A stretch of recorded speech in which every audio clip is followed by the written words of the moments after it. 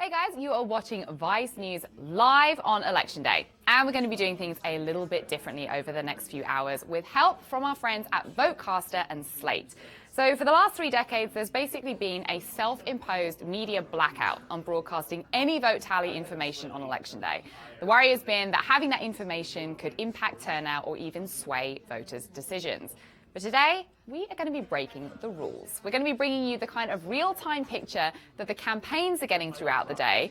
To be clear, though, we are not going to be getting exit poll data, and this isn't about calling any of the races. This is about voter turnout. What we are going to be doing is we're going to be giving you insight about what's going on in the key battleground states and what they're doing and how the people in those states' vote might affect the final outcome of the election tonight.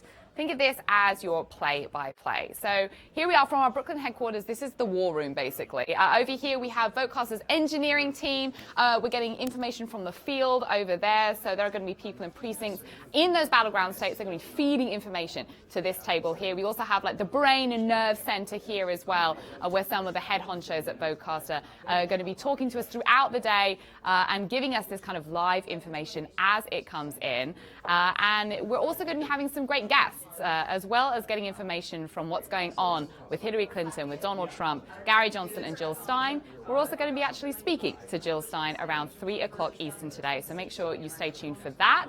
And of course, we want to be hearing from you. So at Vice News on Facebook, you can actually send in your comments. We want to be hearing what you're following throughout the day. And if you have any questions for us, please feel free to send them in. But before we go any further, we want to show you a little bit of an explainer about exactly what VoteCastr are doing today.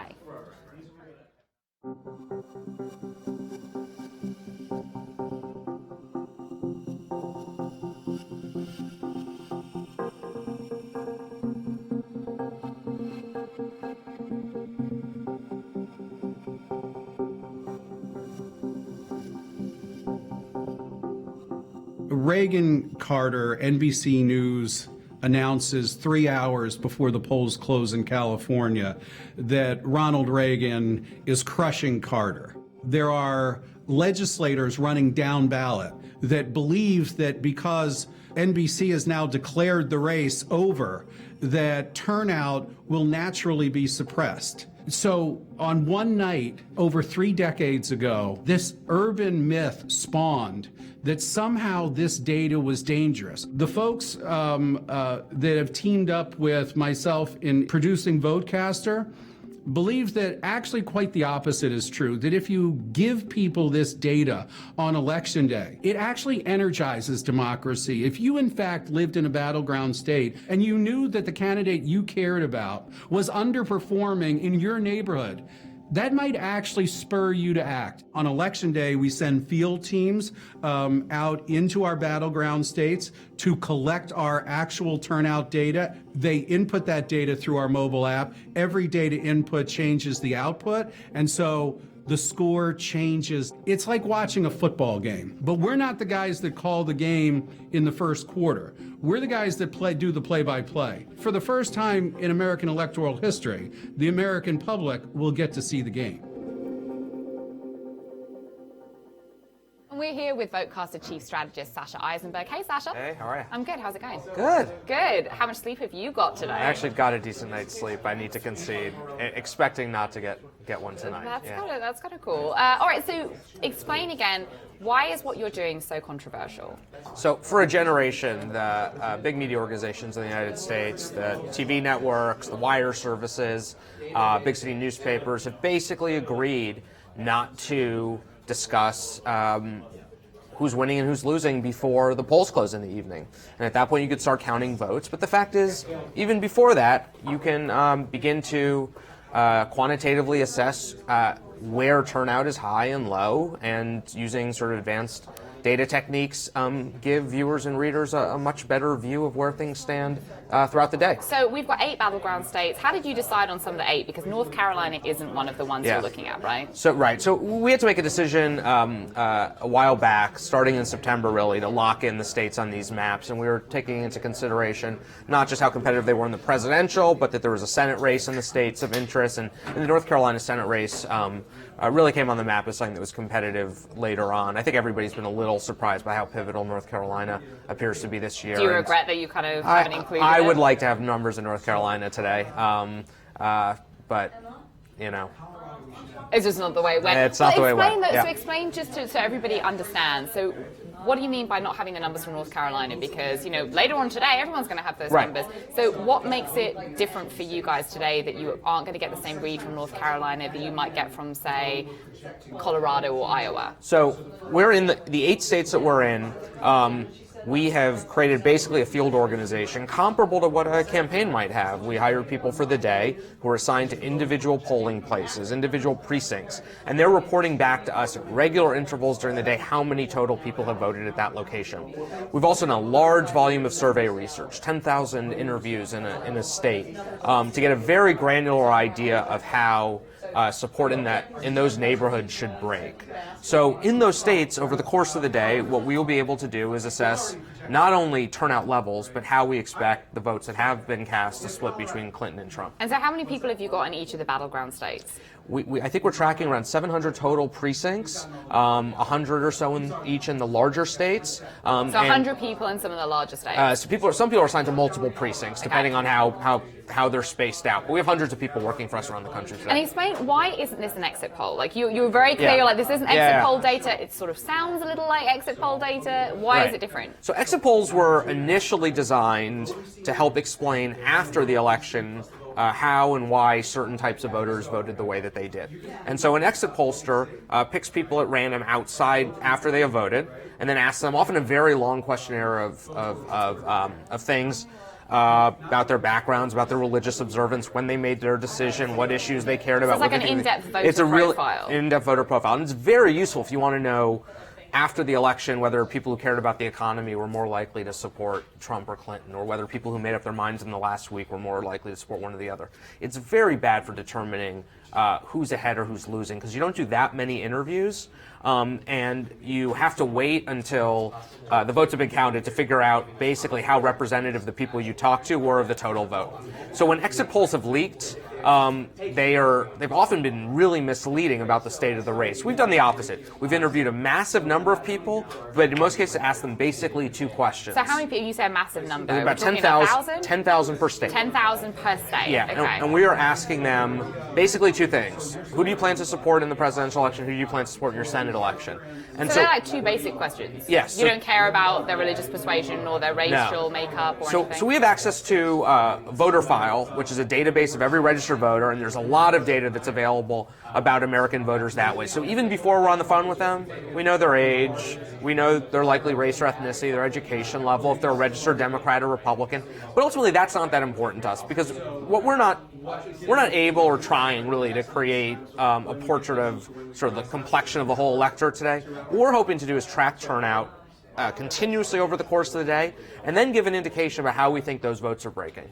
So, give me a sense of what the early voting turnout looks like right now, because you have some of those numbers already, right?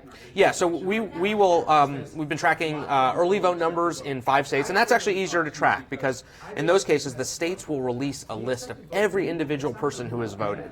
And so we can get to a much more granular level than the precinct to predict turnout. We see, one of the things that's difficult comparing early voting numbers in 2016 to past ones is there have been changes in the laws in certain states.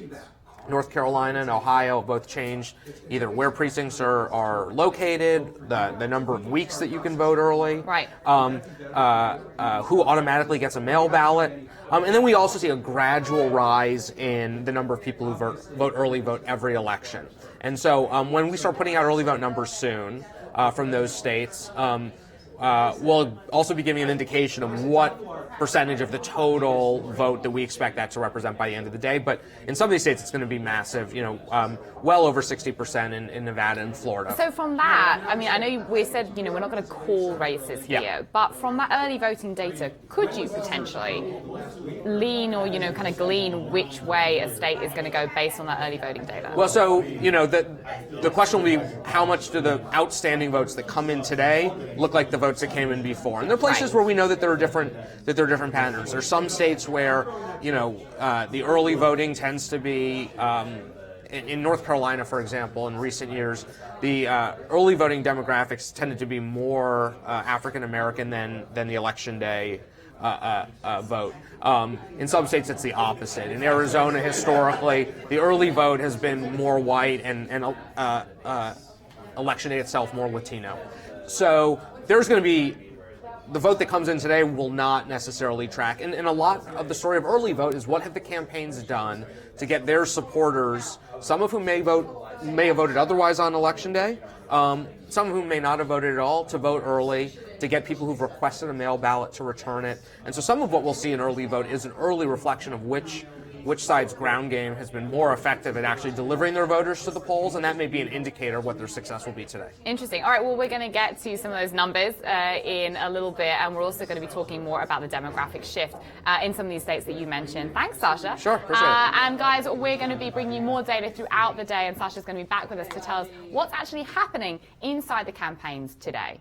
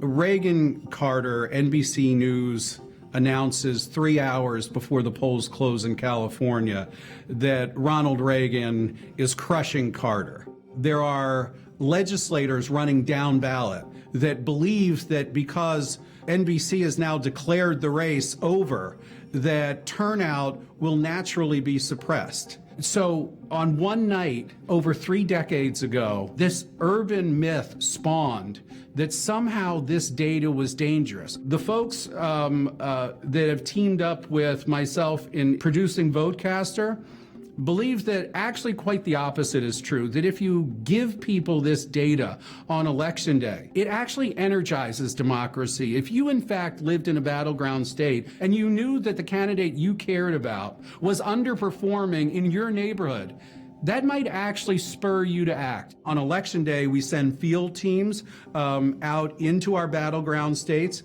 to collect our actual turnout data. They input that data through our mobile app. Every data input changes the output, and so the score changes. It's like watching a football game, but we're not the guys that call the game in the first quarter. We're the guys that do the play-by-play. For the first time in American electoral history, the American public will get to see the game.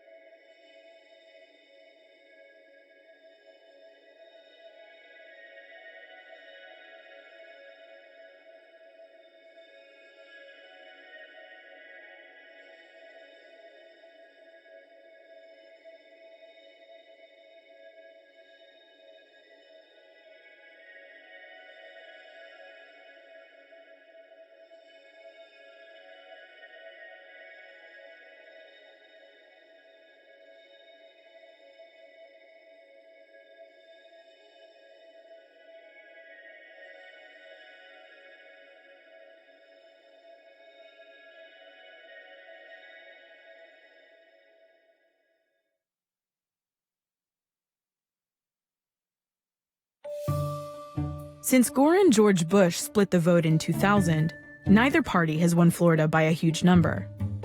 The 2016 race here is essentially tied once again, and it may well come down to which campaign has a stronger ground game to turn out the voters they need. But the Clinton and Trump campaigns have taken completely different approaches in Florida. Evan McMorris Santoro went to Tampa to see the contrast. Winning Florida means winning right here in Hillsborough County. This county has voted for the winner in each presidential election since 1960, except for one. And so we'll ask, is your voter registration up to date at your current address? Hillary Clinton's campaign thinks the key to winning Hillsborough is a robust ground game. It starts with a voter registration effort run out of one of Clinton's 4 Hillsborough County field offices. Excuse me, are you registered to vote? No? Okay, all right. They send out volunteers like Maya, a University of South Florida sophomore, to register voters. Maya collects a name on the ground, and then it's entered into a database and fed into a system run by the state Democratic Party. That information makes its way to Clinton headquarters in Brooklyn. Then the data gurus go to work, figuring out what will get the voter to turn out on Election Day by using the tools marketers rely on to learn about each of us. When people say the phrase Hillary Clinton's ground game, that's what they mean. Frankly, that's the difference between having a real ground operation and a strategic campaign and not. Simone Ward is Hillary Clinton's Florida director. With the 18 other things on my to-do list. She took us on a tour of Clinton's Florida headquarters in Tampa. 2008, when President Obama was running for election, he really changed the game, right? Like, there was this merging of the art and science of campaigns, what we call analytics, right? We are micro-targeting what people actually care about. Is it their community? Is it their families? Is it their pets? Is it whatever motivates them, right? Tens of millions of dollars invested, thousands of volunteers wrangled by hundreds of paid staffers, all working off a shared database that Democrats spend a fortune developing every cycle. We're registering voters this Saturday. Would that work? At this weekend phone bank, volunteers logged into the database and got their assignments. Then they called targeted potential voters to check and see if they were actually registered and ready to vote. They recorded new data on each voter with each successful call. The nice thing about the Democratic Party is that our data is amazing. So we can go into that data, we can micro-target, we know who we're reaching out to, we know the voter we need to talk to make sure that that person shows up to vote on Election Day so that that candidate wins. This strategy is expensive. 2012, Democrats spent $20 million on field efforts in Florida, and the price tag for 2016 will be about the same. But it's proven effective. President Obama won Florida twice. And I'm not sure who this volunteer is. Larry. Larry, the cable guy? No. Former Democrat. Oh, good. Across town from the Clinton operation, Trump's campaign thinks all that money, manpower, and management isn't necessary to win Hillsborough County. Republicans, we like to pride ourselves in being effective, but also being highly efficient. Debbie Tamargo is the Republican Party chair in Hillsborough County. She thinks old-school campaign field offices are unnecessary when the party already has a presence in the county and every volunteer armed with a smartphone can be called into service. So what does a field office do versus what this office does? Okay. What the field office will mainly accommodate, the two Trump offices, will be the phone banking. We've got these 70,000 mini offices, and in a moment's notice, okay, we're walking such and such place, or there's such and such activity, and organically people show up. So this is an office. That is the office. Okay. Yeah. Debbie said the national party and the Trump campaign are largely hands-off. One thing I said to the state, party, and not really to the RNC because there's no direct communication there, is I don't want you parachuting anyone into Hillsborough County. We've got this. So I'm just gauging the feelings of voters. I will support Trump over the other one any day. Yeah. So, well, we're glad we have your support. The Trump campaign doesn't direct Debbie's team or use data in the same way the top-down Clinton campaign does. Trump's bottom-up strategy means Debbie, for the most part, individually decides which voters to target. Oh, boy. There are elements of a traditional ground game, including some brick-and-mortar offices run with the RNC. And voter outreach with a fleet of 3 mobile Trump field offices barnstorming across Florida. But it seems like everything is a lot less refined than the highly regimented Clinton effort.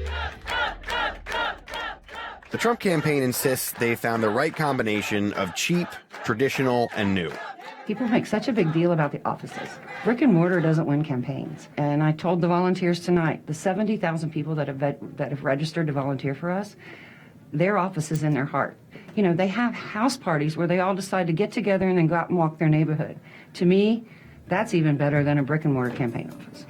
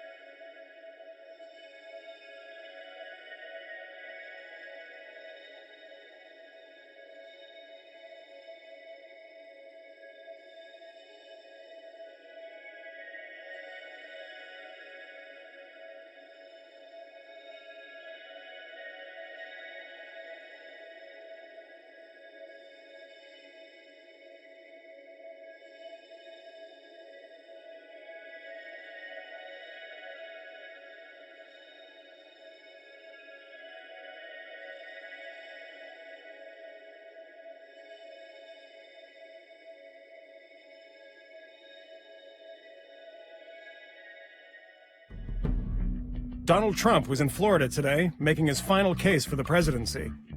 Record turnout, unbelievable numbers, unbelievable. We're doing great with the African American community. That might have been a stretch. Trump's crowds tend to be overwhelmingly white, and multiple lawsuits have been filed claiming his campaign is trying to suppress minority voter turnout. So the black vendors hawking knockoff Trump gear at almost every stop tend to stand out. Evan McMorris Santoro talked to one of them about what it's like to make money off someone you find distasteful. Hi, how you doing? You ready to sell? Yeah, we too. So ballpark figure, like what's a good day for you in terms of how much money you take out of one of these places? Oh, man. Yeah, you know, we do all right. I got in pink for girls. You can find Ike Smith and his team, or crews like theirs, outside every Trump rally selling almost anything with Trump emblazoned on it. The Donald's campaign has been a masterwork in merchandising. So the catchphrase so far has been "Make America Great Again." And so for that, we're going to make a bunch of "Make America Great." So that was the first thing that was really hot. And then he started saying deplorable a lot. And then Hillary should go to prison. So with that, you know, you take that and you run with it and it make a lot of sense. Ike's a Hillary Clinton supporter, but at the moment, Hillary's not selling as well as Trump is. So do you care about Trump very much? Do you like him? I think that he's personally, my personal thought is that he is what? Deplorable? Oh, deplorable. Yeah. Trump says it's the worst time in American history to be a black person.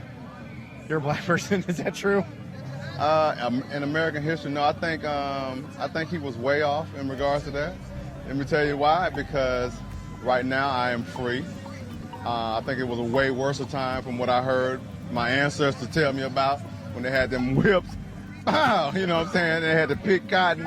I don't have to pick cotton. Ike's from Augusta, Georgia, and for the past year or so, he's been on the Trump swag circuit. It's beyond me that people will come in after you see him on television and hear what he says and put a tic-tac in and I just kiss him, you know what I'm saying? And then grab him by the pussy and, you know, like it just, none of that meant anything. In some ways, Ike is a lot like the people he sells his gear to. Despite the polls, he's hopeful that the Trump gravy train won't end on November 8th.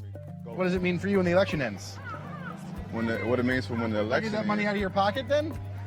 Let me tell you what I think about Trump. Trump is going to protest the election. He's going to say it's rigged, and he's going to fight, and while he's out fighting, we're going to be out selling while he's out fighting. So until he stops fighting, we're going to sell. What's your name? Ike. So at the end of the day, black people are winning because this young man, you need some money, right? Yeah, I need some money. And then this young man over there, he needs some money. He's just going to take all the profit home.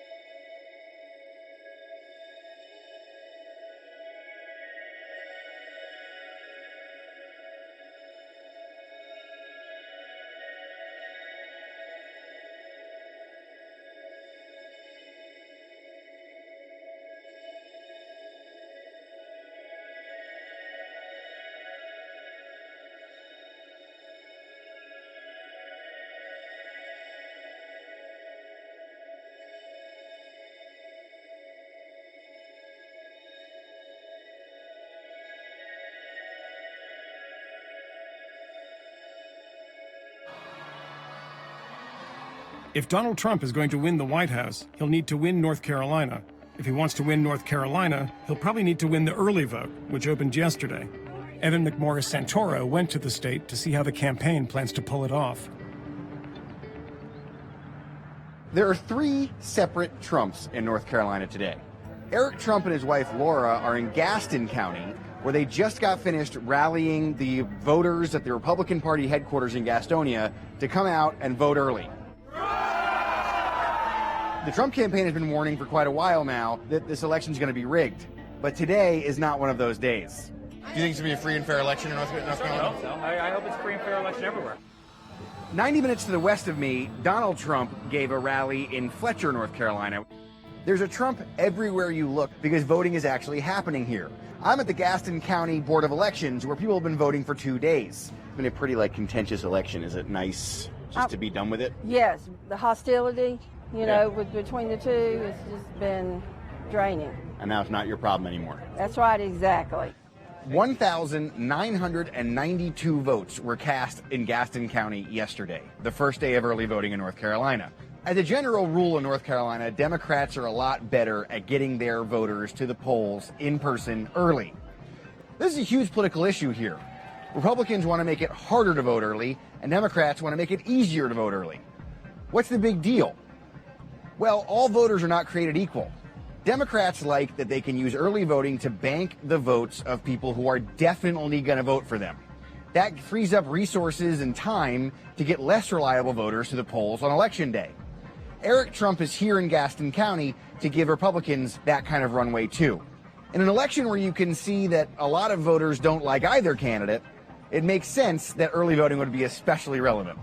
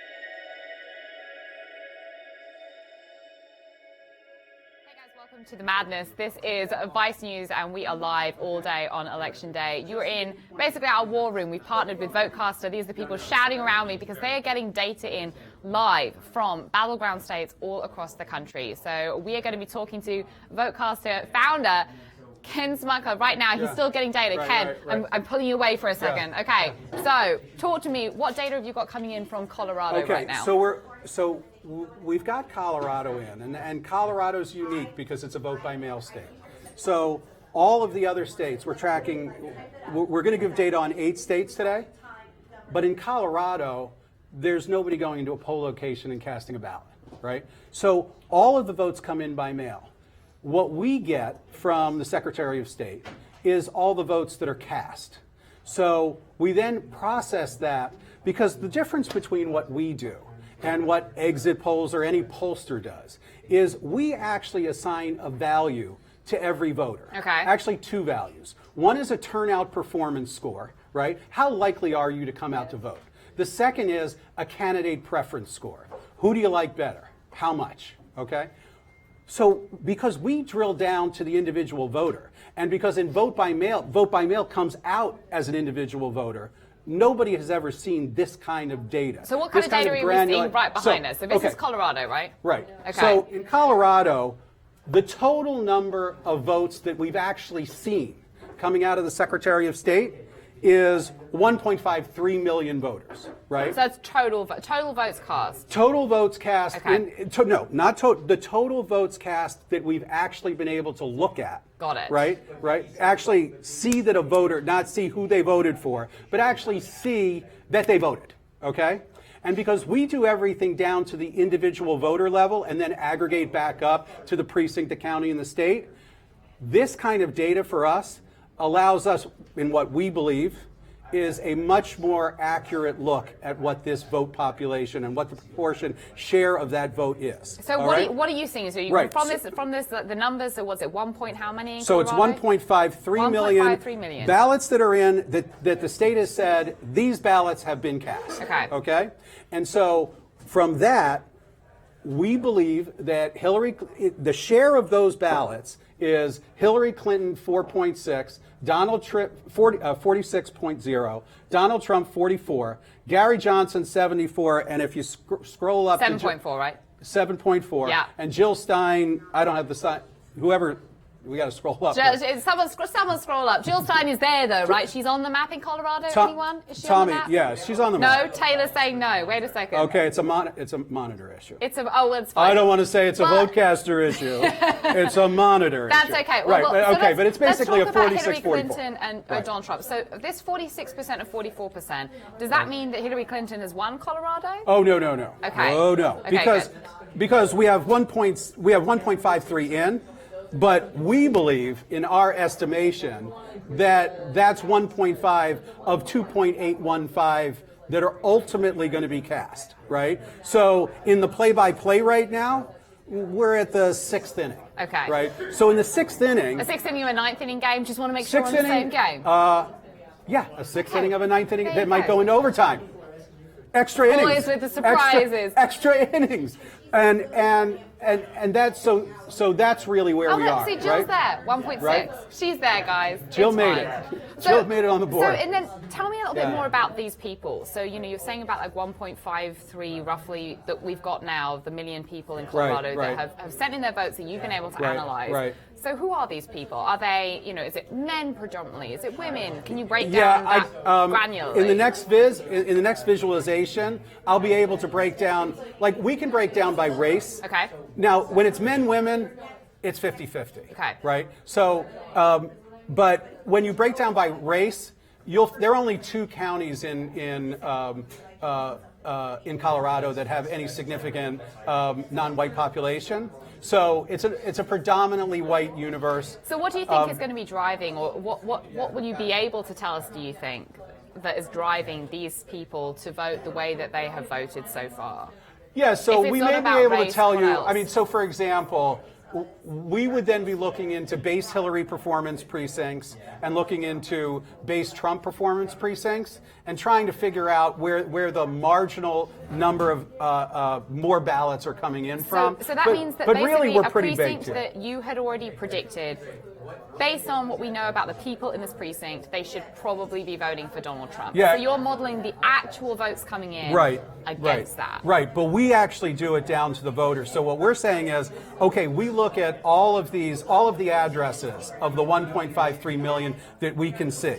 In each of those addresses, right, for that not address, but that individual voter at that address, we have a score for them, and all we do is count up the scores, right? The candidate performance scores, because we know they voted, right? So we have this data right now in Colorado. So your engineers are working on getting us a little bit more of a granular kind of look, are they? Right. So we'll start now doing cuts on. We can start doing cuts on the data now. Okay. So we can cut by race. And race and age we can cut by, but it's possible that we could do soccer moms, right? So maybe soccer moms in the suburban counties outside Denver. Right, we might be able to do things like, or millennials, University of Colorado. Right, I mean, changing Colorado State. Well, changing demographic in general, right? You Right. have people from Rust Belt states who have moved Right. out to Colorado, young Exactly. people especially. So Right. it'll be interesting to see what millennials are going to be doing. And that's what we're gonna. That's the next level of data viz that you'll get. So we're going to get that in the next maybe it's probably the next 10:30. Yeah, maybe it's at 10:30. I mean, what we're trying to do at the 10:30 is give you this, and I think what we're going to be able to do is deliver this in all of the battleground states that have early votes. So what are the limitations? So it's not going to be Pennsylvania, what are the but it will be. limitations right now then? What is preventing us from getting the kind of granular level right now? So one of the biggest problems in one of the biggest battleground states has been Florida, right? Now, I was like, we got half of the data dumped last night. We got the other half this morning. So now we have to process all of that, right? So you're talking about getting $3 million and then, okay, there's another $3 million left. And we're like, okay, now we've got to process this. Okay. So, we understand, right, that when we say we want to go out there and give play-by-play from the first inning, we would love to give play-by-play from the first inning, but if you don't have the ball, the bat, and the batter and the pitcher, you're not going to get the game. There's a lot of baseball going on right now. What do we got? So what are we at with? We're with the mitt. We're with the ball. No, but you understand. We've got no bat. Where's Verlander? Is Verlander anywhere? No. But look. But I think. Look. I think the idea is here is that now we're at the place that we're starting to move data viz out. Okay. And that's where we're going to be. So we're going to be there in a bit. But Sasha, I want to come to you because so based on what Ken is telling us, what if you're inside the campaign headquarters of Hillary Clinton right now? It's just down the road in Brooklyn. What are you doing based on what you're seeing or what you'll be hearing about what VoteCastr is seeing in Colorado? Yeah. So people can vote up until I believe 7:00 local time in Colorado. So there's still a chance to get out the vote. They'll have a list of all the people that we have who've cast ballots, and they can look at registered voters who have gotten a ballot who haven't yet returned it. So if they have a good get out the vote effort, they are still trying to push people to physically return those mail ballots to locations by the end of the day, and they can be doing that at an individual level, phone calls, door knocks, but also targeted text messages, targeted digital advertising. Okay, so what about so if you're Donald Trump right now, it looks like you're 2 percentage points behind. Of course, we know this isn't every single voter in Colorado that we're looking at. Right. This is just the the increments throughout the day. But if you're Donald Trump's campaign, what are you doing? You can see that Hillary seems to have an edge right now with these early voters. The big thing that they'll look across over the map, and as we get more states in, we'll be able to sort of show a version of this, is how to move resources around the country. So they will have some volunteers and staff in Colorado, but they'll also have volunteers and staff in states that aren't battlegrounds who can be making phone calls into battleground states. And they'll need to prioritize over the course of the day. If we have some volunteers in St. Louis who can be making get out the vote calls, do we want them to call into Colorado, or is it more valuable for them to be calling into Florida or Ohio or Nevada? And so that's the way that a campaign is sort of balancing out across the whole map to figure out, can we bridge that 2-point gap with the outstanding 1.3 million votes? So what about if you're obviously, Hillary Clinton, Donald Trump, they've got an abundance of cash. Like money isn't an issue for these guys at the moment, right? But what if you're Gary Johnson and you're thinking, okay, well, I'm not doing badly. It's like 7.4%. How are you recalibrating if you're Gary Johnson? Gary Johnson, unlike Hillary and Donald Trump, Gary Johnson does not have the capacity in terms of resources to allocate resources across battleground states. The beauty of Colorado is it's the most you could do the most hyper-targeted GOTV because you're drilled down to the individual voter, right? You could even go into a household where you knew the husband voted, but the wife didn't vote, and ask for the wife, right? So, and I tend to believe that the Trump votes and the Hillary votes are looking at these numbers, and they are moving resources into Colorado because this is a state that is truly up for grabs. When we see at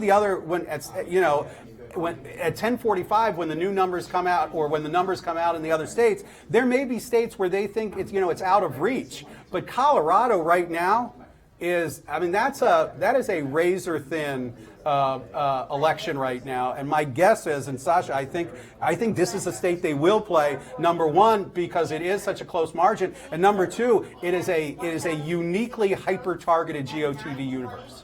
So you explain that a little bit more, this uniquely hyper-targeted. Is this different from, you've all covered elections, in the past. You've been in the campaign war room. So how is this election different, and how is the targeting different than any other Because year? you have a list of the individuals who have sent back their ballots and those who still have them.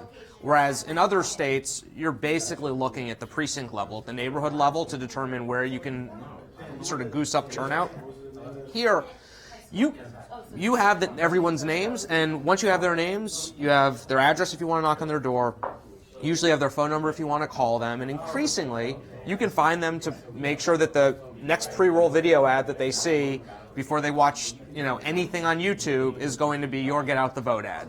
If you've sort of built the data infrastructure before Election Day, you can't start at 10 a.m. on Election Day and be doing this. But if you're prepared, what you're doing over the course of a month in Colorado is shrinking your targets individually as ballots come in so that by the last day, you're really narrowly focusing your energies. Right. Brilliant. So this is kind of like getting sci-fi now. Everyone's going to know so much about us. But we'll get to that aspect of things in a little bit. Okay, cool. Thank you, Ken. Thank you, Sasha. Guys, we're going to be bringing you more of that information that Ken was just talking about from Colorado in a little bit. And we're also going to be talking about the other early voting states. We should be getting some more of the demographic data about turnout from them as well. So make sure you stick with us. And also be sure to check out Vice News. There's going to be coverage on vicenews.com throughout the day. With that. All right. Just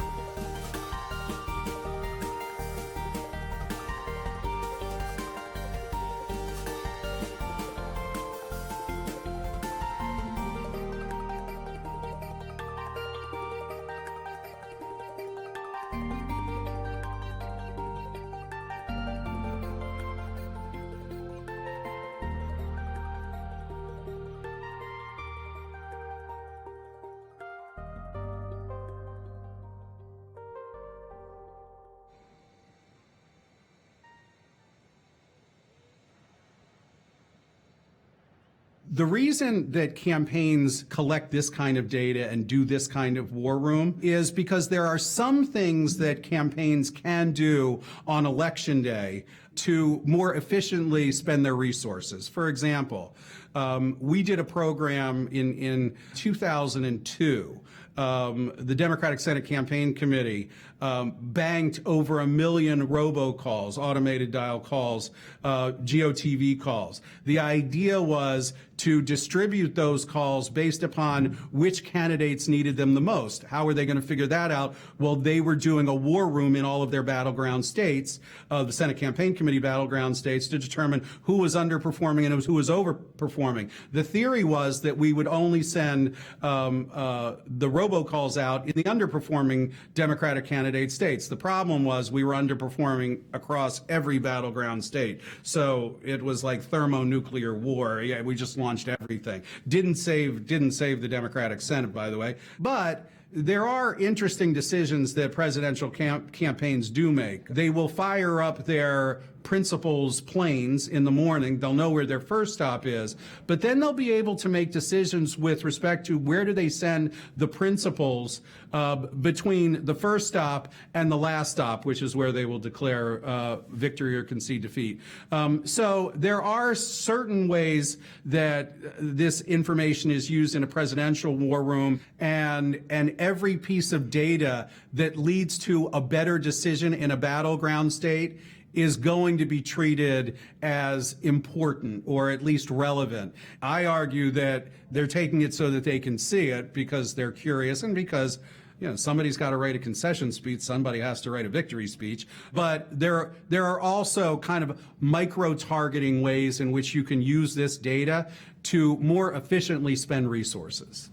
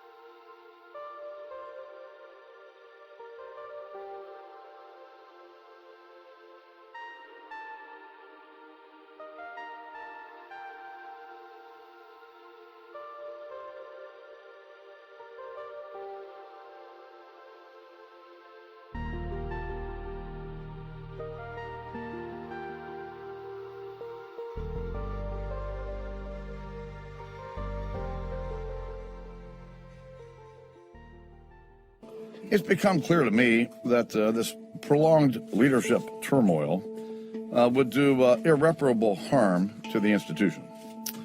So this morning I informed my colleagues that I would resign from the speakership and resign from Congress at the end of October. After years at the center of Republican politics, House Speaker John Boehner stepped down in 2015. Since then, he's been mostly absent from public life, with the exception of calling Senator Ted Cruz Lucifer in the flesh.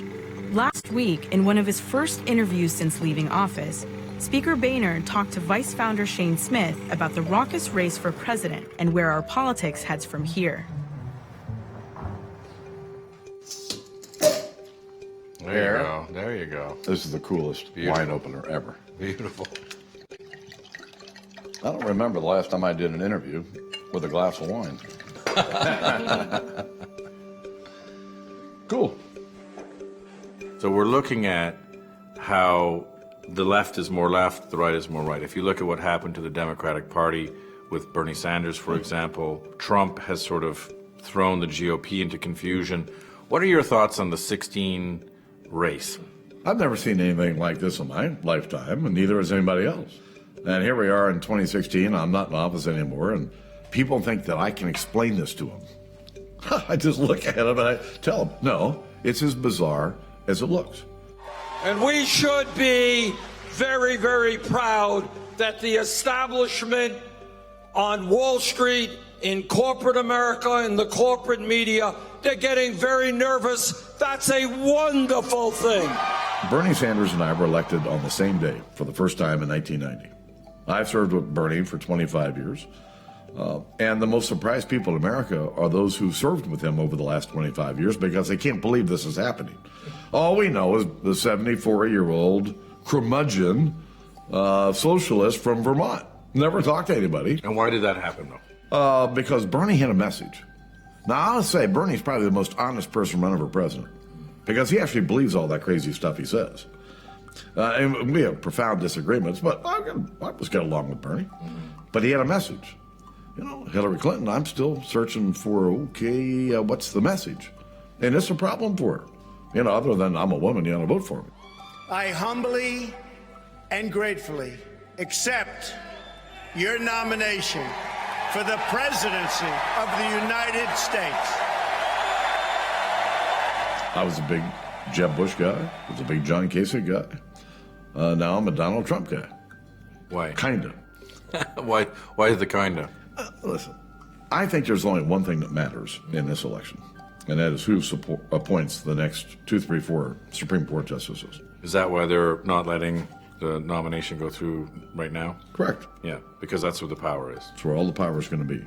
This is going to be decided by the American people, and the next president, whoever that may be, will fill this vacancy. Donald Trump is, you know, you support him, but he's not really conservative. What does that mean? He's not a conservative. Right. He's barely a Republican. He kind of became a Republican in order to run. But, you know, his ideas, when you can get to them, are, frankly, more in the direction that I would want the country to go to than Hillary Clinton. I like Hillary Clinton. I've known her for a long time, worked with her.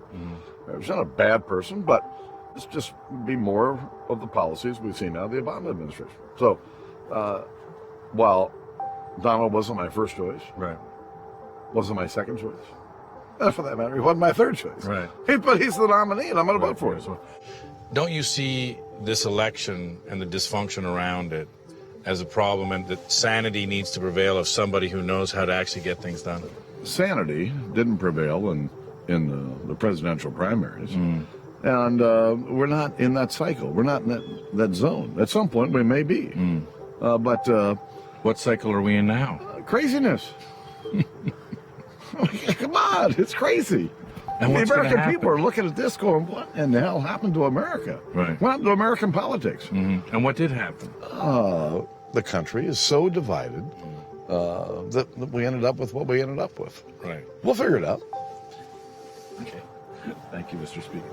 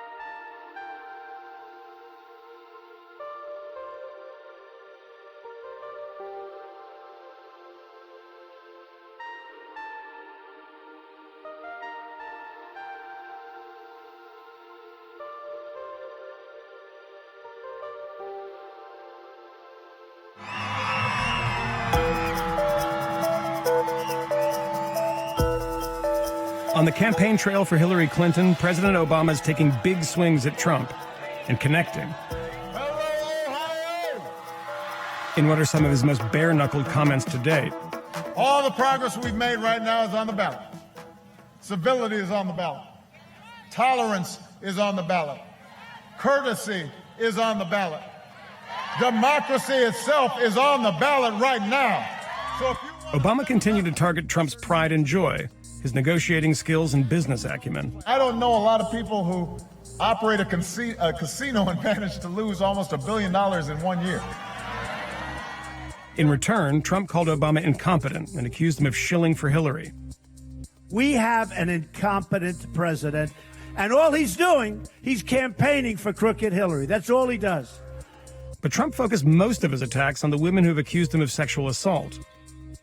Right now, I am being viciously attacked with lies and smears. It's a phony deal.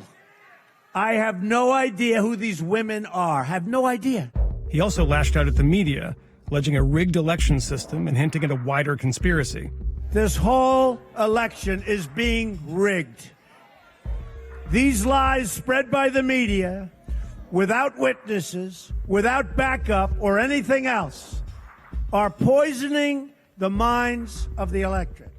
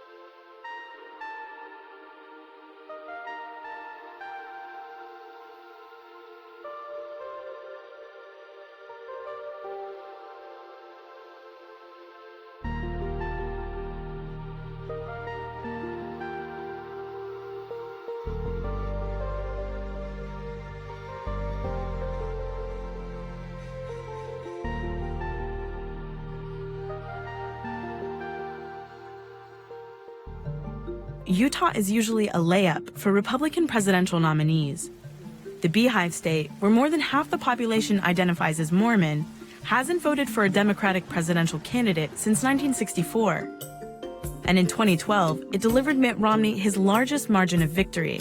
And do I love the Mormons, okay? But in this red state, Donald Trump was already showing signs of weakness. And after the Trump tape leaked last week, some of the first high-profile Trump supporters to publicly defect were from Utah. Hi, I'm Senator Mike Lee. And Utah Senator Mike Lee, a Republican who has pointedly not endorsed his party's candidate, called for Trump to quit the race entirely. Now, a new poll not only has the race in Utah tied between Clinton and Trump at 26%, it has an independent candidate in striking distance of a Utah win, with 22% of the vote. Hello, Utah! Even though only about half of state voters even know who he is. His name is Evan McMullin, and correspondent Michael Moynihan spoke to him today. When I talk to people and I say Evan McMullin, there's usually a quizzical look on their face. You know, who is Evan McMullin? Well, I served in the CIA for about 11 years. I then worked in the private sector in finance after earning an MBA from Wharton. And a couple months ago, I decided that I would launch an independent candidacy for the presidency when I saw that Hillary Clinton and Donald Trump would be the two major party candidates and that no one else would stand up in this capacity and challenge them. What do you say to conservatives that say that you might give your very conservative state to Hillary Clinton? Well, I'm a candidate in this election, just like Hillary Clinton and just like Donald Trump. I have a constitutional right to compete in this election, and that's what I'm doing. I would say that Donald Trump, if anyone is giving the election to Hillary Clinton in Utah, it's Donald Trump that risks doing that. And he's such a terribly flawed candidate. After this tape was released on Friday of Donald Trump being more vulgar than usual, the first batch of people to defect who had previously supported Trump were from your home state. What is it about Utah, and why did Utah take the lead in dumping Donald Trump? When we see a leader rising in this country who we believe would persecute minorities, either racial or religious or otherwise, you know, we pay attention and we see that. And I think that's what a lot of LDS people saw and see in Donald Trump. And it really rubs people here the wrong way.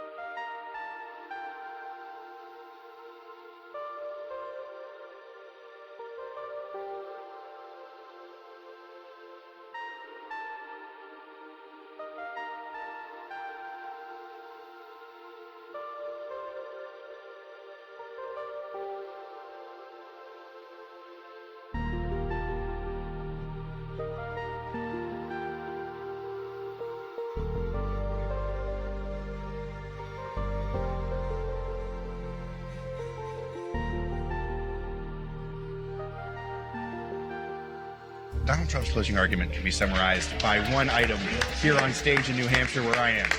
A teleprompter. That's right. Donald Trump, near the end of this campaign, has done something that no one could have predicted. Become somewhat predictable. Trump's campaign has a plan, and Trump, for the most part, is sticking to that plan. His closing argument is one part Hillary Clinton is an evil monster, and one part my special brand of business acumen can fix this country. With a little bit of the wall and law and order sprinkled on top. We're on the cusp of historic change that transfers power from a failed political establishment and returns that power to you, the American people. That's what's going to happen. When Trump first started running for president, he talked a lot about expanding the map for Republicans.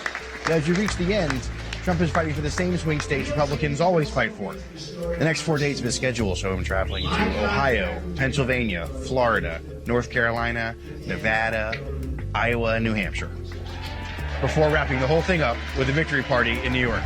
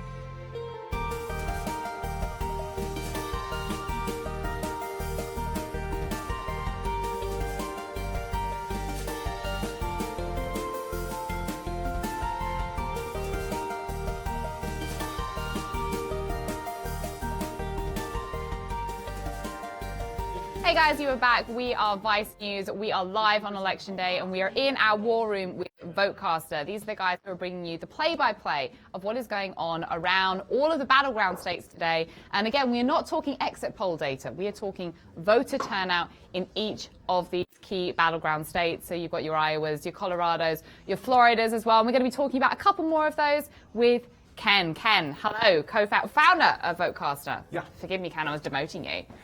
It's been done before. You wouldn't be the first. After today, it may be a constant theme. Well, actually, that's a good point. After today, I mean, are you feeling a little bit panicked? Because there's a lot of pressure on you, Ken, that you've kind of brought on yourself, I have to say. You know, this is the profession we've chosen. No, I mean, it goes with the territory. As I've said, and, you know, these guys all know, war rooms are kind of organized chaos, right? You've got field ops, like, for example, we've got field ops right now who are going into places in Florida and being turned away, right? In Ohio, they're telling some of our field trackers that they're not going to be getting data until 11 o'clock and 4, so we're trying to work around that. On the data desks, we got a late dump in Florida, so we couldn't get Florida up fast enough, and we're still processing early vote. And, you know, and then in the data viz side, we're trying to move the data off the data desk through the data viz up there so that we can tell a story. There are a lot of things happening. And if happening. we can just tell a story, a little bit of the story at a time, I think we'll be okay. Okay, so this is the play. All right, well, let's talk about Colorado because Sure. If people were watching just before, we kind of left you with a bit of a tease. We had some data in from Colorado, but now we can kind of drill down a little bit more into the demographics, right? Right, yeah. Okay, so what are we seeing in Colorado right now? So, how are both of the candidates looking really in what terms you of can turnout? see is if you look on this screen, right? So we have Colorado, as we said, is a very tight race, right? But if you look at base Hillary precincts. So these are right? precincts in Colorado that lean Democrat Well, these are or by lean Hillary. county, but they're aggregated precincts up to the county level. Okay. So you're seeing a county visualization of base precincts for Hillary. Okay. Right? These are the base precincts for Donald Trump, right? So Donald Trump. So when we were talking earlier about how are they going to hyper-target their GOTV effort, what we're really talking about is Donald Trump will be calling every address, every individual voter in Colorado Springs to because in Colorado, Thomas, can you scroll over Colorado Springs? Okay, Thomas is doing the scrolling, guys. Okay, so go into Colorado Springs, Okay. 5435, right, which is what makes it a base. Go, just scroll around here. So hang on a second. Okay, Explain. go So, here. so Lincoln. Okay, so this is Okay. Lincoln. This is a precinct in. Yeah, let's This get off the is- check. right. Explain to me what's going on. Right. So this So is the precinct. go back to happening? Lincoln, okay, or any one of these. Okay, here. Kiowa. Okay. So great name. Kiowa is a county in Colorado. In Colorado, Donald Trump is beating Hillary Clinton in the vote that we see right now, 66-21. All right. Now, if you're beating your opponent by a 3-1 margin, every voter that you pull there has 3 times the chance of voting for you. Okay. Got it. So when Trump targets his GOTV effort, it's only going to be down here where he's at 66-21. So he knows he would make a decision even if it was 55-45. Yeah. He'd go to 66-21 first. So he knows. So he's looking at this data breakdown. Right. He's looking at the demographics, and he Right. has said, okay, he knows that in this particular precinct in this county, Right. it looks like I've got a good chance for some of these voters. They feel like they're amenable to A me. great chance. He's a slam dunk. Slam dunk Right. in this one. Okay. It's So all then- sports metaphors So today. then, You got to go with me. Everything's it's like, sports. this is locker we room are play talk, by guys. play. You thought locker room talk was about the pussy. It's not. This is what it's about. So in terms of kind of drilling down a little bit more, Right. so how do we know how he's performing relative to the sort of lean he was expected to get in that state? Is that what we're getting right now, or no? No. So we don't know what his internal numbers were. Okay. Right. So he did survey research before this, and he would say, and he would probably drill down into this geographic area and say, okay, maybe a survey research said, okay, I'm 60-35, right? But now he's 66-21, right? Which means he's outperforming his polling data, which means he will definitely go in there. And all he's going to do is, targeted ads, targeted online ads, phone calls. That's where he's going. Hillary's going to go. I'm going to sit back down and so we Thomas, can see the map. Can you just scroll into like right around outside Denver, right? So Hillary's winning. So that's more. That's just keep on the blue. It's like. Okay, so it's 52-38 and base 57-33. Okay. These when you're at around 60-40 or 60-35, that's where you start hitting base precincts. So is right? that like a competitive precinct? Then that is considered to be No, competitive. we'll see competitive precincts. These are the base precincts. Got it. These are precincts in which Hillary's vote exceeds a certain minimum level, right? And same with Trump. Everything that sits out of this is where the swing precincts are, right? So just in basic layman terms then, though, in terms of Colorado right now, what should both of the campaigns be doing when they're looking at what's happening? The data that you've got. They're only looking, Hillary Clinton's GOTV, Get Out the Vote effort, is only looking in blue. Got it. Donald Trump is only looking in red. Everything in white, no GOTV. Because you can spend all the money you want on those areas, but you're not guaranteed to get your vote out there, right? When you're going to spend $1 on GOTV, you better be spending $1 on a voter that's going to vote for you, because it's fucking malpractice if you spend $1 on a voter that's going to vote for your opponent that you pulled out to vote. Right. So that's what's going on. Kind of like here. shooting yourself in the foot. Or another or worse. metaphor. All right, Thomas, we've got some other data, though, right? There are other states. So let's talk about the other battleground states before we get into Florida, which I know you're dying to do. Up here? Yeah, let's talk about it up here. Okay. So put it up. Is it up? Okay, brilliant.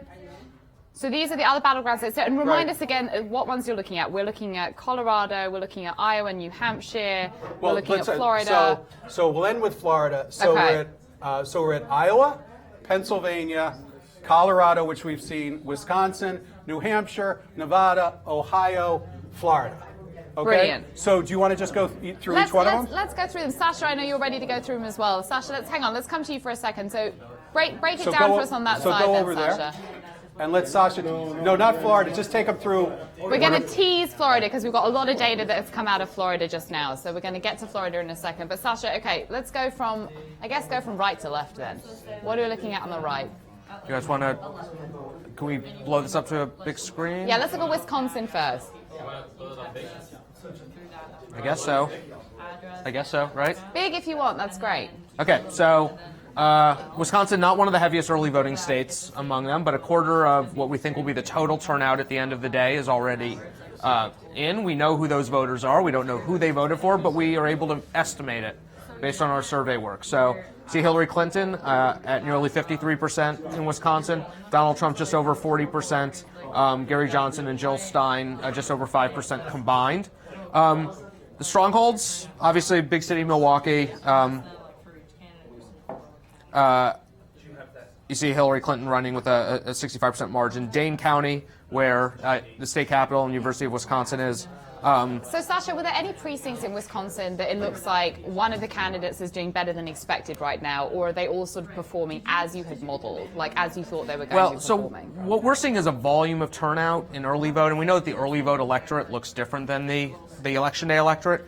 I think over the course of the day, as we get reports from precincts in here, we'll start to see whether there are variations in turnout. And you may want to, hey, Strasma, in Wisconsin, Strasma, hometown Wisconsin's his state, right? So Strasma, why would, we have a number at Clinton 12, Trump 12 up, 12.4 up on Trump, right? Which kind of looks a little high compared to what the national polling has been on Wisconsin. Why in an early vote universe in Wisconsin might Hillary be doing better than what the national polls would show? Yeah, why Strasma? So we've got a great example of unintended consequences here. The Republican majority in the state legislature passed some very restrictive early voting legislation that was thrown out by a federal judge. When the new legislation was thrown out, they threw out all restrictions on early voting dates.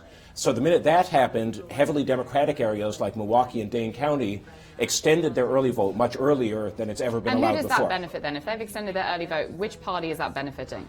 It benefits Democrats because it's happened in heavily Democratic areas. So we're seeing. So how is that affecting then the data that maybe you would have projected to see before this ruling happened? Well, the real big question for us is: does this reflect what the overall vote is going to be, or does it just mean that Democratic votes that would have been cast today were shifted and cast earlier? And that's what we're going to know until a couple hours later when we start seeing. When you're seeing the day of as opposed to the early voting data. This is the big tactical question that campaigns have. Are you just moving up people who would be voting for you anyway? People talk about cannibalizing your election day vote. Sometimes they call it a replacement vote. You're still going to get the same vote at the end of the day. The only question is whether somebody votes in October or November. Or are you creating new votes that you wouldn't have gotten otherwise by taking advantage of that early vote window? How are you going to be able to, you're going to be able to find that out based on the kind of, the data that you're getting in. Are you going to be able to get that minutiae as to whether or not a voter would have gone that way, early voter, or went that way on the day? We'll be able to tell because if the Democratic advantage in the early vote is just because of cannibalizing what would have been at the polls vote, we're going to see higher Republican turnout today at the polls than Democratic turnout. That's what happens here, right? That's why we call it play-by-play. In the early innings, because Wisconsin Democrats actually may have outperformed Wisconsin Republicans in the early vote, it may look like in the early innings the Democrats are winning, but then Trump's vote comes out, right, in the late because they weren't cannibalized into the early vote, and now the game starts close. Right. More regular voters in Republican counties who still have a vote to cast today than there are in Democratic counties, and that would be reflected in the volume of turnout. So then what's the value of this then going forward, right? Like if you were able to then be able to drill down to that minutiae where, okay, well, the majority of Republicans in Wisconsin, for example, early vote, then how is that data going to be used for future campaigns, for whichever candidate doesn't win today? Well, the campaigns want to develop tactics. They want to create votes that they wouldn't get otherwise. There's some advantage to moving up a voter from voting on a Tuesday in November to voting on a Thursday in October. You can stop spending money sending them mail. You could stop knocking on their doors and focus on other people, right? But by and large, you want to create new votes. And I think both parties have gotten smarter this cycle about using the early vote window to go to people who are infrequent voters or unreliable voters who might not have been able to take advantage of the 12 hours on election day when they can vote and use the longer period of time to do it, or the ability to vote by mail instead of having to vote in person in your neighborhood. So I think that they want to know going forward how much of their early vote was creating votes they wouldn't have. Got it. So, all right, well, so that was Wisconsin. Let's move on to another state. Yeah. If I could add one more thing on Wisconsin. Yeah, please. He's from Wisconsin. Well, you got to speak for your people. I want to talk about Wisconsin. But on the early vote, one of the key things is a lot of those Clinton votes were banked before the FBI letter came out. So when Clinton's polling started going down, a lot of votes had already been cast in Wisconsin and other early voting states. So tactically, that was very important. And that was when you're talking about the FBI letter, you're talking about the Comey letter that he sent to Congress on Friday. Yeah. Right. There was the second one, the follow-up, where he sort of said, oh, well, actually, maybe it wasn't as bad as we thought, but, we'll get to that in a bit. All right, so not Wisconsin, let's keep it moving, because we've got another 6 battleground states, and then we've got to go to Florida. So where are we going next? You want to go to Nevada? Yeah, let's go to Nevada. So Nevada's a large early voting state. We have 70% of what we expect to be the total by the end of the day. It's obviously a large number. Hillary Clinton with a slight lead of about 1.5 points. You'll sort of remember that starting in August, a lot of the polling showed doing worse in Nevada than in other states, certainly worse than in Colorado, another western state. The assumption was that that you have a disproportionately high non-college educated white population there. It looks a little bit more demographically. So then, on the flip side, what about the Latino vote? Because we've been hearing a lot about that, Sasha, over the last few days. I think that's a lot of what we're seeing is where's her margin coming from? A lot of it's coming from Clark County, where Las Vegas is. Here you have a combination of a significant Latino presence, large union organizations, especially around the casino hotels, and then suburbs that have some of the sort of educated professional whites who look to be going for Hillary Clinton in large numbers. It's also a very easy place to organize because you have a lot of people living in dense areas. The labor unions are very effective at turning out their members. Far easier to organize than the rest of the state, which basically outside of Reno and Carson City is rural everywhere. It's a very hard place to walk and knock on doors. So if you're thinking from a get out the vote perspective, you're Donald Trump's campaign, figuring out how you could close that margin, you're going to find it really inefficient to be sending out canvassers to knock on doors in rural parts of the state. Elko ain't easy. Yeah.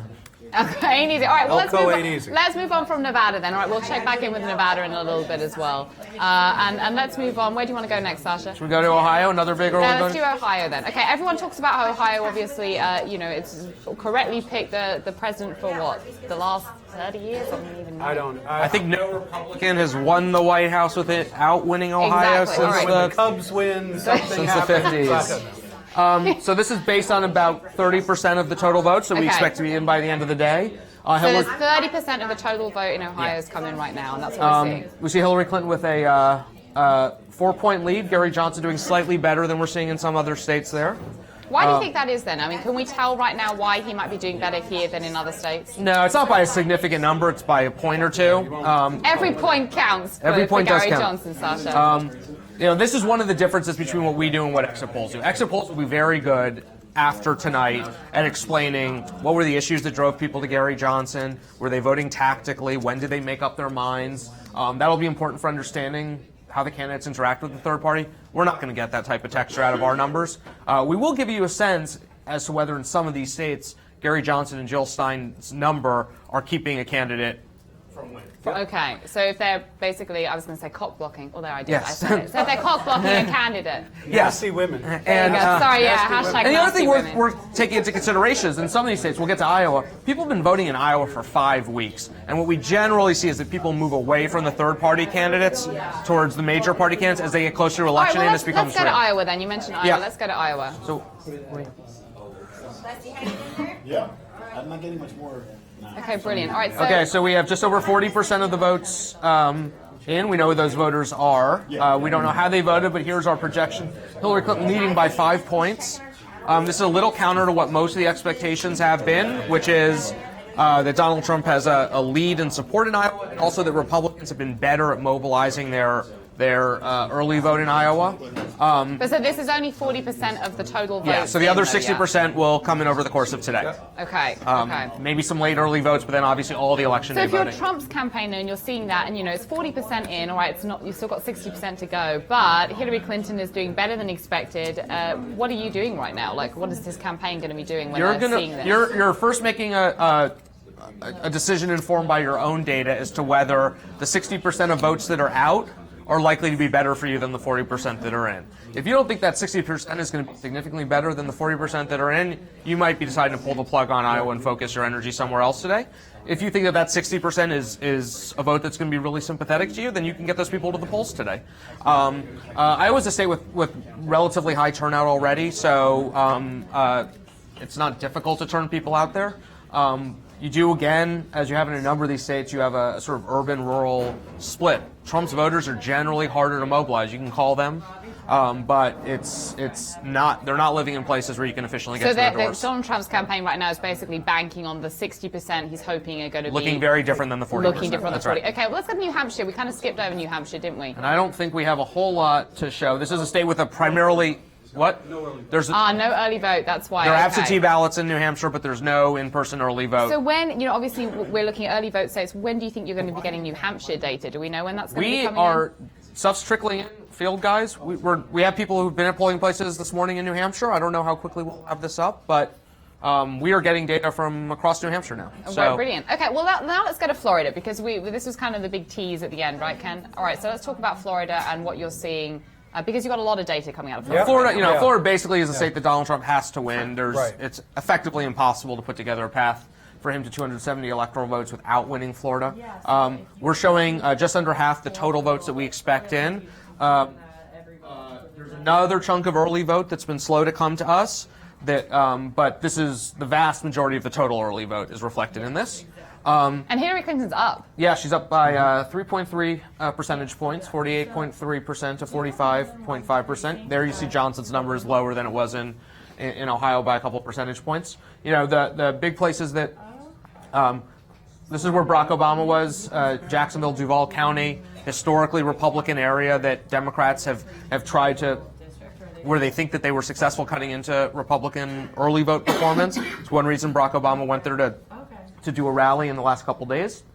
The two areas I think that are most contested in Florida politics these days, the so-called I-4 corridor that connects Tampa, St. Petersburg, and Orlando. Here you see Hillsborough County, where Tampa is.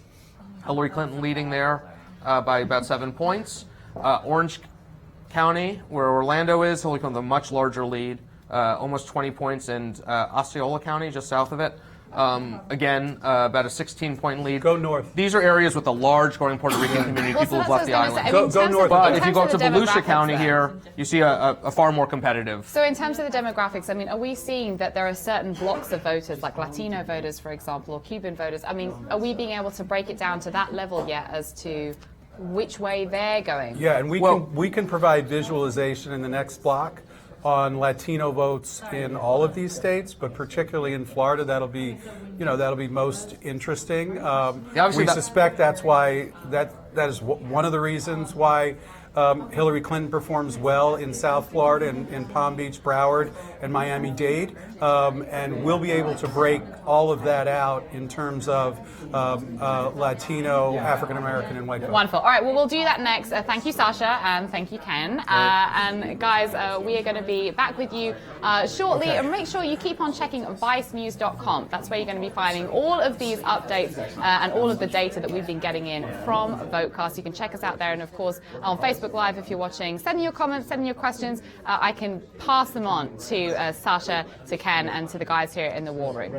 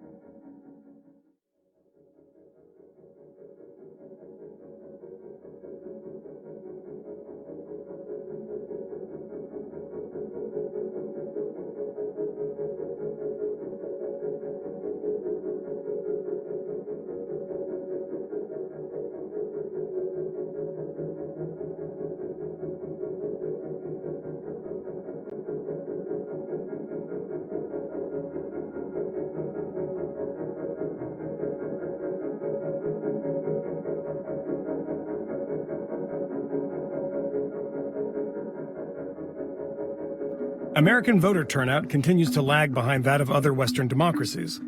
One potential solution is gaining traction: automatic voter registration, which registers every eligible voter who interacts with a government agency, like the DMV. 5 states have adopted automatic voter registration, and 26 states, plus the District of Columbia, have looked into it in 2016. It could add up to 50 million voters to the rolls. Supporters say it will make voting systems more accurate, because electronic records are easier to keep and update, and that it's cheaper. Maricopa County, Arizona found that processing a paper registration form costs 83 cents, compared to an average of 3 cents for applications received electronically through the DMV. Critics of the policy tend to be conservatives, who say they're worried about voter fraud. But they might do well to embrace it. When Oregon started automatic registration in January, voters registered Republican in higher numbers than the state overall. But there was a sour note for both parties. More than 20,000 people who were automatically registered asked to be taken off the voter rolls entirely.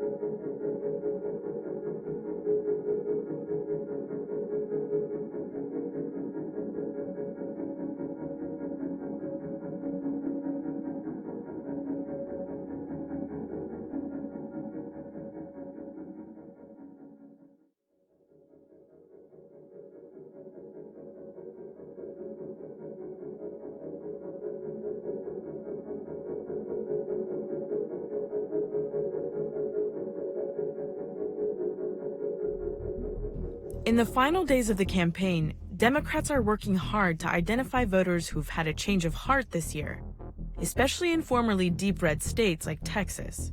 A new poll out today shows Clinton only 3 points behind Trump in the race for the state's 38 electoral votes.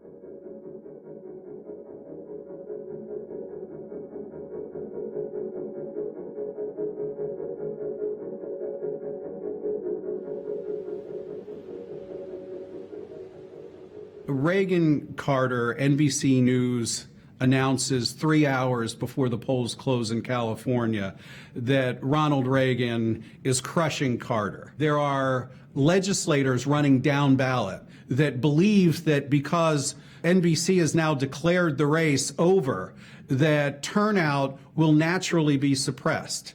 Now, mind you, there was no empirical data on that evening or the day after, nor has there ever been any empirical data that, in fact, votes were suppressed because a network called the race. But what that triggered was congressional hearings, and nothing panics legacy media organizations more than a congressional hearing. And so what the media networks decided to do was to place their own embargo on this data. So on one night over 3 decades ago, this urban myth spawned that somehow this data was dangerous. The American public, if they consumed it, it would alter the very essence of our democracy. And that has been the moving force behind no news election day coverage for the past 3 decades. Exit polls were designed to tell networks why voters voted the way they did after the election. It just got convoluted by the networks. The reason exit polls should never be used to project outcome in real time is it requires the questioner, the person with the survey, to pick the demographically appropriate universe to question.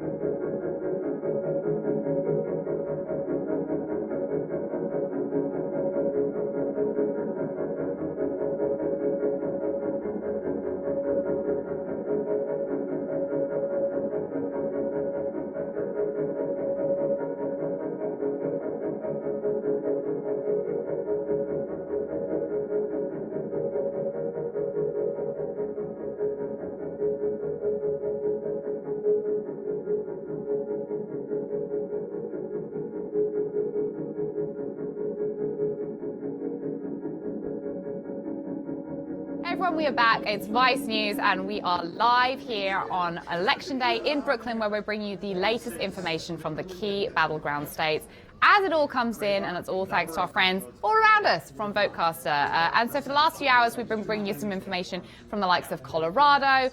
We went in depth into Colorado with those demographics, but we're looking a little bit more now at the Hispanic vote. So there are 27 million Hispanics should, in theory, be able to go to the polls this year. That's an uptick of 26% of the Hispanic vote share from 2012. And for more about this, of course, we have Ken Smuckler, the VoteCastr founder, who joins us now to give us a bit more of a picture of what the Latino and Hispanic vote is doing today. So Ken, we're coming to Ken. Look, I'm interrupting. I'm sorry. Ken, this is vital information. We're breaking up the party. Sorry, no. Well, so give us a sense, Ken. We're just talking about the number of Hispanic voters and the share of them this year. So 27 million Hispanic voters potentially going to the polls this year. What are we seeing right now from the data you're getting in 3 of these battleground states? Right. So if you look at states with the at counties with the highest Hispanic population, that's where you're going to find how the Hispanic vote is breaking for Trump and for Clinton. So the highest population of Latinos by county in Florida is Miami-Dade. And Miami-Dade has Clinton beating Trump 58-2 to 35. Second highest is Osceola, and it's a 54-38. 54-38 Clinton. Third, then you can go down to Orange, or up to Orange, and Orange is 56-32. So what you see in Florida is in areas where there are large Latino populations, they are Clinton-based performing precincts. So, I mean, if we're thinking about the context of this election and some of the egregious things that Donald Trump has said about Mexicans, about immigrants, do you think that that's the sort of thing that's going to be haunting him when he's starting to see those demographics that you're talking about, that where there is a really strong population of Hispanic voters, of Cuban voters, that maybe he should have rethought some of those sentiments? Yeah, it's interesting because you can start, it's easy to say Trump's losing Latino voters, therefore he shouldn't have called Judge biased because of his Mexican heritage. Right, Judge Curiel, yeah. But when you drill down into the numbers, the only way you're going to figure out whether, the Trump taco salad or the Mexican rapist or any of that crap, the only way you're going to figure out whether that really motivated Latinos to vote is to compare the Latino vote in 2016 with Latino vote 2012 Obama. And we don't, in this project, we don't have that comparison, but the Trump you don't have that comparison because this has never been done before, right? What you're doing right now is like the first time, and then the next election, you're going to be able to use your 2016 others data. will be able to do it at the end. Others will be doing it at the end of the day. It's not built into our modeling to see how they're performing against 2012. We just care about calling the game right now. But there's going to be a lot of analysis in the high Latino counties and in the high Latino precincts in the high Latino counties. There's going to be a lot of analysis of performance over 2012, because if he's underperforming, Romney in these high Latino areas, then I think you can make a cause and effect relationship with the things that he said. And we've got to think about again what Sasha said earlier, which is that Florida is a must-win, basically. Yeah, I mean, most people I imagine would say that if you don't win Florida, you don't win this race. Because of the pathway for Trump is just at this point a little bit tight. Yeah. I leave that to other pundits. There you go. No punditry. We're just the data nerds. I'm the play-by-play guy. You need the color guy. You need the color analyst for that. You're the Action Bronson of data right now. This is what's happening. A friend of mine said that, and I didn't know how to take it. There you go. It's a compliment. You're invited. It's a good thing, invite. All right, so let's move on from Florida for a second, unless there's anything else exciting that you want to talk about. We may be able. I think we may be able at some point to talk about Cuban vote relative to Hispanic vote in Little Havana, but maybe that's. I don't think we're right there now. Okay, so we'll get to that in a little bit. All right, let's move on then. What are we up next? Colorado? Colorado. Okay, let's have a look at Colorado. Thomas, do you mind? Mm-hmm. Thank you. Okay, show of hands in the room. Anybody know the state of Colorado by county? Anybody? Okay, I'm winging it. Okay, so no, because look, I can tell you the top Latino counties, right? Go on. In Colorado. I just don't know where the fuck they are on this map. Thomas, basically the pressure is like, on you. I'll tell you one thing. It's going to be in a blue state. Yeah, but it's going to be in a blue state. wait a second, hang on. Listen to the lady in the room, she knows. Well, we're a team. All right, so what county you want to go to? Castilla. That was beautifully pronounced, Ken, on behalf of all people who speak Spanish. Gracias. Okay. Wonderful. All right, so what are we seeing on... Wait. Uh-oh. It was there. Computer glitch. It's all part and parcel, guys. It's our first one of the day, which well, is totally the nice thing is, shocking. hang on, I can talk about some of the lovely comments that we've had coming in. Mark Newell, by the way. Hey, Mark, thanks for your comment about I'm finding the music that Vice plays in between the segments really soothing. I'm glad that you find it soothing because it's a stressful day, so we're doing anything we can to help you out. Okay, are we ready? We found Castillo. Okay, Castillo. 48 Clinton, 36 Trump. Interesting, 13 Johnson. So, wow, I mean, when Gary Johnson's up somewhere. Yeah, I mean we leave the rest to the libertarians. That is the top Latino county by registration in Colorado. Maybe there's a hidden Latino vote for Gary Johnson. So we see no one has been maybe talking about that. There. Ken. I don't know. Wow, okay. that was called a Ken burn. Conejos. Okay. Anybody? Guys? Yeah, we found them. They're way ahead of you, Ken. They've always been. Okay. All right, what are we seeing out of So look at Conejos? this. 41.8 Clinton, 46 Trump. The first county we've seen where Trump is beating Clinton and just in to a remind Latino. everyone, though, Ken, this isn't based on the final. This isn't based on all votes counted. We're not saying that this county is like all. Okay. No. Tell us what this is actually about. Then this county. This is based on what we have seen. And how much percentage of Colorado's vote have we got in right now? I don't know. You have to scroll up on Colorado to get what you know. So. That's quite a lot, though. 80%. Right. So 80% of Colorado's vote is in. Of the votes. Remember, Colorado vote by mail state, right? Almost everything is in except today's mail, right? Waiting for the postal service in Colorado. So it's actually, I mean, it's pretty close then. So it's like a 2% that's difference. what I said. Colorado is going to be fascinating, for the rest of the day. All right, so let's talk about Nevada now. Okay, into Nevada. Move on to Nevada. Now, I know the first one. The first one's easy. Nevada. Okay. So. No surprise. Clark County. Okay. Right. So Las Vegas. Everyone's talking about Clark County. Las Vegas right now.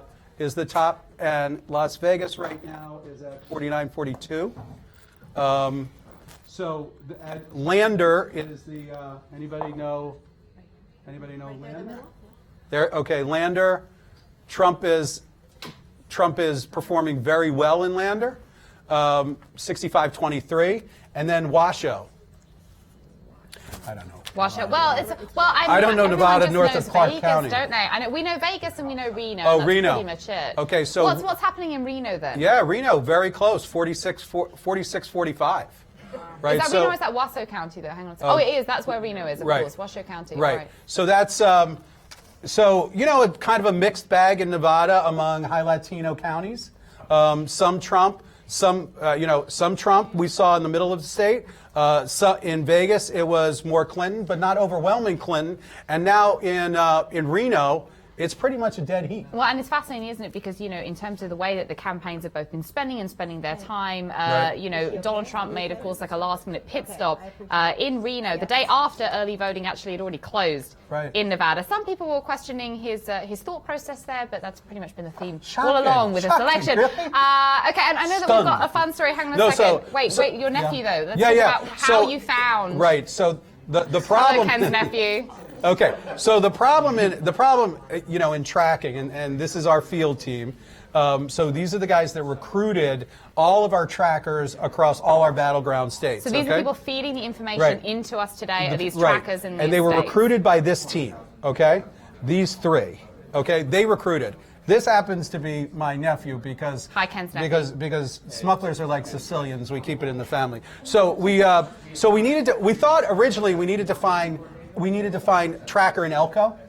So Robbie, and you got to be somewhat creative. Got to be savvy. Okay, come on, Robbie. Many people signing up in Elko, so I reached out to the Pussycat Ranch and Wait a sues second, the Fantasyland. Pussycat Ranch? Pussycat Ranch. Okie And then dokie. sues Fantasyland, and also I have Inez's D&D. I'm not sure what that stands for, but some of them got back to us and they were like interested. But when I And told what them, is Pussycat Ranch? oh, these are all brothels. All brothels. Okay, Yeah, so yeah. you had to call around brothels, and then and did you find somebody? Yeah, that was some of gonna them were trap you? interested, but they weren't happy with the pay. So they said they could make a little more money. Listen, it's Vegas, not Dude, shocked. But well, the it's lengths okay. that these people are going to, though, for bringing you this data, and you thought it was all nerdy work, but there's a bit of sex involved as well. Okay, thank you, Right. Ken. Thanks, Thank Robbie. you. We'll Thank check you. back in with you guys in a little bit. And of course, we've been talking about Nevada, and we've been hearing about the Latino vote share as well. As we say, huge power of this demographic, this election. In a way that now the campaigns are having to pivot and actually court these voters in a way that they've never necessarily had to do before. And of course, this all comes down to the changing face of America. It looks a lot less white, and that is no bad thing. And we're going to be actually bringing in now a guest that we have from Nevada itself, who was in charge of some of the getting out of the vote efforts. So we've got Artie. Hey, Artie, how are you? Hey, I'm good. How are you? Good to see you. Okay, so Artie, give us a little bit of a flavor of what were you doing when it came to the election and particularly getting out the vote effort in Nevada?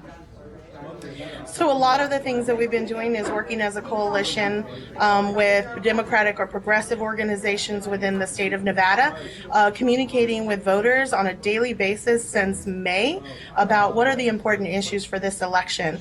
And now we've shifted, all our coalition groups are working together and have shifted into GOTV beginning in October, early October, because we know that 60% of our votes will be cast in early vote. So knocking on doors, we've been sending out mail, making phone calls, digital outreach, digital ads, doing everything we can to reach all voters in the state of Nevada. And so what have people been telling you? Because obviously, the media hype and what the media have been tracking has been a lot of what has come out of Donald Trump's mouth. And so he's made, as we've heard, as Ken was saying, we've had some incendiary comments that he's made about Judge Curiel, of course, who is of Mexican descent, although he was born in the United States. We've heard him talk about Mexicans as rapists. We've heard him say some inflammatory things about immigration. When you have been conducting these getting out the vote efforts, is that what you've been hearing mirrored back from voters, or have you been hearing other things that have been swaying voters one way or another? I think definitely the level of disrespect that Trump has for voters, and especially in the Latino community, even in the AAPI community, it has really resonated with folks in the sense that he's dangerous. He is not acceptable. He is not ready to lead. He is not a leader. He will not bring people together. There's enough divisiveness in this country that we don't need someone like him to be president of the United States. And really, all voters, whether you're Latino, whether you're Asian, African American, or Caucasian, they are realizing that this is not the person that we want to have president of the United States. We need someone who's ready to lead and that is respectful of people and really cares about working class and doesn't just talk about it, but will actually do what it takes to help people. And Artie, what part of Nevada have you been conducting most of this getting out of the vote effort in? In Clark County, in Las Vegas, and also in Washoe and Reno. So give me a little bit of a flavor about Washoe, because we were just seeing the numbers, and it looks like Donald Trump's actually pulling ahead when it comes to, at the moment, we're obviously still getting votes coming in, so this is no declaration here, but in Washoe County, where Reno is, it looks like Donald Trump's actually doing better with Latino voters than perhaps people would expect. Why do you think that might be? I disagree with your findings, probably, first of all, because of the voters that we've been talking about. And let's just step back a minute. I just want to make sure that Ken understands how we pronounce Nevada. It's actually Ken, Nevada. You're getting shit from Artie because of Nevada. Nevada. This is how there you go. Nevada. Exactly. He's repenting. So He's repenting. Yes, it's okay. It's okay. Donald Trump did it too. He tried to teach Nevadans how to say Nevadans and said it the wrong way. So look, at the end of the day, with the voters that we've been speaking with, and especially in the Latino community, overwhelmingly, 77% of all the voters, Latinos that we've been talking to, are supporting Hillary Clinton. 75% are supporting Catherine Cortez Masto to be the first Latina member of the U.S. Senate. So in terms of, I understand what you have and the data that you're getting, but at the end of the day, we've been talking to voters every day, on a daily basis, in their homes, on the phone, and we know where they're going, and our job now is merely to get them to turn out. So Artie, let's talk about that for a second. So you've been talking to voters, like we were saying, and we saw in Clark County, it's looking very blue at the moment, particularly with the Latino vote share. So it sounds like you guys have been doing your job pretty well if you're trying to get out the vote for Hillary Clinton. But so this is like not exit poll data, this is turnout data. So like the voter turnout in Washoe County at the moment, it looks like Latino voters at the minute are pulling a little bit more for Donald Trump than they are for Hillary Clinton. What else would it be if it's not about, race, if it's not about sort of ethnic descent? What other factors are you hearing, aside from we don't like what Donald Trump's been saying about immigration, that have been driving your community, the community in Las Vegas, to the polls this election? Has it been immigration? Has it been the economy, for example? Has it been healthcare? What else are you hearing aside from immigration? Well, when you talk about jobs in the economy, people and voters know that Trump has had 4 bankruptcies. That's how he believes a business should be run and how he gets out of debt. And here in Las Vegas, we have Trump Tower, right? And these workers that work within his own Trump Tower have actually voted and have won the right to unionize and to actually go to the negotiating table to actually pay them a fair wage, to get them better health care, and also just to give them paid sick leave, which he has not done. And he refuses to sit down at the negotiating table with these workers. And these are people that take care of his patrons. But definitely that is an issue. Jobs in the economy. He's not ready to lead. And let's talk about security. He thinks that he knows all, even more so than what generals know about national security. No.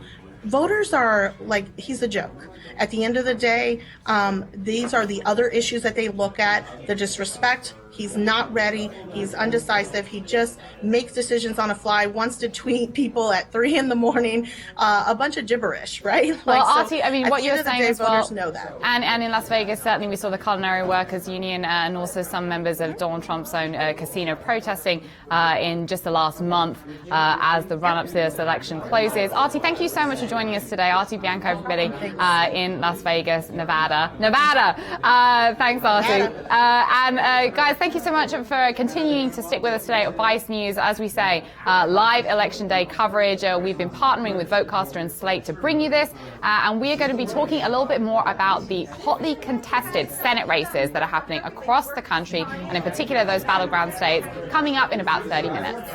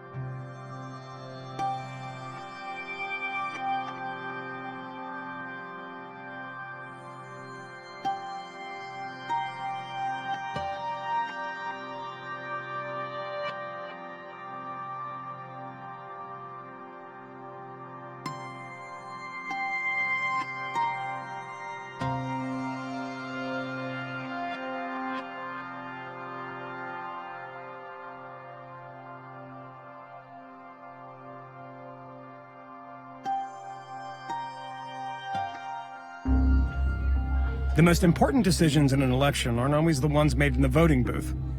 Before a single voter can cast a ballot, hundreds of details need to be hammered out about where, when, and how the voting will happen. In North Carolina this year, courts struck down a restrictive voting law that was judged to be racially biased, and it left more questions than ever. Jay Caspian-Kang went to North Carolina to see how an election is made from the ground up. Jamie Cox is the lone Democrat on the Orange County Election Board. He represents a county that's home to the University of North Carolina and a Democratic stronghold. But in this Republican-controlled state, the governor's party appoints 2 of the 3 members of county election boards. So Jamie, like Democrats on each of North Carolina's 100 boards, is outnumbered. All right, we're heading out. When it came to early voting plans, Jamie and his 2 Republican colleagues, Kathy Knight and Bob Randall, couldn't agree on much of anything. They submitted 4 plans between the 3 of them, with different totals for polling sites and early voting hours. But they did agree to carpool together to the State Board of Elections meeting. All right, guys, first choice, should we take 40? That's where the Republican Majority Council was now going to decide for them, and for the other 32 counties that also couldn't agree on a plan. Bob Randall? You guys could go in and have a seat, please. All right, thank you. This is what a partisan stalemate looks like outside of Washington, D.C. County after county goes up before the board to argue their case. Republicans push for limits to Sunday voting, early polling hours, and fewer polling sites, citing concerns about voter fraud and overworked election staff. And Democrats call it a disguised effort to discourage black Democratic voters from casting ballots. It was proven that their intentions were totally biased to try to keep the African American vote down. Andrew Cumber and Renee Smith wanted to keep an eye on the proceedings. It's not a perfect system. And it's based on what human beings decide. That's right. So we're just going to stay in there and push. I personally wouldn't care if I had to stand in line 24 hours to vote. I've seen people do it for an iPod. Not everyone had Renice and Andrew's stamina. With the meeting pushing past lunch, Orange County was still way back on the docket. I'm not bored at all, but I have a headache. Democracy at work. Yeah, this is the front lines of democracy. It's good stuff. But it gives me a headache. Throughout the hours and hours of discussions, race and voting rights were barely mentioned until Franklin County got to the podium. And I hate to use this word, but suppression, voter suppression, there seemed to be a covert operation going on. One of the people that was sitting, who I believe is on the council with you, just now used the term voter suppression. Like, why would he use a term like that in describing what's happening? You know, I have no idea, and I would never try to speak to what's in somebody else's mind. Well, but you do have conversations with him, like, as part of the council, right? Like, so what have those conversations been about? Has he brought up voter suppression? We have never had a conversation that involved that term. Why did you use that term, voter suppression? Because it seemed like you were hesitant to use it. Why did you end up saying it? Because I have said it before in our board meeting, in our discussion. And you've used the term voter suppression with him before. And we just talked to him, and he said that, like, he had never had a conversation with you where that term had been used. Yes, he did, because he told me I couldn't say that.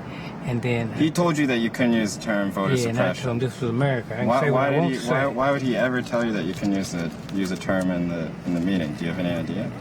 No, I don't know why. Well, he didn't agree with it, and I told him that you don't have to agree with him, but in America, I don't say what I want to say. By the time Orange County got its turn, nearly 12 hours after the meeting began, the state board had already selected plans for 27 other counties. What I was trying to do was make a compromise to try to please everybody, which I found out you can't do. We already know that.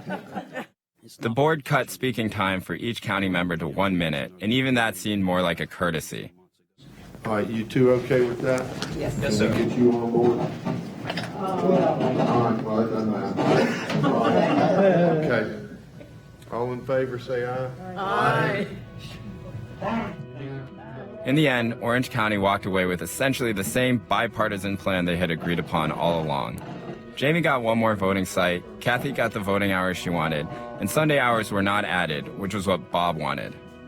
Do you think if you had gone earlier in the day that like maybe you would have had more chance to explain? Possibly we could have explained. And it may not have made any difference at all. I'm not sure the result would have been any different. But you would have felt better about having explained yourself.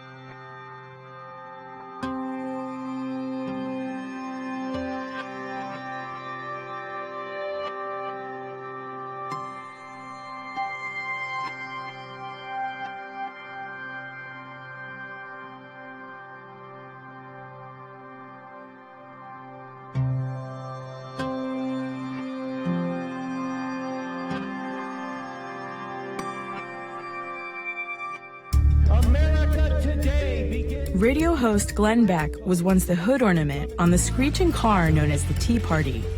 Mr. President, you, sir, are either delusional or you're the dumbest son of a bitch on the planet.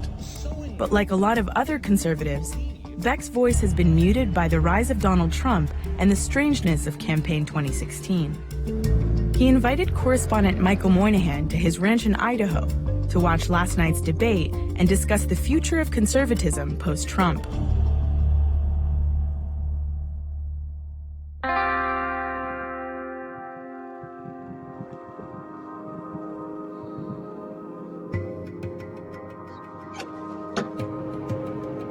I imagine there are a lot of very beautiful ranches in Texas where you live full-time. Why here? You know, you grow up around the mountains and it just gives you, I mean, that. Jesus. You know, Sorry. you look at, that's already created them. This is where Glenn Beck comes to escape civilization and an election that's left him without a party. Do you think you actually could have changed the path that we were on now? I mean, you had a lot of influence. You have a lot of influence. I don't know. Look, a lot of people say that you are the man responsible for Donald Trump. Couldn't be further from the truth. Why? Because I'll take you to the episodes where I warned that man would come. You think it's trouble now? We're at the beginning. This movement that Trump, he didn't start, he tapped into. If anybody caused it, it was the political parties lying to the people on both sides. And I will tell you that it has crossed my mind. To vote for Trump? To vote for Hillary. It has crossed my mind. I think Donald Trump is so unstable, so dangerous, that it has crossed my mind. I can't do it because she's just a horse of a different color. You know, she's just as bad, but you've never considered voting for Donald Trump? No. So it's not a horse of a different color. It's a different horse. Ladies and gentlemen, the Republican nominee for President, Donald J. Trump, and the Democratic nominee for President... Blue tie or red tie, quick. Red tie? For Trump? Gotta look powerful.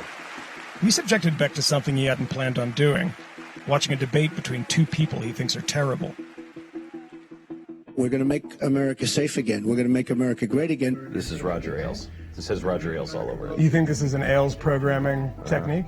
How so? Just keep coming back. Just keep coming back. They hit him with a tranquilizer dart. Right in the neck. Those words I've been hearing for many years. It's just awfully good that someone with the temperament of Donald Trump is not in charge of the law in our country. Because you'd be in jail. Secretary Clinton. I mean, pretty good line, though. It's a great line. I mean, if I'm the guy, I'm just saying, it's if a good I'm line. the guy who is sitting at the bar, Please do not applaud. You're just wasting time. he just won. Beck says that he no longer understands the American people, in hopes that those pulling the lever for Trump are simply casting a vote against Hillary Clinton.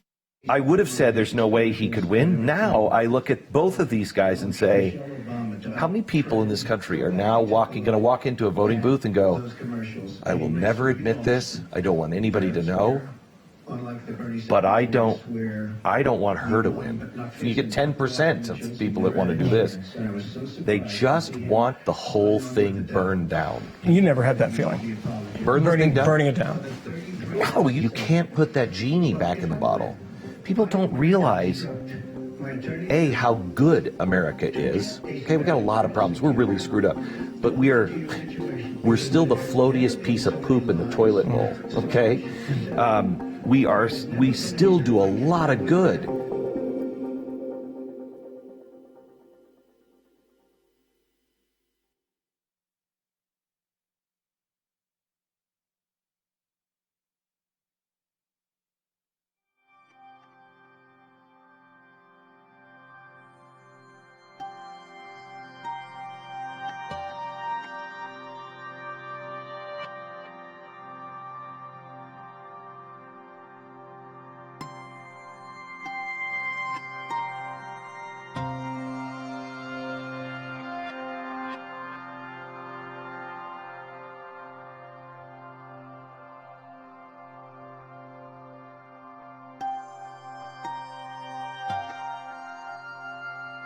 Hey guys, it's Vice News. We are here on Election Day in our war room in Brooklyn. And as you know, we've been talking with our friends at VoteCastr all day. We've been getting voter turnout data for them. We've been lifting the blanket cover that the other news organizations have had on this kind of data for the last 30 years. And we're going to be bringing more of that to you today. But first of all, we're going to pivot to ballot initiatives. So I don't know if you know this, but a record number of marijuana ballot initiatives are going to be voted on this year. And Vice News tonight took a look at some of them.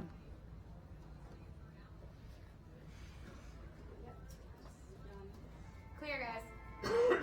On November 8th, voters in 5 states will decide whether or not to make recreational pot legal. And polls suggest that all 5 states could vote yes.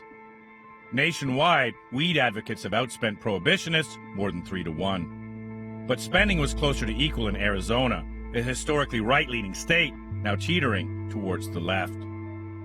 The donors for and against legalization there are about who you think they would be. Among the top pro-legalization donors are a national marijuana group, a medical marijuana dispensary, and a libertarian tech investor from California. And among the top anti-marijuana donors are a conservative local billionaire, a state business association, and Insys Therapeutics, a major manufacturer of fentanyl, a synthetic opioid linked to mass overdoses across the country. Now, the company has also invested millions, developing a synthetic competitor to the medical marijuana people would grow at home if the proposition passes. But it's not just legal drug suppliers who could lose out if weed enters the legitimate economy. In California, by far the largest producer of black market marijuana in the country, only 31% of growers polled support the proposition to legalize, fearing big business and high taxes could wipe out mom-and-pop operations across the state. And with me to talk more about that is Vice News' U.S. editor, Keegan Hamilton. Hey, Keegan. How are you doing? I'm doing great. How are you? I'm doing well. How are you this election day? Fantastic. It's going off without a hitch so far. It's good. Don't say it. What are you doing? Knocking on wood. Cursing us now. Okay. All right. Let's talk some weed. So in terms of the landscape and the number of initiatives, so we said record number. What does the landscape look like for weed enthusiasts and people who want to know about medicinal marijuana as well? So it's a huge year so far. There are 5 states voting on ballot initiatives to legalize marijuana sales to adults 21 and over. The biggest of those is California, which is a huge economy. And for the first time, there's East Coast states. Massachusetts and Maine are both voting on those types of initiatives. 4 other states are voting either to enact new medical marijuana laws or expand them. So altogether, we've got something like 82 million Americans living in states that are voting on marijuana laws. That's a lot of of some people. kind. Yeah, it's a 82 million. significant portion of the So country. what drives a state to kind of put an initiative like the one that's on the ballot, for example, in Florida, on the ballot? Like, what prompts a state or what prompts the people to do that? So Florida is voting, one of the states is voting on medical marijuana. They've voted on medical marijuana in the past and voted it down. This proposal is a little bit different, and there's a grassroots movement where people are seeing other states. They're seeing new research. They're seeing anecdotal evidence of how helpful this can be to people with debilitating conditions, to kids in some cases.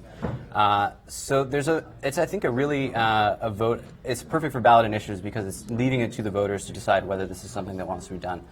And in terms of recreational marijuana, so obviously, Colorado, Washington State, we've seen a kind of groundswell and a shift in the last few years of those states actually legalizing recreational marijuana. Has that then had the domino effect that some people hoped maybe that it would have? I think we're about to find out this election whether or not it has a domino effect. I mean, Colorado and Washington were the first 2 states that started it. Oregon and Alaska followed suit, and Washington, D.C.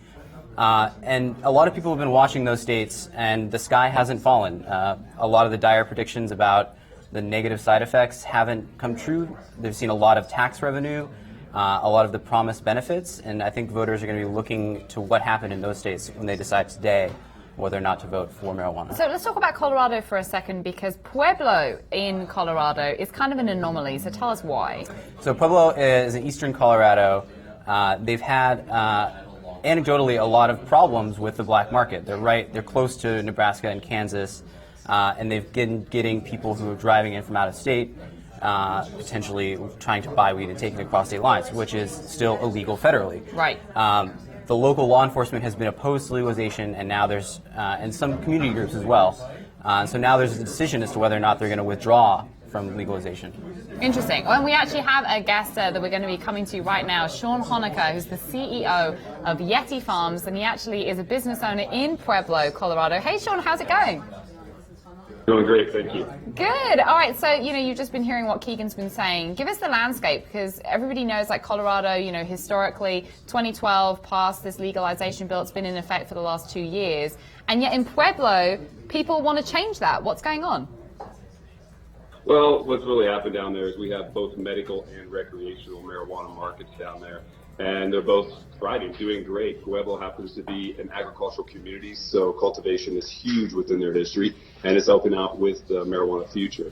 What it really comes down to is a few predominant families in town decided that they no longer wanted recreational marijuana, put together a ballot initiative, collected some funding from some different places that they're not being totally transparent about. But regardless of that, they collected funding and put together a ballot initiative with enough signatures to get it actually on the ballot. And today is a huge day for myself and a ton of my colleagues in Pueblo, Colorado. They could possibly shut down the recreational market. Within 12 months, we would all have to shut down our recreational businesses. This includes dispensaries, cultivation, and marijuana-infused product businesses, leaving us only with the medical market and the hemp market, which will absolutely make no sense because they can simply travel to another county or another city and pick up their recreational marijuana and come straight back to Pueblo with it. So, how worried are you this is actually going to happen? That, by the end of today, you might have to reconsider how you're going to conduct business after 12 months?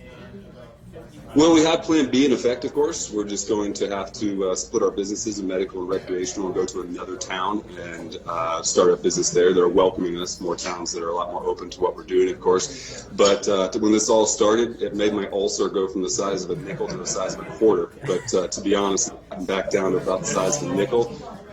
Time talking to local people, standing in line at local businesses, and I've only had one opposition of probably the 35 different people I spoke with. Everybody understands what a huge economic boom this is for Pueblo, which has been struggling since the steel has left in the 80s and 90s and moved out of the country.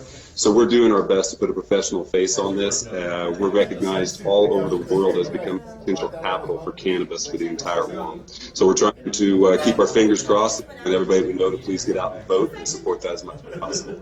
Yeah, Sean. Well, listen, appreciate you taking the time in what's like obviously a hectic day for you guys as well. Thanks so much, mate. Thanks. Thank you so much for your time. Appreciate it. So that's interesting, Keeg. I mean, so explain, obviously, we didn't get into too many of the details about the kind of money that would be funding this sort of initiative. Mm-hmm. But, again, why would a certain county or a certain town actually rally together in this way, particularly after it's been in effect for the last 2 years? Right. I mean, there is a tax benefit into local counties in this, but people, conservatives in particular, and law enforcement still sees this as something that causes crime, that brings crime. Whether or not that is a result of legalization in Colorado or the fact that it remains illegal in the neighboring states, I think a lot of people who are pro-legalization would say that the solution is ending prohibition nationwide to solve some of the problems that Pueblo is seeing. Interesting. And, and VoteCastr actually told us earlier, Ken was mentioning about some of the data they're getting out of Colorado, which is that if the millennial vote, that's sort of 18 to 24, the numbers actually are lower than one might expect in terms of turnout. Obviously, there is still about 20% of the turnout still to come, but based on early voting, that 80% of early voting that we've already got from Colorado, it looks like that 18 to 24-year-old bracket is actually lower turnout than maybe expected, and obviously as a bracket one would expect might be a little bit more amenable to a marijuana initiative and want to perhaps kill this kind of amendment. Absolutely. All the polling, just recently in lead up to the election, there were 2 polls that showed overwhelming support for marijuana legalization among millennials, like 77%. Significant support. So if it doesn't happen this year, perhaps as we go the next election and the election after that, and those voters get a little bit older and their turnout increases, I think we can see and expect marijuana to be legal eventually. All right, so let's turn, you mentioned Florida a little bit, but let's turn our attention to Florida. So what's going on down in the Panhandle? So Florida is a state that has historically had some of the most strict marijuana laws in the U.S., along with a lot of the Deep South. They've, like I said earlier, they've voted against medical marijuana in the past, and now it's back on the ballot, and they're reconsidering whether or not to allow a pretty limited medical marijuana market for people with legitimate conditions. And there's a pretty aggressive ad campaign going on down in Florida. I don't know if we've got one of the ads to show you. Do we have one of the ads to show everybody? I don't think we do. We don't have one of the ads, but you can check it out because there is a pretty aggressive ad campaign going on down in Florida to try and kill this proposed medical marijuana initiative. But for a lot of families, they say it would be an absolute game changer if they had access to this. And for more on that, we're actually going to bring in Mariah Barnhart, who's the CEO of Cannabis. So Mariah, I don't know if you're with us. Can you hear us? Waiting on getting Mariah. Hey, Mariah, can you hear us all right? We're going to try and get Mariah with us. Can you hear us now, Mariah? How are you doing? Great, thank you. How are you? Good, good. Thanks for being with us. So talk to us a little bit about this initiative that's happening down in Florida and why it matters to you. Well, my daughter's been on campus for the majority of 3.5 years with brain cancer in 2010. To be honest, in May 2000, a lot of us concerned about bringing it into institutions that as medicine. Mariah, I'm just going to stop you for a second. We've got a little problem with your audio. It might be your headphones. Do you want to do me a favor? You want to take out the headphones and let's see if that's any better. All right. Let's pull it out the plug and let's see if we can hear you any better without the headphones, because it might be the headphones that are screwing us over. Can you hear me better now? I can hear you a lot better now. Yeah, thank you. All right, do you want to try that again then? So just in terms of your daughter, obviously I know this is really important to you because of her. So tell us about her story. Well, we're actually back actually in a room. We have 3.5 years has been hospitalized. Started her on campus. Oh, Mariah, I'm sorry. We're having some serious issues with your audio. We're going to try. We're going to hang up now. We're going to try and sort it out. Our control room's going to give you a call because we know your daughter. They're in Tennessee right now. They're from Florida. They're actually in St. Jude's Hospital in Tennessee. And so we so appreciate you taking the time. But we're going to hang up. We're going to try and get you on the phone, and we'll come back to you in a little bit because we really want to hear your story. Thanks, Mariah. All right, so we didn't get to hear from Mariah, but Keegan, I mean, just kind of going into it a little bit in terms of the kind of battles that are going on. When people think about pot and legalization of pot in America, you know, they may think of like the stoner, they think of like the college bra, but this is the other face inside of it, isn't it? Absolutely, and that's been a really dramatic change over the last 10 to 15 years in going from that stereotypical stoner culture to a lot of people seeing this as just regular medicine. That people like her really want to get and are going to great lengths. Like she's driving from Florida to Tennessee to get what she believes is the only medicine that can help her daughter. Making it legal in a state, making it so she doesn't have to do that drive. It seems like a common sense thing to a lot of people these days. Yeah, absolutely. Well, hopefully we'll get you back when we have Mariah back and her daughter as well. But thanks, Keegan. Thanks, We're going to send you away. Get to work because you've got some work to do. Sasha, we're going to come bring you up because I know you've got to leave soon as well. I do. It's like it's election day or something. It's like it's election day. All right, so give us a gist. It's like, what is it? High noon? What's the time even? Who's got the time? What's the time? It's like 12 something. It's just past 12, yeah. All right, so what is the picture looking like for you right now? So polls are open now in all of the states we're tracking, including Nevada, the farthest west of them. So what we are now starting to get, we've been talking about early vote numbers, and we have most of the early vote, all the early vote numbers that were reported from the states. What now we are getting is shaping the models that we have in those states is this real-time tracking that's coming from the field this morning. So these numbers are going to start to bounce around a bit more than they have as that data comes in and gets fed into our models. So we have the 5 early voting states. We've already been getting the data, and that's what we've been bringing you guys all morning if you're just joining us. And then we've got the data coming in from the other 3 that didn't have any early voting. And from the 4 of the early vote states, with the exception of Colorado, where there obviously was a large chunk of it that voted early, something like 70% in Nevada. But the other 30% are people who are going to show up today at their local high school or firehouse or community center, and they're going to cast a ballot, and we have people out in the field who are keeping track of how many ballots have been cast in each of those places. So, Abby, how are things going for you guys right now? Because obviously, like we say, this is an ambitious project for VoteCastr, and you sort of put your asses on the line. Yeah. How's your ass feeling right now? My ass is doing okay.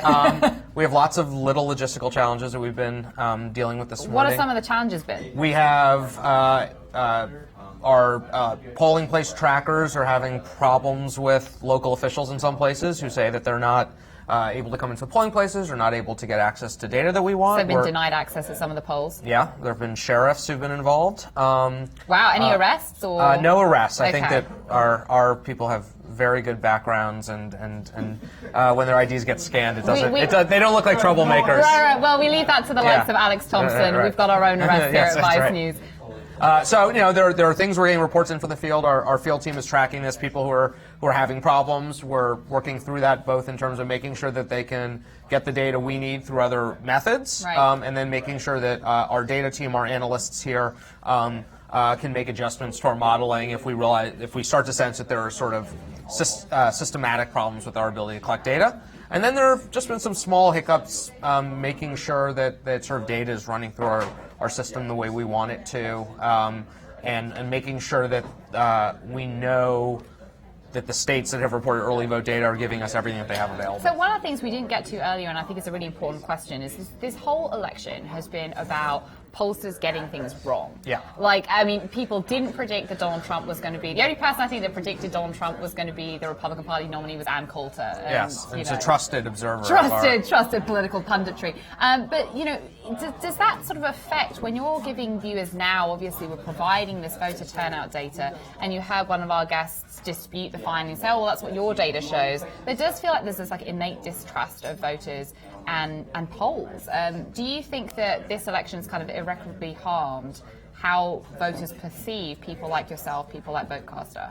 Yeah, I mean, so one thing is we're trying to be really transparent about what our methods are and where our data comes from. So one big piece of data is the early vote data we get from election authorities and the stuff we're collecting from the field. But the other big chunk of it is from polls. And so we have done surveys of about 10,000 people in states, which is a lot larger than what you're seeing in polls that are paid for by newspapers or colleges and universities, the public polls you usually see. We are relying on people being honest with us. If there are patterns of voters who are hiding their support for a candidate or lying about it, that's going to be a problem for our models, just like it would be a problem for anybody doing polls. The one thing that we can do that the public polls you see can't is we can account for turnout. One of the big sources of uncertainty in polls is you don't know who's going to vote, and so pollsters use all sorts of techniques to try to sort out non-voters from voters. Because we're actually going out looking at how many people are showing up to vote, we have a much better idea of what the actual electorate looks like than traditional public polls do. So that's one reason that, and that's something you can't know until Election Day. You can't really know what turnout looks like. So we're not making inferences about turnout. We're actually tracking it. All right. Well, listen, Sasha, it's been great to have Thank you you. with us. Appreciate Thank it. you. I know. Now you've Thank got to you. go off and do some real work or something. Yep. Seriously. Yeah. Come on back afterwards. I'll come back. Come on Come back. back to the Playhouse. To the Playhouse, exactly. And guys, stick with us, vicenews.com. Obviously, you can follow all the updates from the election and from what we've been talking about with Sasha and VoteCastr here. And stick with us. In about 30 minutes, we're going to be talking about the GOP vote and the vote across the Midwest and how the economy might be playing a stronger role in this election than people perhaps thought.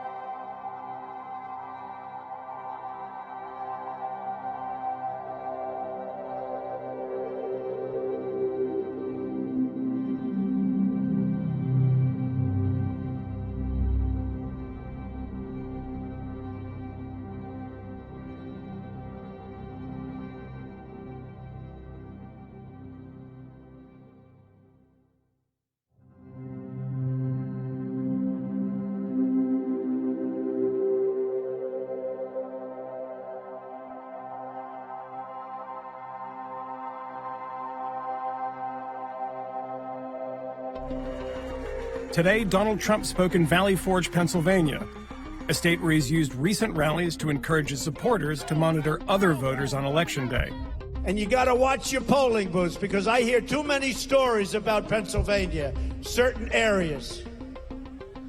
I hear too many bad stories, and we can't lose an election because of you know what I'm talking about. Fearing an attempted voter suppression, Democrats in the state are fighting back in court. Antonia Hilton reports from Philadelphia. This past Sunday, the Pennsylvania Democratic Party filed a lawsuit against Donald Trump's campaign, unofficial Trump advisor Roger Stone, and the state's Republican Party, alleging that they've encouraged supporters to intimidate and threaten voters here.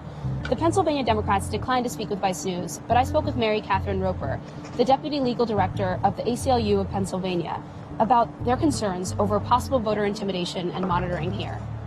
Historically, what does voter suppression look like?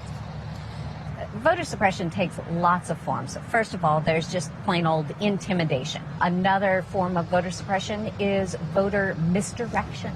When we have information saying Democrats vote at a different place than Republicans vote, or you don't have to go to the polls to vote. I've seen this one in Pennsylvania. Sign up for Pennsylvania early voting, vote online, vote by texting. You can't do any of those things in Pennsylvania. So when you hear Donald Trump at one of his rallies say things like, other people are going to try to vote 5 times, please go watch them, is it reasonable to conclude that he's speaking about people of color? I don't know what he thinks he's talking about when he says other people are going to try to vote 5 times. When he says go down to certain neighborhoods in Philadelphia, then I think he's talking about people of color.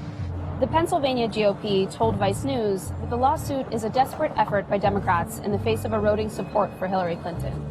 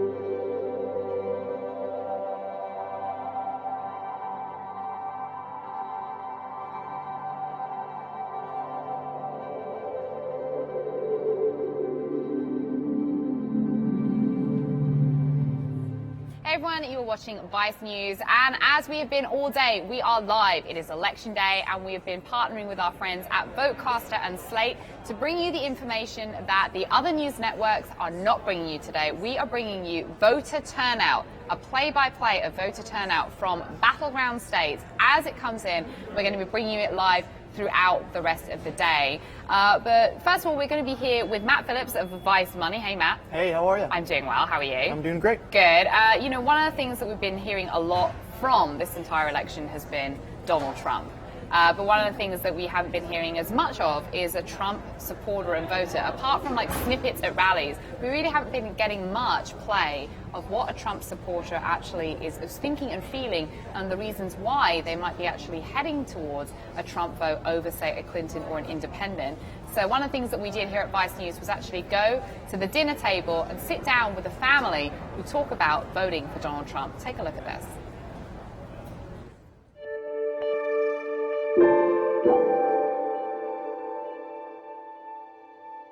People are tired of what's going on. And sometimes it'll take a guy that's not your normal guy, I call a misfit, and use him to turn this thing around. What this guy's saying is real. He's not afraid to say what he wants to say. And I realize little by little, the Republican Party and the foundation I looked up to as a conservative party is as out of whack as the Democratic Party. My party is sold out to the establishment and the elites, and it's become so far off track that after it was all said and done, I said, you know what? As crazy as this guy says things, he's got something that resonates with me, and it is we need to get back to the foundation what this country started as. Do I think he's our savior? No. No. But I think he can be used.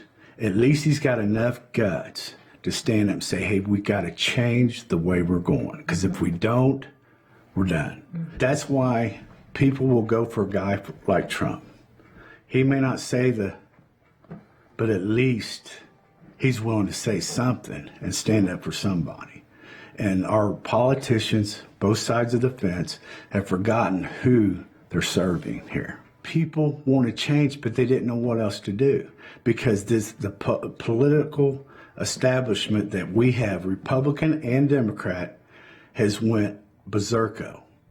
They're not for the people. I believe, and this is my opinion, this is the most important election in the history of our United States. And I believe if this doesn't get right now, we're done. Do I have with Matt before I have to bring in Dexter? Just a couple minutes, okay. And guys, we are back here with Matt Phillips, head of Vice Money. And Matt, so, you know, we heard from Don Bowman just then, you know, he is a voter in Ohio, and he is giving his reasons why he's voting for Trump. You know, he said the Conservative Party is out of whack, the one that he looked up to when he was younger is out of whack. Is that sort of what you're seeing? Is that indicative of the economy and the state of the economy in some of these Rust Belt states in places like Ohio and the Midwest? Yeah, there's this really interesting interplay between the economics and the demographics of a lot of these states that are good targets for the Trump campaign. So, for example, in Ohio, the unemployment rate has actually come down quite sharply from the peaks of around 11% in the immediate aftermath of the financial crisis. A lot of that has to do with the industrial mix. It was a heavy tilting towards the automotive industry, which benefited a lot from the automotive bailout under Obama. But over the long term, these areas of the country have been pretty stagnant, and there hasn't been a lot of job growth there, and so they've seen a lot of out-migration. And that's sort of why, demographically, they are more white than the country as a whole, slightly lower education than the country as a whole, and we know that's kind of the textbook definition of a Trump voter. So, you know, Donald Trump obviously has been kind of targeting these states pretty heavily in the last few weeks of campaigning, and he has been talking on repeat about China. You know, China coming in, taking the jobs. How much of that do you think is going to be resonating with some of these voters in Ohio, even though, as you say, that, you know, the economy isn't actually doing as badly as perhaps Donald Trump is making it out to be? I think one of the areas where you'd want to look really closely to see how that turns out is in some of the more industrialized states, the states around, the counties around Cleveland. They will give you a sense of how the blue-collar vote will go. But that message has clearly resonated, especially with working class or non-college educated white men. That seems to be one of the key points that he hits that really seems to strike a nerve with them. Yeah, absolutely. Well, we actually have one of our Vice News Tonight correspondents, Dexter Thomas. He's actually in Middletown, Ohio. So we're going to bring him for a live report now. Dexter, can you hear us in Middletown, Ohio? We're getting him. Yeah, hey, Dexter, oh my God, how are you? Hey, I'm doing all right. How you doing? I'm doing good. All right, so what's the state of play? Like, what have you been seeing in Middletown, Ohio? Well, I definitely have to say there's a whole lot of Trump signs out on people's front lawns. So I'd say the ratio is probably about 4 Trump signs to maybe 1 Hillary Clinton sign to maybe 1 Hillary for prison sign. So you can kind of feel what people are feeling like out here actually in Middletown. Right, yeah, the Hillary for prison sign, it's always a strong bet as to what people are feeling. Give us a sense about the early voting as well, in terms of the kind of things you were seeing over the weekend. What was the turnout like, just anecdotally? Sure. So the early turnout has actually been pretty big here in Ohio. It's a little bit above what it was last time in 2012. But one of the things is that if you're coming out to vote early, there's going to be a little bit of an issue, which is that there's going to be some really long lines. And so here in Butler County, and that's where Middletown, Ohio is, we were hearing that there were lines of, down the block, which is not too bad, but that's still a little bit longer than most people want to be waiting. But in Hamilton County, which is where Cincinnati is, we're seeing reports on social media of lines that are about 4,000 people long. And that's a long time to be waiting just to get in and vote. Yeah, absolutely. And, obviously Ohio, we've been talking about a little bit earlier today, like every vote counts in Ohio. What have you been hearing from people who've actually said they're not going to vote today, they're actually going to be sitting this one out? Yeah, so I talked to somebody today. She's 22. She's a new mother. And you might think that she'd be really invested in this, but she was telling me that she's planning on not voting. And for this, it's an issue of she really doesn't want to choose what for her is the lesser of 2 evils. She doesn't like Donald Trump. She doesn't believe what he's saying, but she also doesn't like Hillary Clinton. She thinks that she's a career politician that she can't trust. And so instead of voting for what she, again, sees as the lesser of 2 evils, she's just going to say that, my message is what I'm going to put out there is that I'm going to sit this one out, and that's how I'm going to. Dexter, I'm just going to stop you for a second. We're not quite sure if we can still hear you. Can anyone give us an update as to whether or not we can hear Dexter? We might not be able to hear you, babes. I know you can hear us, but I don't think we can hear you. Yeah, I think our connection is a little bit screwy right now. You can hear us, but we can't hear you. We're going to try and get Dexter back in a little bit. But, Matt, just from anecdotally from what we were hearing from Dexter then, the fact that he saw the sort of, Trump signs and the ratio of Trump signs to Hillary signs, anecdotally, does that sound like it makes sense to you? It does. I mean, Trump really does have a good target in Ohio. I mean, it's a state that's heavily white. It's slightly less affluent. It's slightly lower educated than the country as a whole. That is the demographic profile of a Trump voter, and that's why he's expected to take the state. Yeah, and actually we've got some early VoteCastr demographics from Ohio for you. So with 22.7% of the vote turnout counted right now, 47.9%. That's really tight to Hillary Clinton, and 43.9% to Donald Trump. So again, this isn't predicting anything. This is only with 22.7% of the total voter turnout in Ohio that VoteCastr have right now. But it's pretty close. But Hillary Clinton is, based on that 22.7% vote share, 47.9% to Hillary Clinton and 43.9% to Donald Trump. But let's talk a little bit more about the rest of the Rust Belt then. Let's talk a little bit about Pennsylvania. Another, battleground state, another place that Donald Trump has been spending a lot of his time. And of course, Hillary Clinton as well. She held that midnight rally in Philadelphia on the eve of the election day. What do you think about the issues that are going on in Pennsylvania? Well, there's a simple reason why Hillary Clinton had that huge rally. I mean, the textbook plan for any Democrat to win Pennsylvania depends on coming out of Philadelphia with really, really large majorities, especially from the African American vote in the Philadelphia, and hopefully she'll be able to pick up, from her perspective, the Philadelphia suburbs, where some of the higher educated voters that she's done well with, especially college educated white women, have been tilting heavily in her direction. And what about Chinese steel as well? Because when you and I were talking about this yesterday, and I know you've been looking into this, what is that going to do in terms of correlating and swinging votes one way or another? Yeah, Pennsylvania is a really interesting state because it both has some of these big urban centers, Pittsburgh and Philadelphia, but it also has some of the traditional characteristics of a Rust Belt state. The steel industry in and around Bethlehem, Pennsylvania, was a huge job provider for decades. It's really been hurt, but it's been on a downturn for decades as well.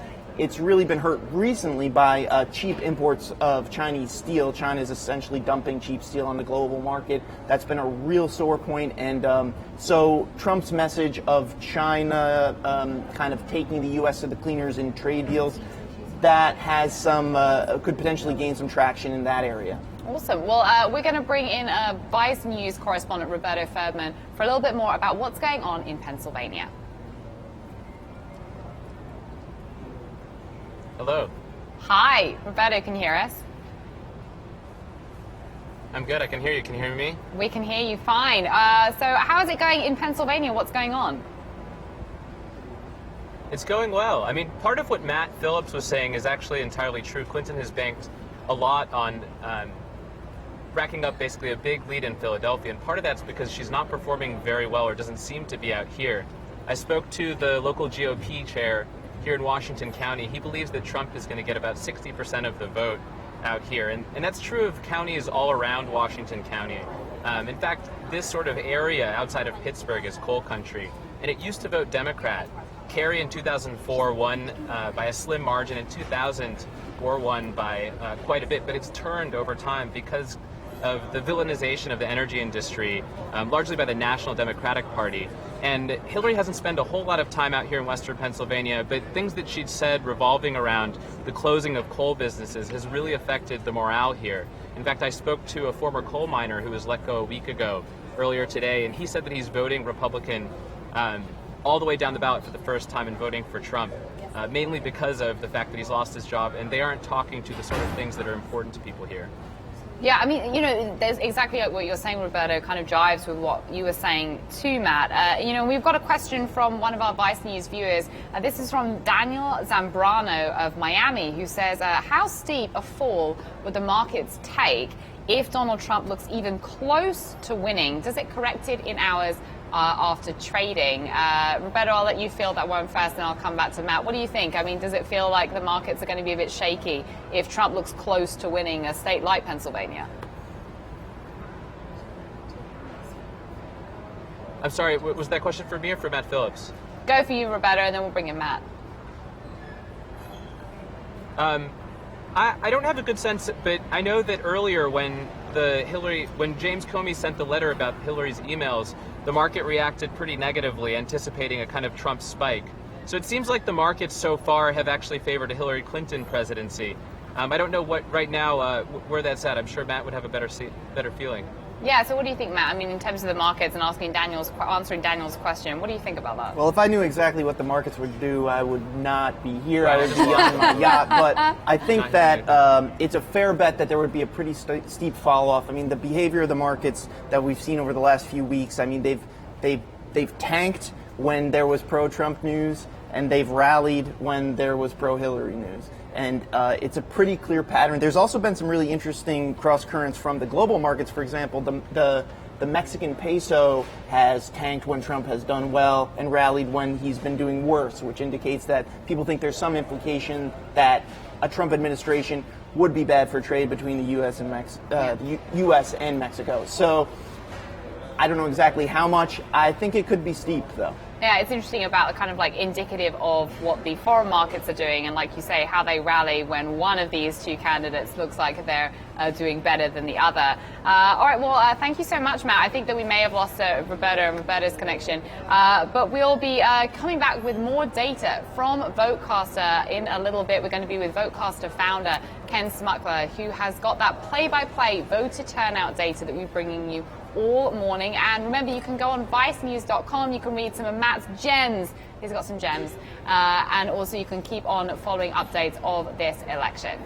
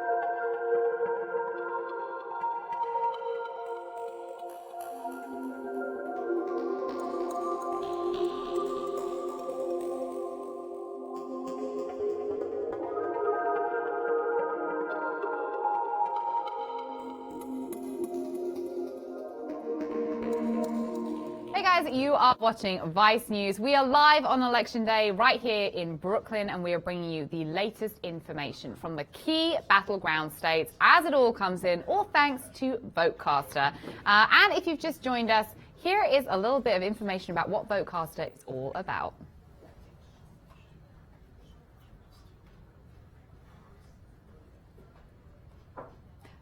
Well, we don't have it. I'm just going to tell you instead. That was just us faking you out. Are you paying attention? Yes, you are. I know you are. All right, Ken, as you're here and you're the founder of VoteCastr, what is VoteCastr all about? So VoteCastr, for the first time in American electoral history, attempts to show the American public the game as it's being played.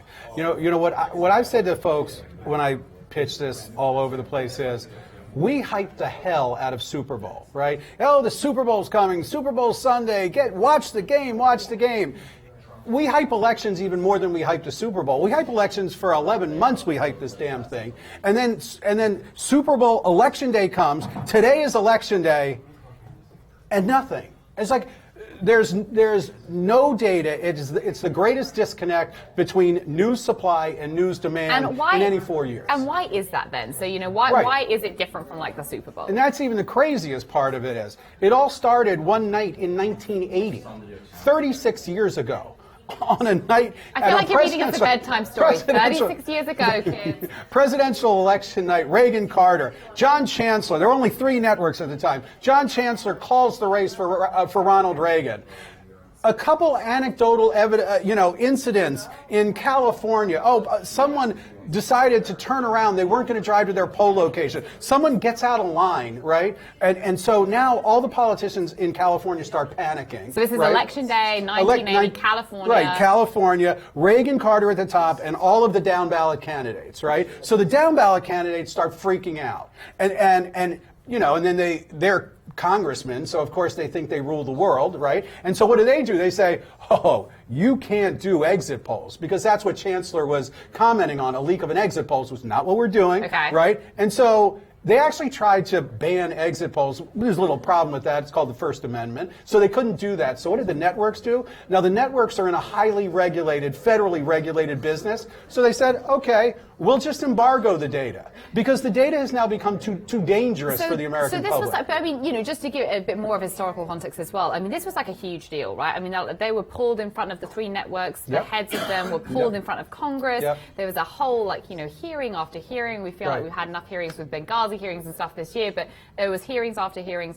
And then the news networks decided to have this self-imposed data blackout, basically, right? Right, which they didn't care about because there was no competitive disadvantage at that time. Nobody has the data. We don't lose anything by that, right? Until Vice News comes along and says, well, now we have data. So, explain what data do you have? Because if it's not an exit poll, then what is it? Yeah, so it's not an exit poll. What we do is turnout tracking models and survey research before the election. So what's a tracking model? What does that mean? A tracking model allows we take prior elections, and we see what kinds of voters come out at prior elections. Who turns out higher levels, who turns out at lower levels. And then we attach a score, a turnout score, to every voter, down to the individual voter level. Then we do large-scale survey research, polling, right before the election. So we went in a week before this week. We went 2 weeks before this week, we went into the field. Then Comey decides to do letter 1.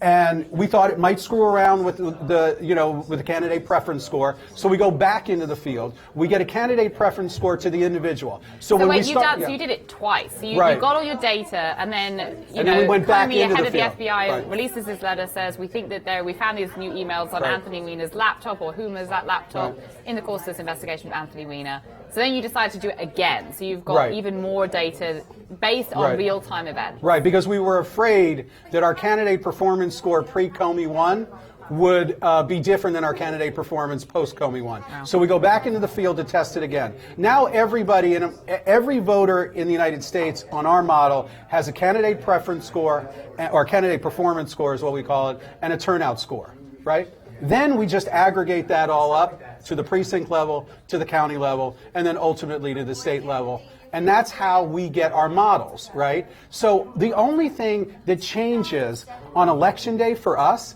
is actual turnout. So our field team recruits trackers to go out to poll locations in the battleground states, and they're going to targeted precincts, and they're asking one question every hour. Well, how many people voted? And you on questions, this is a great time because you guys have been sending in questions on Facebook Live when you've been watching this. And thank you, we appreciate it because we want to hear from you. And we've got one from Davis Hammett of Topeka, Kansas.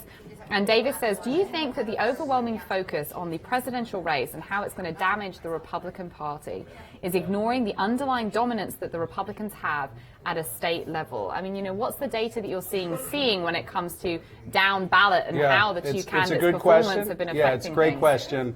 And really, we're coming with a segment, I think the next segment, on Senate candidates. You're going to see that is a question that can be empirically answered.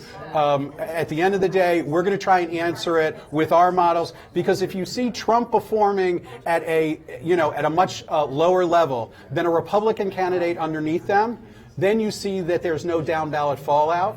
But if Trump is performing at a lower level and the down ballot candidate is performing at an equally lower level, then there's drag. Interesting. Right? And the drag is what threatens Republican Senate So we're going to be seeing some of that in a little bit later on as well. Right. We've got another comment coming in. This is from Rianne Cooper of Orlando, Florida. Hey, Rianne.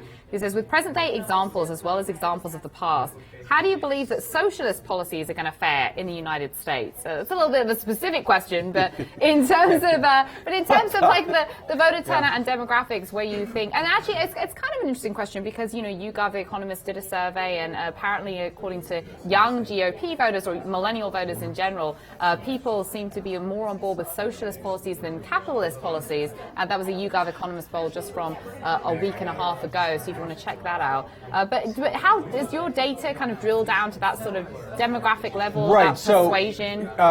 So we can drill down to identify a millennial. So how would we identify a millennial, right? Well, there's an age break on a millennial. There's an education break perhaps on a millennial. There is an income break on a millennial. Those are breaks that that's how we break up the voter file, right? So, in our next segment, you're going to hear how we break out angry white men, or how we break out soccer moms to determine how candidates are performing in those kind of mixed demographic or multi-demographic groups. You can do it for millennials, right? You can do it for a millennial Republican. So you can do it in those demographics. You can do it for those registered Republican, because we have party registration on the voter file, and you can do it for Democrats. It's just, not all of this is like math. Some of it is a little bit of art, right? You tell like, well, is a soccer mom, would she be age 30 or age 40 to 55, or is she 35? Now, how old does she have to be a soccer mom? What's her income level? The guys at the data desk, that's the kind of conversations we're having. That's the sort of esoteric, philosophical questions. Speaking of art, Ken, we have to talk about your outfit. The people on YouTube want to know, how did you put the Ken Smucker look together? Let's just take, can we do it? I don't know if we can pan, or if Carissa, she's not. Thank you very much. Can we just I think we got a data problem. I think we have a data problem. This is beautiful, I've got to get to a data problem. It's a thing of beauty. I was like, the people want to know, Ken, what goes into this look? Well, first, very little. Okay, extreme little. Although I will say, I have been wearing these sneakers for 35 years. Look how freaking golden these are. This is glistening. I didn't buy them 35 years ago. I've been wearing them for 35 years. Glistening Adidas. I'm doing American just for you guys. But this is war room attire. I mean, it's not like I'm not going to the prom here, right? I'm going to a place where, all these guys have been working in this war room literally 24 hours straight with like a 2-hour break. At a very nice hotel that Vice has put us up in, by the way, but that was 2 hours we got from our own pocket. That's why we got 2 hours. It's impressive, and people are very, very curious about you, Ken. But let's talk about as well the other wonderful people in this room. And we mentioned Ken. We've got the other Ken over here, Strasma. Give Carissa's getting a shot of Strasma in a second. Yeah, Strasma, give you a shout out. So you mentioned angry white men. Right. how, this has been the election's kind of been peppered with this idea that white men are disaffected, that this is the kind of core group, particularly over the age of 50, that Donald Trump has been able to speak to. Strasmer, has the data at the moment, with what you've got coming in from these battleground states, is it evincing that point? Is Trump doing better with white men over the age of 50? That definitely does seem to be the case. So we're using angry white men just as shorthand here for the type of people who we see at Trump rallies, et cetera. We're defining it as lower income, under 50,000 median household income, 12 years or less of education, so high school education, not a college degree, and white. That's a group that's it's politically swing. It's majority independent, actually. About 25% Democratic, 35% Republican, majority independent.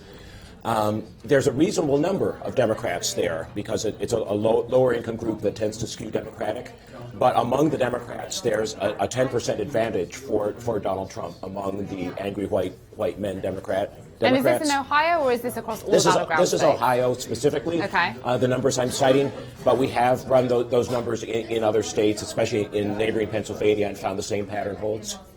And then Ken, going back to the broader conversations that people have been having as to why and as to whether or not this is going to be a cohort of people that for a long time were Democratic voters, right? Particularly in that Rust Belt, Michigan, for the first time you have people who were dyed-in-the-wool Democrat voters who are now saying, you know what, I'm pissed off. I don't feel like this party speaks or sings to me anymore. Are the Democrats going to be in the doldrums for a little bit in these states based on the data that you're seeing right now from the turnout? Right. So, we'll have to look at places like Janesville, Wisconsin, and Kenosha, where auto plants went out, where that is the angry white male that Trump, is targeting. And there is, I think there are pundits that would say there is this blue wall of the Rust states where it does look like it's moving more red, right? And that's, I think, one of the most fascinating things about this election is what was the impact of Trump in places like Allegheny County, which lost steel mills? What was it in Janesville, Wisconsin, or Kenosha, Wisconsin, where they lost auto plants? And if you really see Trump voters coming out there and Trump performance coming out there, then I think you can make the case that Trump did tap into something, this anger, and if his numbers are really good, then it's not just he tapped into the anger. He tapped into the anger and he motivated them to vote, which is one of the most difficult things for any politician to do. Yeah, I know, absolutely. Sorry, well, talk about the numbers that we're going to be getting in a little bit, because, we're going to be totally transparent. Things have been a little bit sticky, right, for the last hour? Yeah. What's been going on? Because, you expected there'd be more data at this point than maybe there is. So what's happening? Exactly. So, this is kind of a three-ring circus, right? You have the field, you have the data, and you have the engineers, right? And so where we had a problem was when data was moving through our processing platform, it was getting captured and wasn't getting pushed out. Okay. And I believe it had something to do with time zones in Florida. Yeah. What happened? But we do have a Russian hacker. What's time zones in Florida? What happened? When you make little changes in the database, everything has to flow naturally after that, and it can be a very small problem, and it takes some time to diagnose it. And fortunately, these exceptional guys did it, but it was a little bit of heart stop for about 60 minutes. Really? Fortunately, you have defibrillators here. Yes, we do, because health and safety is something we are about here at Vice. I mean, that obviously is going to have kind of caused a bit of a plug in the pipeline. Yeah, maybe? so what happens, it's more like a dam, right? So once you break through the dam, all the data moves, and it moves very quickly. But when it's in the dam, there's nothing moving. So that's where we were. So now what we're going to be able to see and so what we wanted to do first, right, show everybody the early vote, which they had never seen, and then slowly come into what the day vote is, right? Because it takes a while for enough day vote to come in. The day vote in these battleground states that didn't have early voting. On top, so that's the 8 states you're looking at. And stuff on top of the early vote. Got it. So across the battleground states, now we're starting to see the data of actual voting on election day. So the next visualizations will be all with election day data. Wonderful. Well, I mean, we're going to be looking forward to it when the plug in the pipeline has kind of fully released, Right. and there's like a flow. There's some metaphor there. I don't know what it is. We'll leave you all to it. But we'll be back with Ken and his fantastic sneakers after this, and we'll be talking a little bit more about hopefully what's been going on down ballot in the Senate races. And remember, keep going to vicenews.com. There is a rolling live update with all of this information from VoteCastr there. And be sure to keep your comments coming in on YouTube and Facebook.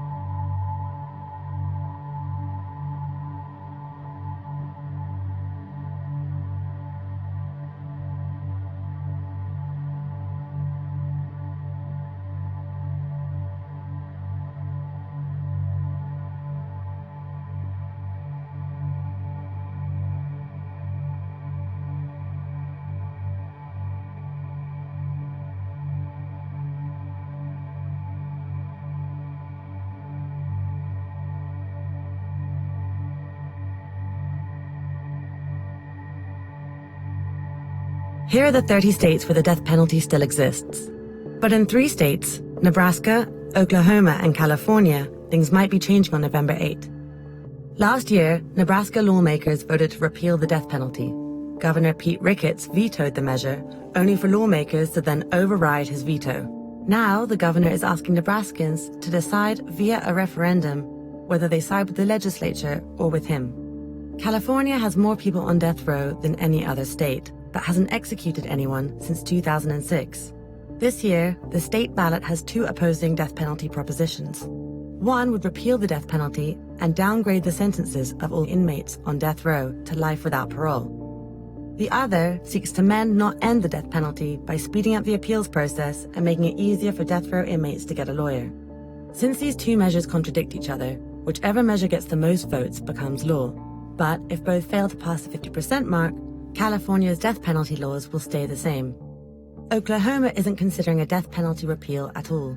Instead, voters will be choosing whether to enshrine capital punishment in the state constitution to safeguard the death penalty from scrutiny over execution methods.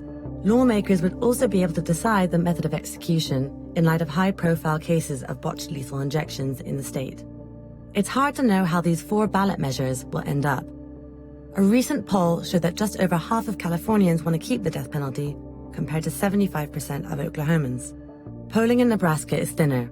An August survey found that 60% of voters favored capital punishment, but that survey was commissioned by Nebraskans for the death penalty, and opponents have labeled it as misleading. Across all 3 states, only 1 execution has occurred in the last 2 years. That reflects a downward trend in executions nationwide. And nationally, opposition to capital punishment is stronger than it's been in over 30 years. 42% of Americans say that they're against the death penalty.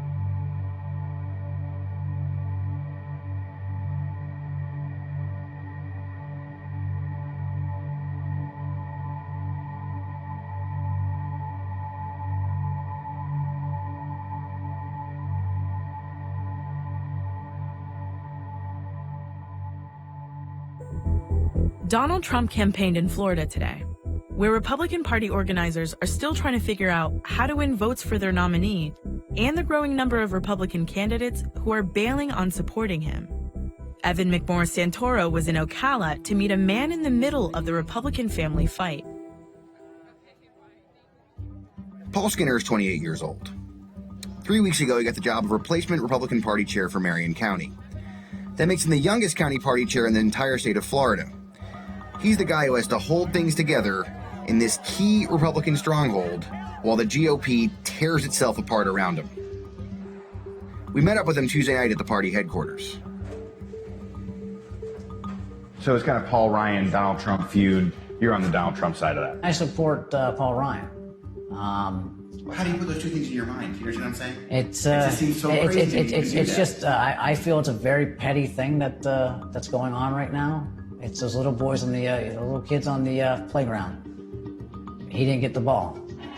This morning, Skinner and his team prepared for Trump's appearance at the Livestock Pavilion. He's on the Trump train, but frustrated that Trump doesn't make anything easy. Anything you're looking for in the speech you want to hear Trump say today? I would like to see him, bring forth the party unity and, what we need to do to, as Republicans to get other Republicans out to vote. Skinner's not the only one who doesn't know how this is all going to play out. People waiting for Trump today weren't sure either. I think we just need to get past the issues and again, buck up and do what's best for America. And what's best for America now is Donald Trump, not Hillary Clinton.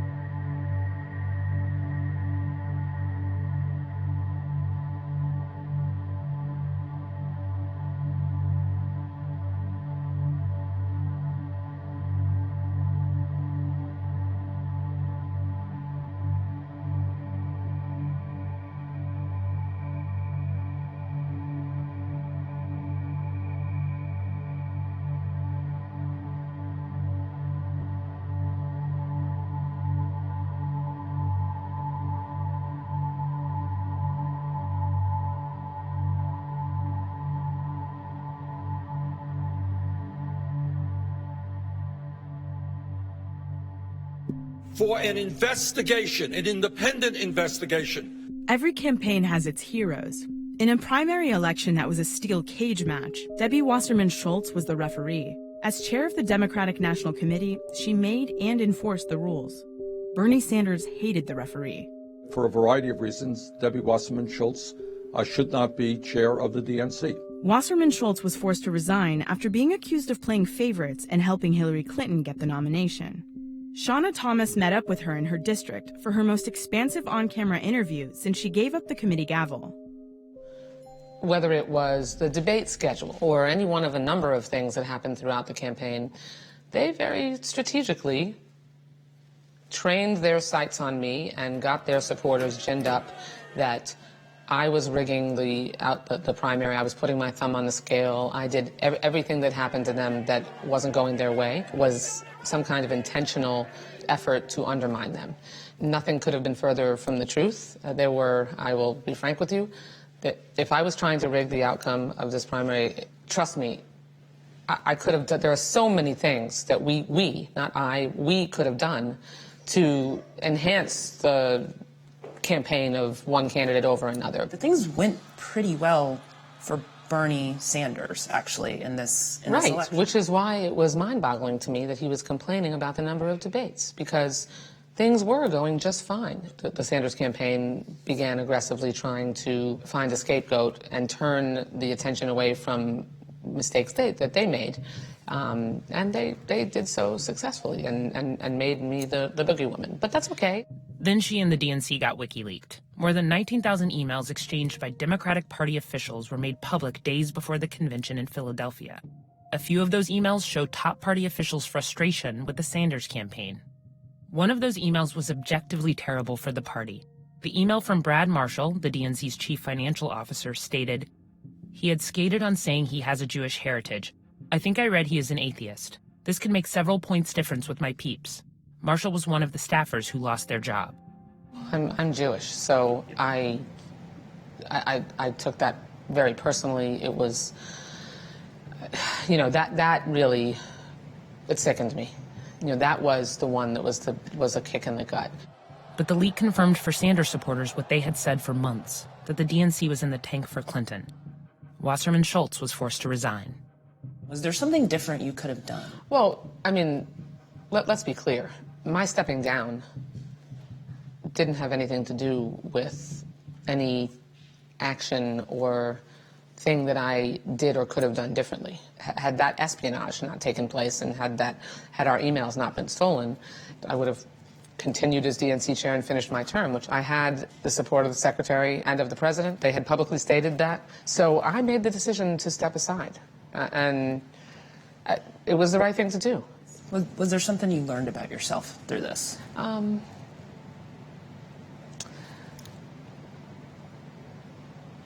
probably still trying to figure most of that out. She came home from Philadelphia and her congressional seat was in danger. She was being challenged by a fellow Democrat. The opponent was endorsed, very publicly, by Bernie Sanders. Well, clearly I favor her opponent. His views are much closer to mine. I asked her about that as we rolled through her district. Look, someone spends $4 million trying to defeat you and lies and attacks you. That's disconcerting. It's frustrating. It pissed me off. But I just had confidence because I love my people here, and I knew that they loved me. She won by 13 points. And some of that is because she still does what politicians are supposed to do. At home, she shows up and grinds it out. There's no shortage of need around the country. So there are some things in Washington that are bipartisan. To get the best education possible. This is a community that is like my family. Hi! How are you? I'm good. You want to join us? Did y'all know she was coming here today? No, they had no clue. Okay, I'm just checking. These women at this bagel shop are her Florida support structure. But she hasn't been fully abandoned by Washington, D.C. While we were hanging out in Florida, the White House called with a symbolic thank you. The president was coming to town, and he offered her a ride on Air Force One. I want to thank Debbie Wasserman Schultz. The congressional seat is safe, but she has less power than she wielded before. I had a good run, 5.5 years. I'm the longest serving DNC chair in 50 years. And So no, I actually have not spent 1 minute since the convention wishing I was still DNC chair. Do you worry about not being in the room where it happens anymore because you don't have that title of DNC chair? Oh, I'm going to be in the room.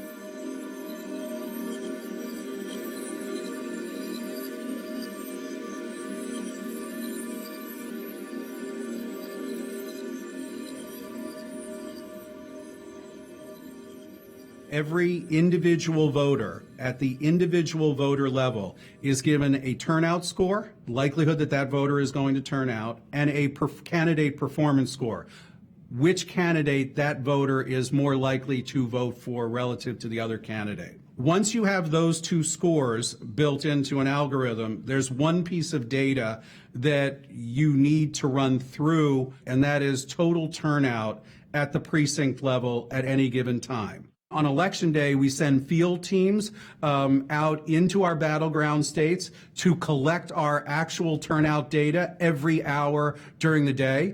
They input that data through our mobile app. It comes across our processing platform. Every data input changes the output. And so the score changes dynamically throughout the day in the battleground states. That score is the game as it is being played at the time. It is not projecting out to the end of the day. So it's like watching a football game. But we're not the guys that call the game in the first quarter. We're the guys that do the play-by-play.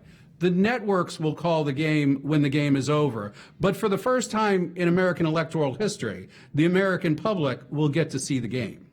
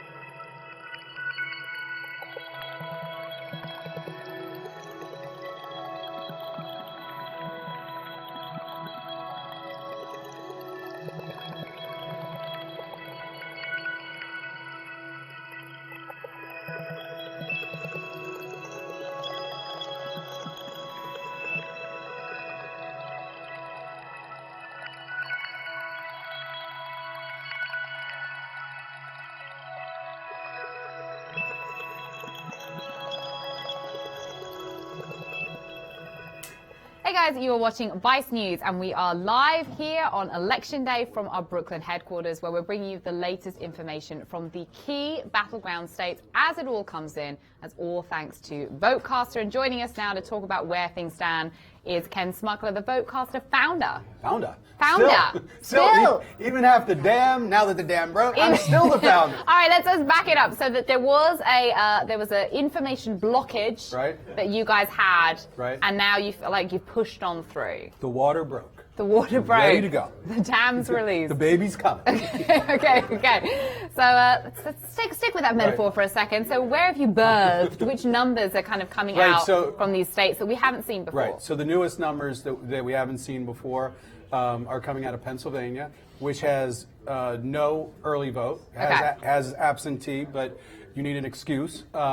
So these are, most of the numbers in Pennsylvania are the numbers that are coming in on Election Day. Same for New Hampshire. So Pennsylvania, New Hampshire, new numbers. All the other states are rolling up on top of the early vote numbers that we got in the morning. Got it. Sorry. So we've got Pennsylvania behind us, and Strasmer is standing by as well. Strasmer, what are we seeing then in Pennsylvania right now, and how much of the vote is in right now? Actually, that's probably the first important question. We're projecting about 46% of the vote is in, so only about half. So anything we say about the projected outcome should be taken with that grain of salt. There's more than half the votes still have to be cast.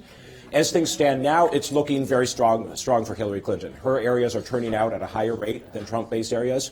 Basically, Pennsylvania comes down to Philadelphia, Pittsburgh, and what's known as the T. Much more Republican in the T. These are the two Democratic bases. You'll see it, if you just looked at this map, it's a sea of red and a little bit of blue. The difference here is the blue is where all the people live. So it's able to swamp a lot of these smaller Republican counties.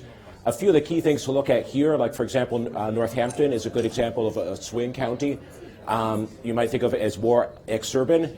So how are things standing in Northampton right now, then, just for people to So it's pretty close. We're projected at Clinton 47, Trump 46. So this is tight then. I mean, as you say, it's only 45% of all the votes that have come in so far. Right. In terms of turnout. Things could easily change. I mean, there's no reason to believe that Clinton voters aren't going to come in a surge voting after 5 o'clock, or that Trump voters won't. Either one could happen. But as it stands now, Pennsylvania is looking very good for Clinton. If we go down here to Philadelphia, you'll see it's projected at Clinton at 77%. As the votes coming in now. So at this point, so 77% projected for Hillary Clinton turnout, and there's 45% of total turnout in. I mean, how hard at this stage is it then for Donald Trump to make up that ground? So I should clarify, it's not that it's 76% turned out. It's of the votes cast, we're projecting that 76% of them are for Clinton. Got it. Here in Philadelphia. It's if that pattern holds, and I should say that's the caveat for all of this, if that turnout pattern holds, it would be very hard to overcome that kind of margin. So, I mean, can pick up on that for a little bit for us then. So it is a little bit of like guessing work, or is it more methodological? No, so part of the problem, because this is the first time this has ever been done, we don't know whether Hillary-based voters turn out early in the morning, Trump voters turn out late in the morning. There has been urban myth about voting. Kids don't vote early in the morning. Working class, soccer moms will vote after they drop the kids off. White collar voters will vote after work. It's all anecdote. There's nothing empirical. Well, I was going to say, because, we've seen just here in New York, there were so many tweets from people I follow earlier today that showed a lot of young people heading to the polls, lining up at 5:30 in the morning before the polls opened here at 6 a.m. So, and so kind of puts to bed some of those myths. Yeah, and so that's what part of this project does, is to put to bed those myths, because now we're going to have empirical data of when people vote, which counties vote early, which counties, and which demographic slices vote at what time. The interesting thing about Philadelphia and Pennsylvania is that is pretty much tracking registration in Philadelphia. So Philadelphia is an overwhelming Democratic town. It's a party-controlled town. Hillary was just there last night in a major finale of the campaign. And so what that is showing us is that Philadelphia voters actually are voting to their registration. And it'll be interesting, I guess, the next bit of breakdown will be about African-American voters. There was some fear that Hillary wasn't going to be a big of a draw as, President Obama had been in Philadelphia beforehand. He'd been successful there the last couple of elections. Whether or not she'd actually be able to make inroads with that same, same group, voting group, and see whether they were going to turn out for her. So I guess we'll drill that down a little bit later. So, okay, moving on from Pennsylvania, where are we moving to next then? New Hampshire. Okay, so Strasmo, talk to us a little bit about New Hampshire then. So New Hampshire's looking significantly closer. Key thing here that the counties on the Vermont border tend to be fairly strong for Clinton. Down here, around where Manchester is, this is the population center in New Hampshire, and it's very, very close. We've got here 45.2 to 44.8 projected in Hillsborough County. And if you can mouse over here in Rockingham, 42 to 47. So the population center is very close.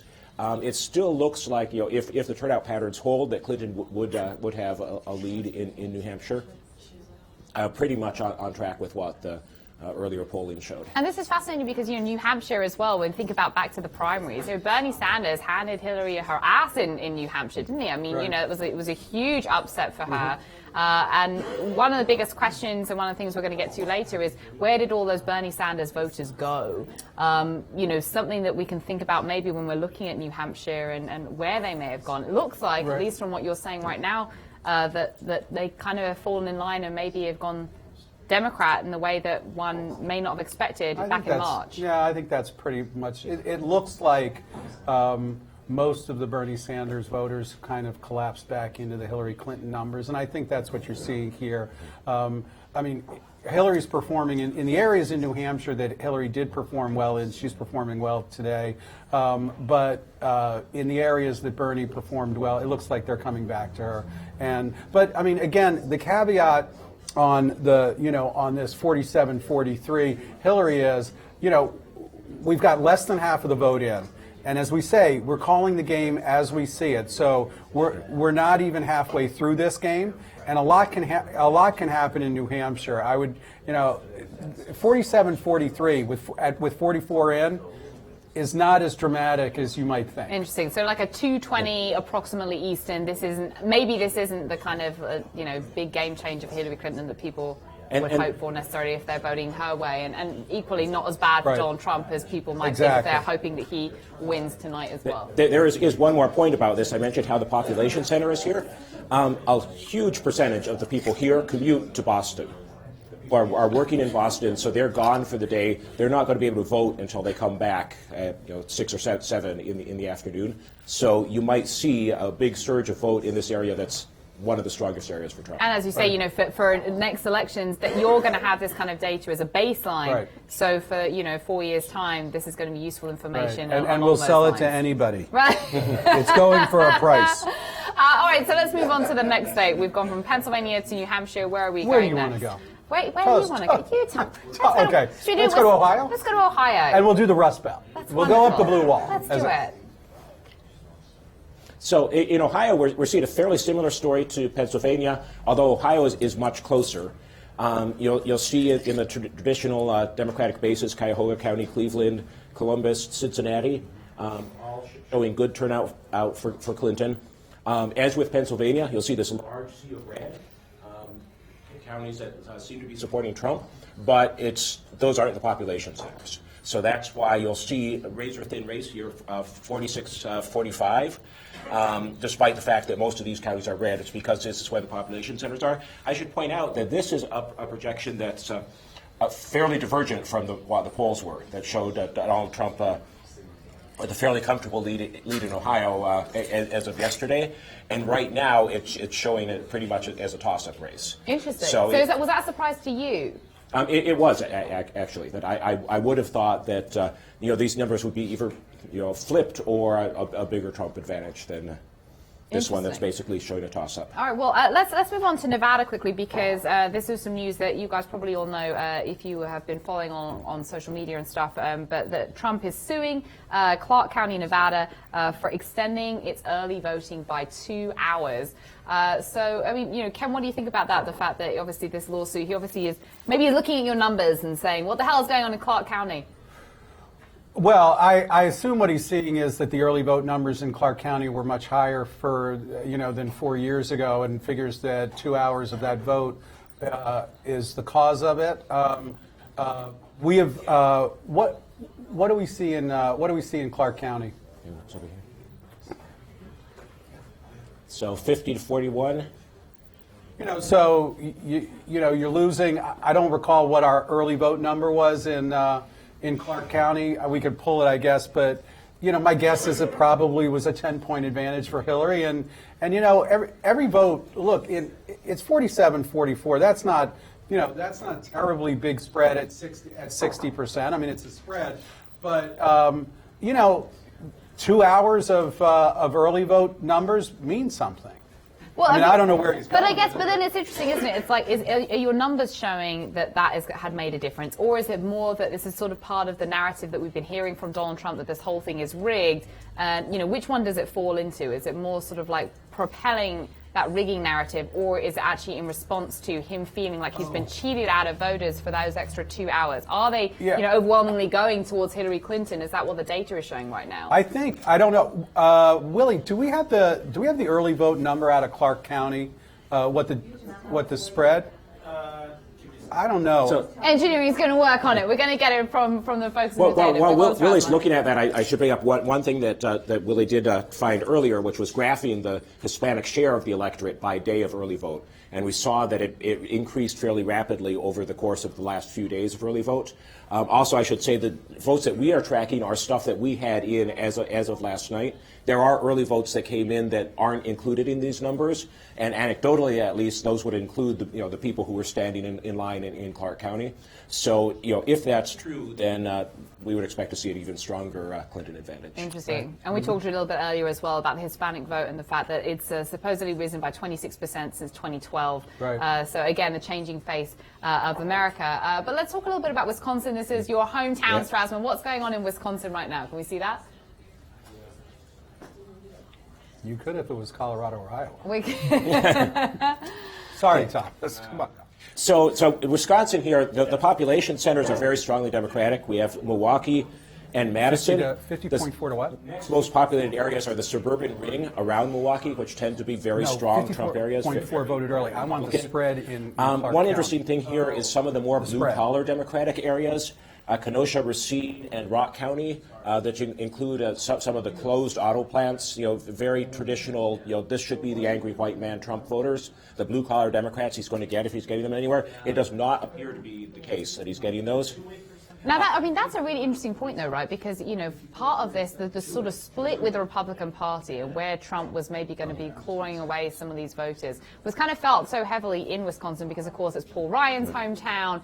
And, he hasn't exactly been enthusiastic in the last few weeks, particularly since those Access Hollywood tapes dropped about Donald Trump. Right. So, I mean, it's fascinating that we're seeing things play out, perhaps not in the way that Donald Trump would have wanted in Wisconsin. Right. That's very true. The Republican establishment, joined forces against Trump in the primary. Paul Ryan's district is down here in the same blue-collar Democratic area. And so, perhaps that's made a difference. Interesting. All right. By the way, Willie did come up with the number. So, Willie, give us the two-way. 54-46. Which is interesting. It wasn't like that's the early vote out of Clark County, Trump, Clinton. So it's interesting. It wasn't like he was getting swamped in the early vote in Clark County, which may lead to the Strasma conclusion that if it was Latino late and those 2 hours were Latino, that it might, if you wiped out that too, you might actually bring the 54-46 into a smaller gap. Which, if this thing ends up in within hundreds of votes mean something. Interesting. All right, well, we'll keep an eye out on it because the data is going to be coming in. And we're going to be checking back in with you as well in a little bit with some more of this data because next up, guys, we are going to be speaking to Green Party presidential candidate Jill Stein.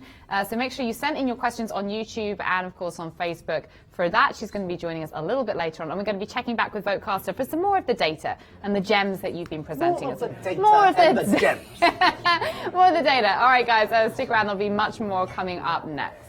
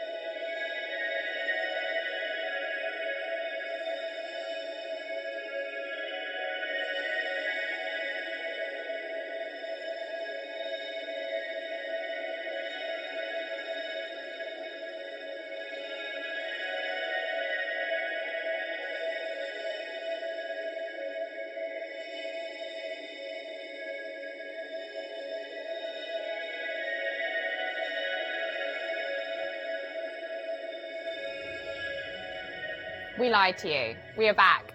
We have a few more states that we actually have numbers for that we can talk to you about. So we hear. I lied. I'm sorry. I lied to the Vice News audience. Forgive me.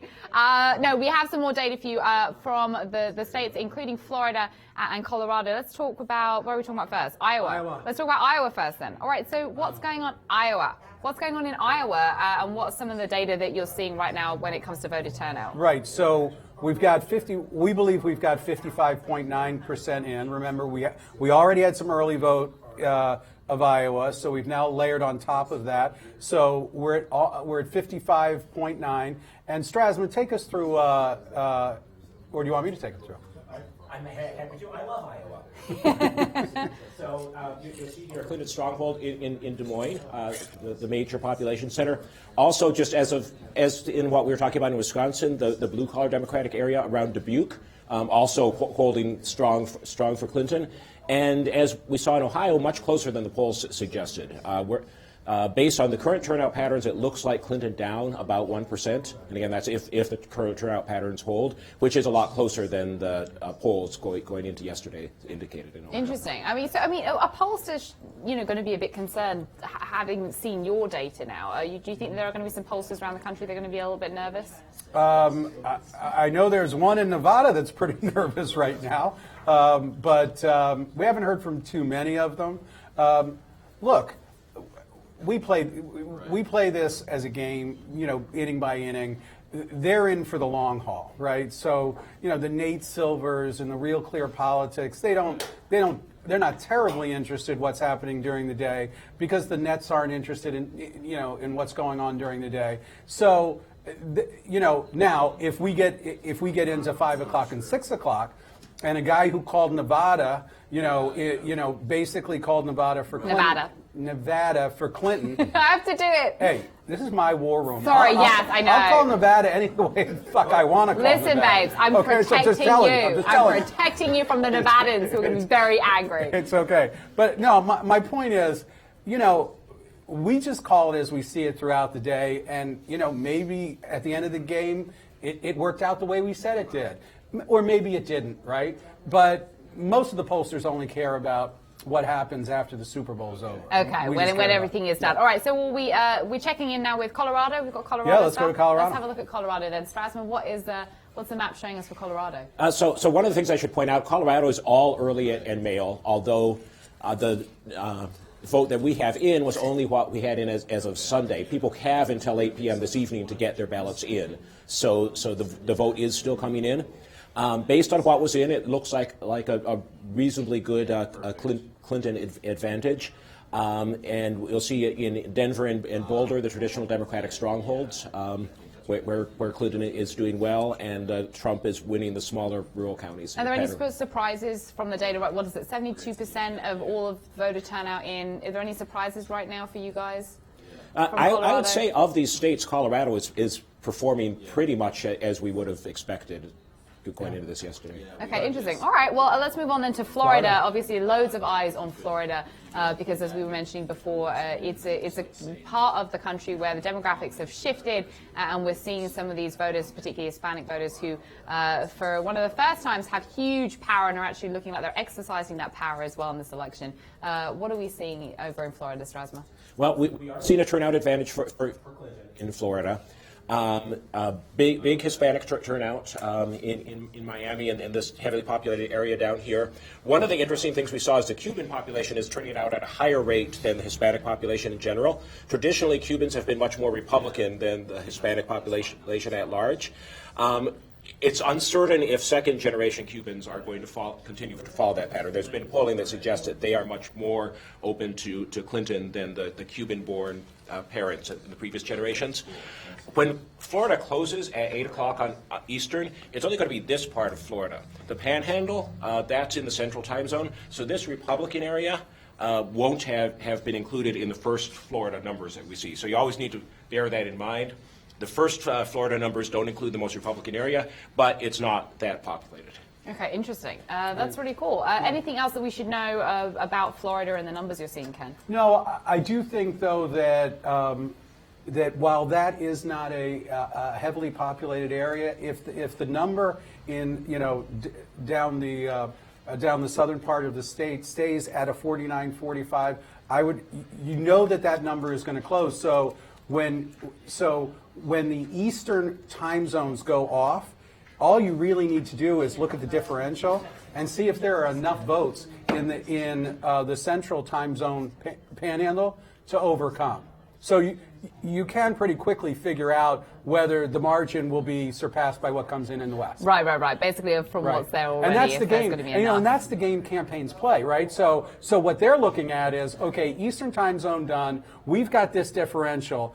We've got Trump performing at X, Clinton performing at X minus, right? We know how many voters are out there. We're gaming out turnout just like we're doing in this room.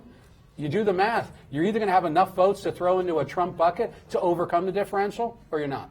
Interesting. See, it's that easy. If only things were that simple. All right. Thank you, Ken. Thank you, Strasma. We'll be checking in with you guys again as you're getting more of this data coming in as well. And guys, we will have Jill Stein, I promise. That bit I wasn't teasing you about. So especially you guys on YouTube that are watching, a big shout out to you all. Send in your questions for Jill Stein, and I'll try and put as many to her as we can when we come back to her around 3 o'clock Eastern time.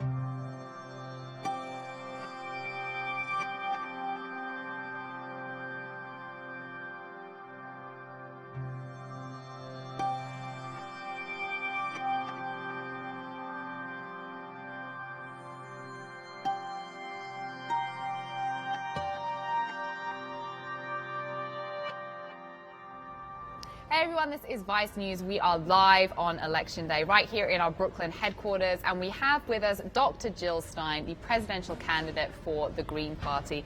Hi Dr. Stein, how are you? Great, Caroline. It's wonderful to be here. It's good to see you. So tell me, what have you been doing this Election Day?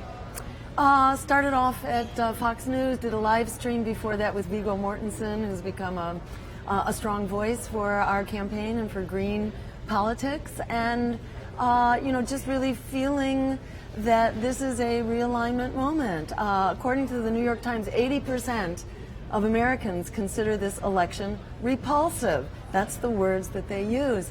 So people are pushing away. They haven't quite heard yet about what they can go to, but I think we're at that tipping point right now, and it'll be really exciting going forward from here. Well, so you've been talking about this whole election as a race to the bottom. That's what you keep saying, this phrase, race to the bottom. Do you think that any kind of policy message has been able to penetrate through a lot of the repulsiveness, as you say, that we've seen back and forth between the two main parties? You know, I think we've seen that on one hand we have a corruption queen who's a devoted friend of Wall Street, of the war industry, of the Walmart economy, where she was on the board of directors. And then we have another candidate who is really the sexual predator who sends his jobs overseas and abuses everyone from students to workers to immigrants, the handicapped, etc. I think, that's sort of been the focus of the campaign, is how really problematic and pathological and corrupt these candidates are. There's been very little discussion. 76% of Americans were clamoring for open debates. They wanted to know who else they could vote for. 72% of Americans don't know that I'm running or that I am the one candidate that doesn't take money from lobbyists, from corporations, or from super PACs. So, that's a large percentage of people who, as you say, don't even know that you're running. Yes. What do you credit that to then? Well, for example, it's no secret, Donald Trump got over $4 billion of free primetime mainstream media coverage. Hillary got over $2 billion. Bernie got more than $500 million, and I got basically zip. So it's no surprise with our media really being in the pocket, really looking for controversial candidates and looking to suppress candidates who challenge the monopoly of the big corporate media. It's no surprise that that the voters have been kept in a state of darkness. Do you feel like that there has been sort of an active suppression of the Green Party in particular, or do you just feel like it was kind of the way that the election has sort of been drawn, basically along the lines that Donald Trump drew them, which is that, he was so incendiary, as you say, particularly on his Twitter, on this Twitter account, we've just seen nothing but shock and awe, right? And that seems to be what people have kind of gleaned onto. The fact that your Twitter account, not to be kind of glib, but it's pretty tame. Like, you tweeted about your cat, the one per sentence. Do you think if you had been sort of fire and brimstone in your Twitter, that actually that would have been the way to penetrate through this year? Had you got any interest in trying to play that game the way that Donald Trump's been playing? Yes, well, remember, it's not only the media. This was also the game plan of the Democratic Party, as shown by the leaked emails that the Democrats, in fact, were looking to lift up the wackos in the Republican Party in order to make Hillary look good. We also know that the Democratic Party sabotaged what was the strongest opponent to Donald Trump out there, and that is Bernie Sanders. Wait, that's a bit of a point, is it? Because you had when Bernie stepped down, you actually sort of made the offer and said to him, hey, come and be on the ticket for the Green Party, that you would support him, you would back him. And then obviously he fell in line. He has been out stumping for Hillary Clinton. Do you see that as a betrayal to Bernie's followers, that he actually did fall in line with Hillary Clinton? He actually said to his followers early on, if I tell you who to vote for, don't listen to me. He also said that this is a movement and not a man, and he was perfectly clear from the beginning that he was going to support whoever the Democratic nominee is. But that's Bernie. He's been in Washington for a long time, did you regret and he's got another generational perspective. Did you regret inviting him onto the ticket, and then when he then endorsed Hillary Clinton? Not at all. I think it was the right thing to do, and the door remains open to him and to others to step up to a real politics of integrity. What Bernie showed us is that you can't have a revolutionary campaign campaign inside of a counter-revolutionary party. The party used its kill switch against him like they did against every other progressive rebel in their ranks. Dennis Kucinich, Howard Dean, Jesse Jackson. The Democratic Party is not where the change is going to happen, and that's why I think it's the voters who've really been left out in the dark here, not informed, at a time when they've been screaming for other choices. These are the two most disliked, untrusted candidates in our history.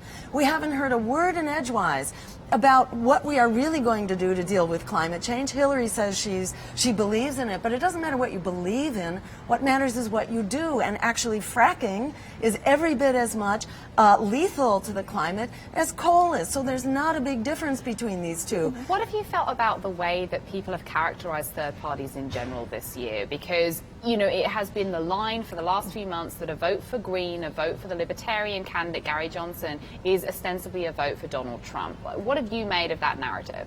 You know, I think that is the party operatives and the political pundits kind of protecting their niche with the Democratic or Republican parties and saying, let's not rock the boat. You know, what they're doing, I think, is actually very offensive to millennials, to people of color, to Latinos, and others, independent voters. Most Americans are now independent voters. They are being told to be good little boys and girls and take their marching orders and support these candidates who cannot earn our votes. So they're trying to intimidate us into voting for them. You know, Caroline, we could fix this in a heartbeat with a simple voting reform called ranked choice voting. You can go into the voting booth and leave your fears behind because it lets you rank your choices. If your first choice loses, your vote's automatically reassigned to your second choice. So in this election, obviously, you know, this is the line we've been hearing from a lot of people who have been trying to galvanize voters who were perhaps Bernie voters behind Hillary Clinton, is where they've used this tactic where they've said a vote for a third-party candidate is ostensibly a vote for Donald Trump. In your universe right now, as things stand, would you actually rather that Donald Trump became president, because it would perhaps then be a better gateway for you in 4 years' time to pick up some voters who are disaffected? You know, would in you my rather mind, Trump the over Clinton? standard is not what's going to make it easier for me to organize as a Green. You know, I'm in this as a mother on fire, as a medical doctor who saw that we're not going to fix our true threats to health and even survival unless we fix our sick political system. You know, so I'm not in this to advance my political career or even have a political career. I'm in this because in this race we're not just deciding what kind of a world we're going to have, but whether we're going to have a world or not going forward. Looking at climate change, where we've gone under the Democrats as well as under the Republicans. All of the above was a disaster for the climate, every bit as harmful. In fact, more so, because we produced far more fossil fuels. We totally blew the roof off of that. And it's not only the climate, it's also the wars, which have been massively expanded under Democrats in the White House. And it's also the nuclear weapons issue. It's Barack Obama's White House and the Democrats that are putting $1 trillion into a new generation of nuclear weapons. We say, instead of funding a new generation of nuclear weapons, we should fund a new generation of students and put that money to ending student debt for once and for all. Well, you have some fans, at least on YouTube. Guys, thank you so much for your comments. Keep them coming. And any questions for Dr. Stein as well? Liza Rukroff said, I voted Jill Stein to get the world working again with 20 million green new jobs, a peace initiative, an end to predatory college debt, the things we all need and we all want. Hashtag Go Green, hashtag Jill Stein 2016. And Liam Christian Cardenas as well said he voted Green. This seemed like it would have been the election where you would have broken through, maybe got 5%. You know, as of right now, it's 3 o'clock Eastern time. Do you feel that that's the way things are going to be going for you? Do you think that you're going to be able to get a 5% mark? So, you know, the 5% mark would be a whole new ball game. It means that we have $8 to $10 million out of the starting gate in the next presidential race. It means we have automatic ballot access starting the day after the election, in fact, so that we can really challenge this stranglehold of two-party tyranny starting on day one. It'll be great if we get to 5%, and I really urge everyone, don't throw your vote away on a failed two-party system that's throwing you under the bus. Invest your vote in a real movement for change. But whether we get to 5% or not, I feel like there's been such a surge. Right now we got a house of cards that's falling down. The political establishment is on its way out. The only question is when. And there is at the same time a real rising up of a politics of integrity. And I feel like we have really moved forward in a big way. Do you feel like there's been a surge, though? Because some people would have said that, you know, particularly with a number of missteps that the Clinton campaign has made, and there have been a blooming ton of them that the campaign have made, and you know, we've seen it time and time again where they seem to be sort of screwing themselves over, for want of a better turn of phrase. You know, in those moments, shouldn't you guys have been a little bit more assertive? Well, shouldn't you capitalize on those moments? Shouldn't the media have covered us? You know, there's been no lack of screaming on our part, and we've been out there. You know, I was out there at Standing Rock. You know, I have an arrest warrant for me now for writing the words, "I approve this message," on one of the machines of destruction. You know, I think that was getting out there in a way that we've not seen Hillary Clinton or Donald Trump even begin, or Gary Johnson for that matter. I was there at the floods in Baton Rouge. I've been there with the mothers of the murdered African-American young men and women. I've been on the front lines of the struggle, but the media has pretty much whited us out because they are quaking in their boots that the Americans who are throwing out these political parties that have screwed us, that those Americans should actually find out that there's a place to put our votes. I guess I can see where you're coming from, but I suppose I would just ask, why would they be scared? I mean, you know, I you know, not to take away from your, I think, valid point, which is that you certainly have, the Greens certainly haven't had as much play as the other parties, well, by any chance. 35,000. But in terms of the reasons why the media would be actively wanting to suppress the Green Party or your message, that doesn't seem to kind of ring true across the board, let's put it that way. If only, you know, if only we had a media and a corporate press that was, you know, what's the word for it? Assisting the afflicted, you know, comforting the afflicted and afflicting the comfortable, which is supposed to be the role of the press. But the corporate media these days has it backwards. It's about afflicting the afflicted and comforting the comfortable. We talk about breaking up the corporate monopolies. We talk about freeing the public airwaves to provide free coverage for public purpose. We talk about opening up the debates, but who controls the debates? It's the two corporate political parties whose purpose is to actually silence political opposition.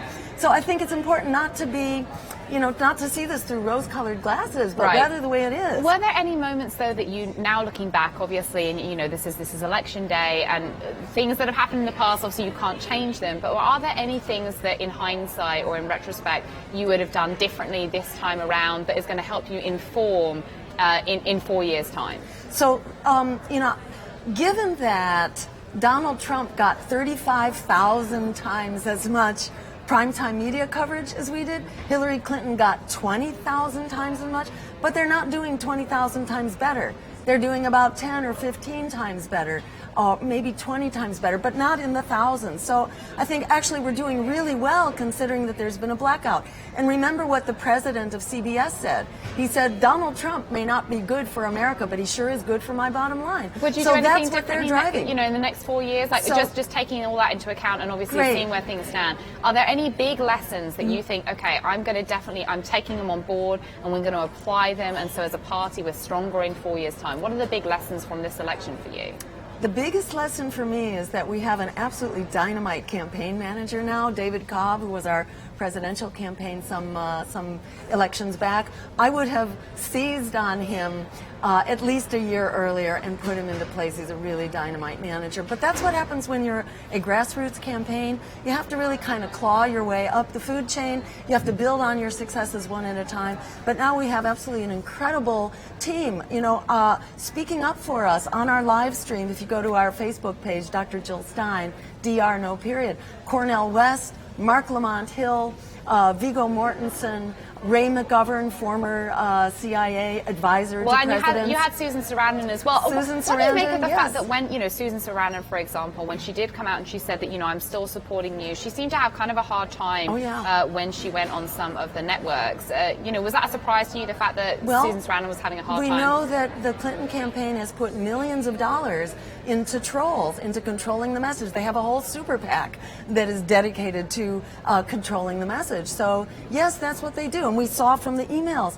how they work with the corporate press in order to move their message forward. So this is about an economic elite that has become the political elite and works in collusion with the media elite in order to throw the American people under the bus. But I think that has really changed. The American people are breaking through. They have divorced these two parties. The largest demographic now is independent. Millennials aren't going to take it. I think in many ways this manipulation campaign, this fear campaign, is actually backfiring. And people are standing up and saying, no, we're going to make a future for America and for the world that works for all of us. Well, it's going to be fascinating to see what happens throughout the rest of the day, and certainly VoteCastr, who are partnering with us today, are going to be looking a little bit more about how your party's performing in these swing and these battleground states. But Dr. Stein, thank you very much for joining us. It's been great talking with great you, Caroline. talking to Thanks you. so much. And guys, thank you so much for your questions. And of course, we're going to have more coming up later on today with VoteCastr, when we're going to be checking back in on those key battleground states and also seeing how the turnout is affecting down ballot races.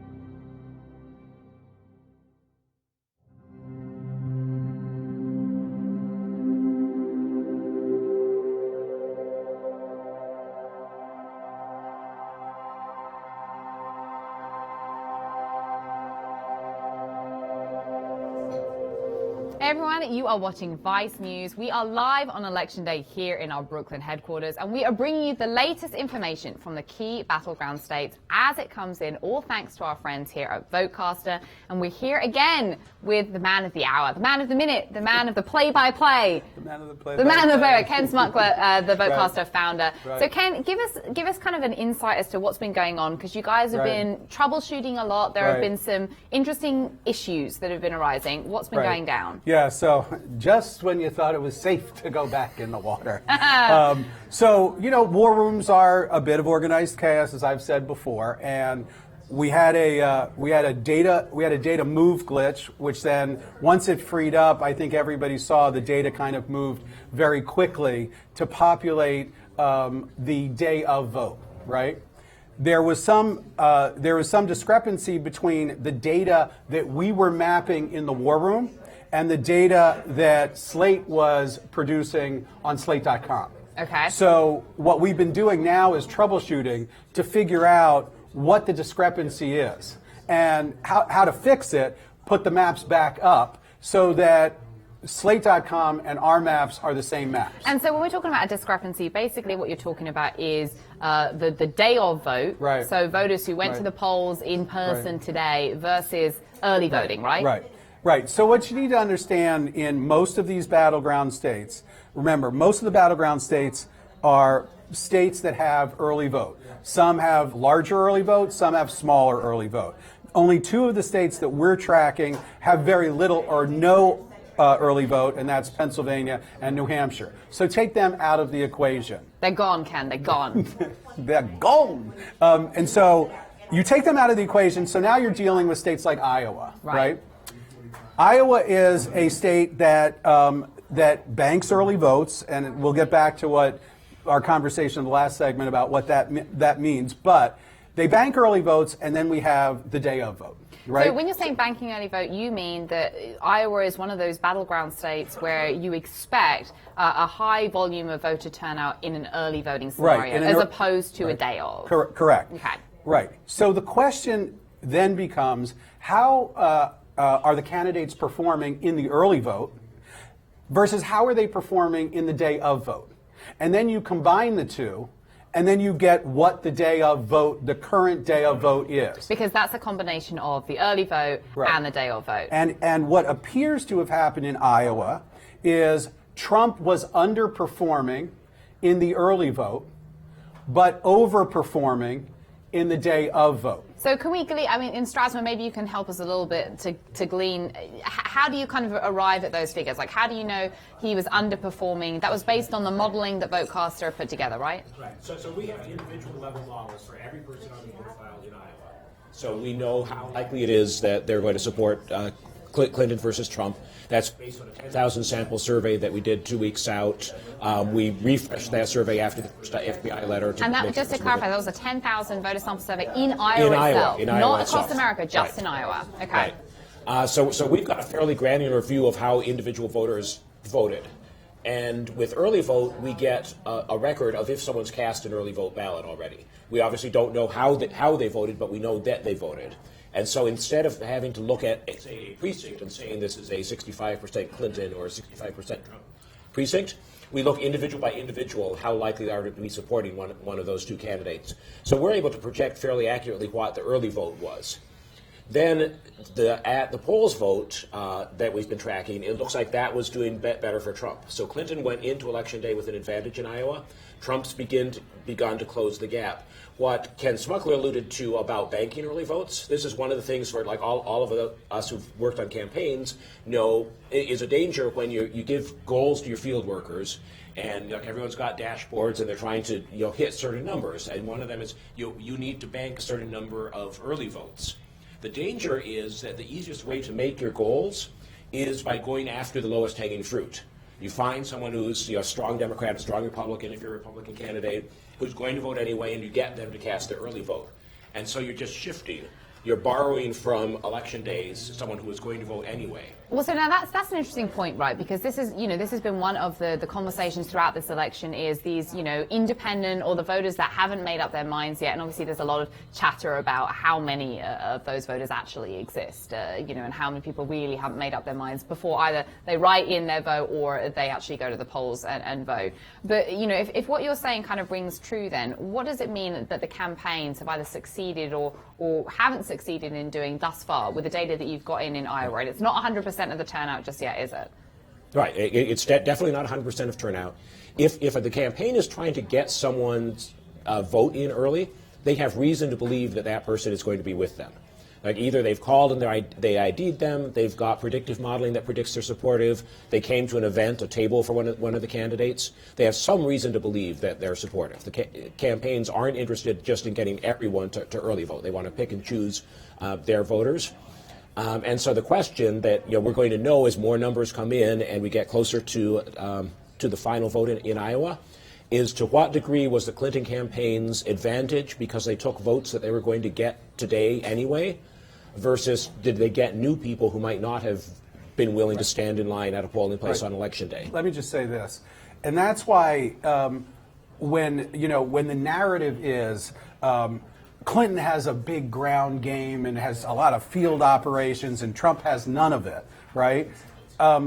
The automatic assumption is, oh, well, she'll perform very well in the early vote because Trump doesn't have any ground game to execute an early vote, and she'll perform well in the day of GOTV, right? Except there is a downside of of the big ground game in the early vote. If you start cannibalizing you cannibalize your day of vote. So then what is remaining, right, in the day of vote is a bunch of Trump voters, right, who were not executed into or pushed into the early vote. And you just have less of the vote that you would have normally gotten on Election Day because you banked it early. So because it's so simplistic to say, oh, you've got a great field game, that means Clinton is going to, have a 1 to 2 to 3 point edge on Election Day and a 1 to 2, 3 point edge in early vote. It sometimes doesn't work that way if the field is cannibalizing itself. And how have you profiled the voters? So, obviously there are, is it kind of like highly likely to vote Hillary, semi-likely? Yeah. I mean, how does that break down? You can talk about the subcategories. Because basically I'm kind of trying to get at where are these independent voters then? I mean, did they exist in terms of the models, that 10,000 sample that you guys did in Iowa? I mean, how much of a presence did an independent or a voter that hadn't made up their mind? What sort of percentage of the Iowa voter electorate from that 10,000 people did you figure it to be? So it's important to distinguish between independent in terms of party registration, so not a registered Democrat or Republican, versus independent as in they haven't decided between the two candidates. Every voter on the voter file, we gave a score from 0 to 100 of the likelihood of their supporting Clinton or Trump. So we can set our threshold wherever we wanted. When we were defining our base Trump and base Clinton precincts, we used 60% or above as base for either one of those candidates. And then the swing we're closer together. Now that doesn't necessarily mean that person was persuadable if someone was close to 50%. That just means that based on the available data, we didn't have a strong determination of if they were Clinton or Trump. If you take 100 people with a 50% score, you expect 50% to be with Clinton, 50% to be with Trump. So when we're defining the base precincts, we're just saying that we are confident that a majority, in this case a supermajority of 60% or more, are going to be with either Clinton or Trump. So, what's the percentage of the total voter turnout data that you guys have got right now then, in combining early votes and day of votes? What does that look like? Well, it's, it looks like in most of the states we're in the 50, 60 range right now. So somewhere like that. Yeah, I mean, that's, I think, in most of the visualizations that we had, we were about there. I think that's kind of where we are now. And it does take, I mean, one of the things we will also see right now, because we're doing it in real time on Election Day, so we're actually time stamping when votes are, coming into us. We will be able to see what the track up is, over time, the late surge, of voting. We'll be able to see this, whereas the networks will assume it or say, oh, well, anecdotally, we've heard that, at the end there was a huge Latino surge. Well, after today, VoteCastr will be able to tell you this is where the vote moved at this time on that day. Interesting. All right, well, we're looking forward to seeing more of the data, and thank you for clarifying that, that early vote and the day of vote. I think it's fascinating, especially for a lot of the data nerds out there. Thank you, Ken, and thank you, Ken. There's so many Kens. And guys, we'll be continuing to update you. Make sure you're checking out vicenews.com. That's where our team have been putting their updates of all of this data that VoteCastr have been gathering as well, and of course keeping you posted on some of the stories that are happening across the country as well. And be sure to keep in your comments on YouTube and on Facebook, and we'll be back with some more updates later on.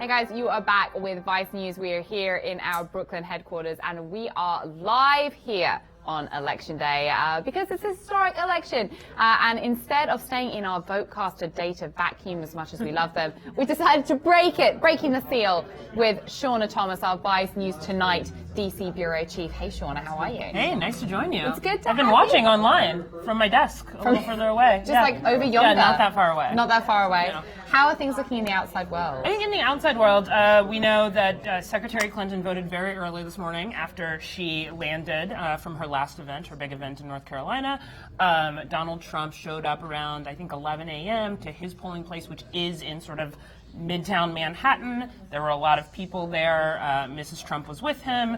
There were people sort of yelling outside, as our correspondent Evan McMorrow-Santoro was reporting from outside. There were a couple of booing people, but there were also construction workers who were saying things like "lock her up, lock her up." It's just been like a chant throughout this whole election. Well, and as what happens with Donald Trump, there is somewhat of a scene. He also, I thought it was interesting, he called into Fox and Friends, and basically said all of the things we expected to hear from him. Said, he thinks he was going to win, but he did show just like a little bit of. He was talking about the states that he thought he would win, and he sort of said, you never know what's going to happen. Huh? He actually said that. That's interesting. Yeah, that's like less bullish than he normally is. Exactly. I mean, it was just one moment. Don't get me wrong. Right. I was like, he wasn't course correcting his entire campaign. No. It was just that one single moment. And in time, so obviously it's a couple more hours here. What are we? We're at 4:30 Eastern time, so we've got about a couple of hours more. So we see some states actually close at 7. And so, I mean, in terms of the people that you've been talking to inside the DNC, for example, like what's the general chatter within the campaigns? I would say inside the DNC, they seem pretty calm. Like things are going pretty well. And the thing that happens, especially on election days, is that there's all this buildup. There's, every campaign does 5-6 events on the last day. Hillary Clinton did 5 events yesterday. And then election day, they vote, and then they wait, and they watch things like this VoteCastr thing, and they see what numbers are coming out. They look at their internal numbers. The campaigns will shift how they're knocking on people's doors or trying to get people out to vote in certain precincts. But the candidates kind of wait. And Donald Trump tweeted right before we came on air that he would be watching returns from Trump Tower, which is down the street from the Hilton where their election night party is. Right. Hillary Clinton, as far as I know, is still in Chappaqua. And, she voted with Bill. Maybe she's playing with baby Charlotte. Who knows? But it's interesting that you're right that it's like there's this insane build-up, and then now it's like sort of nothing. Well, because real numbers. Because real things. People are voting. But then today it's different, right? Because they have the VoteCastr data where they're actually being able to see in real time the voter turnout, and we've been talking a little bit about how they may be adjusting they get out the vote efforts based on the numbers that we're being able to bring them today through VoteCastr. Yeah. Which is kind of cool. No, I mean that we are seeing a little bit of what the campaigns kind of do internally in the states. We have Antonia Hilton, who is one of our correspondents, one of our political correspondents. She's actually at the Javits Center because it's Hillary Clinton's election night, and I think we can go to her now. Hey, Antonia, how are you? Hi, Carolyn. I'm great. How are you? I'm doing well. Okay, so what has been going on at the Javits Center? You've been on the campaign trail all week. What is the general mood inside the center right now? The general mood inside the Jacob Javits Center right now is one of anxiety and excitement. It's no coincidence that we're in a space right now with a glass ceiling. Everyone feels it, that tonight might be a very historic night for Hillary Clinton. I mean, it's been 240 years. This is our first shot at having a female president, and that's not lost on the staff here, the media, the people waiting outside to come in. There will be thousands of people. I think this space holds about 5,000, but it sounds like there will be thousands more of standing room space. And you can probably see a bit of the stage behind me where Hillary Clinton will come out. The room, just the short of it is that everyone is really anxious and excited tonight to see what happens. I've been on the campaign trail all week, following her camp from, mostly what's really been swing states, and speaking to many of her supporters. And for them, it's been, of course, they're excited and they're hopeful and they're confident that she will win. But you also get the sense that people are now really tired. You have to remember, this is a woman who's not just been running for president for the past year and a half or so, but in a way, she's almost been running for a decade. I mean, she declared her first interest in the presidency 3,580 days ago, back in 2007. And you can feel all that energy right now in the room. It's really interesting that you mentioned in terms of like the glass ceiling and the fact that this is historic. I feel like over the last few weeks, particularly with the more of the revelations with the FBI, with the Comey letter, the sort of 11th hour letter, it feels like those revelations and the controversy that surrounded Hillary Clinton has kind of dampened the historic candidacy and the historic nature of her candidacy to some extent. What do you think about that, Shauna, to sort of, kind of build on that a little? Yeah, I mean, I think that the Comey letter to Congress definitely changed the tenor of the campaign a little bit. It changed in some ways the way she was speaking on the campaign trail. I would say that for a while there was kind of like she was going to go hopeful and also sort of hide and try to let Donald Trump kind of sink himself when he goes off script. But his campaign, especially as we saw from that great New York Times reporting, his campaign basically told him, let the media do their job on this. They will talk about it. They will try to get to the bottom of it. They will talk about this sort of strange letter that FBI Director Comey sent. And he let that happen. Kind of if you shut up, then there will be a spotlight on Hillary Clinton for a little bit. Yeah. And because of that spotlight, she sort of went on the attack and changed the tenor of the campaign. And I think that sort of gave it like, okay, this is a full-on, we're a little bit going negative at the end. And that just, it did seem to take away a little from the possibility of that there was this historic thing that was being led up to. But it also meant that this isn't automatic. This is an election. People vote. We will figure out what happens at the end of the night when it happens.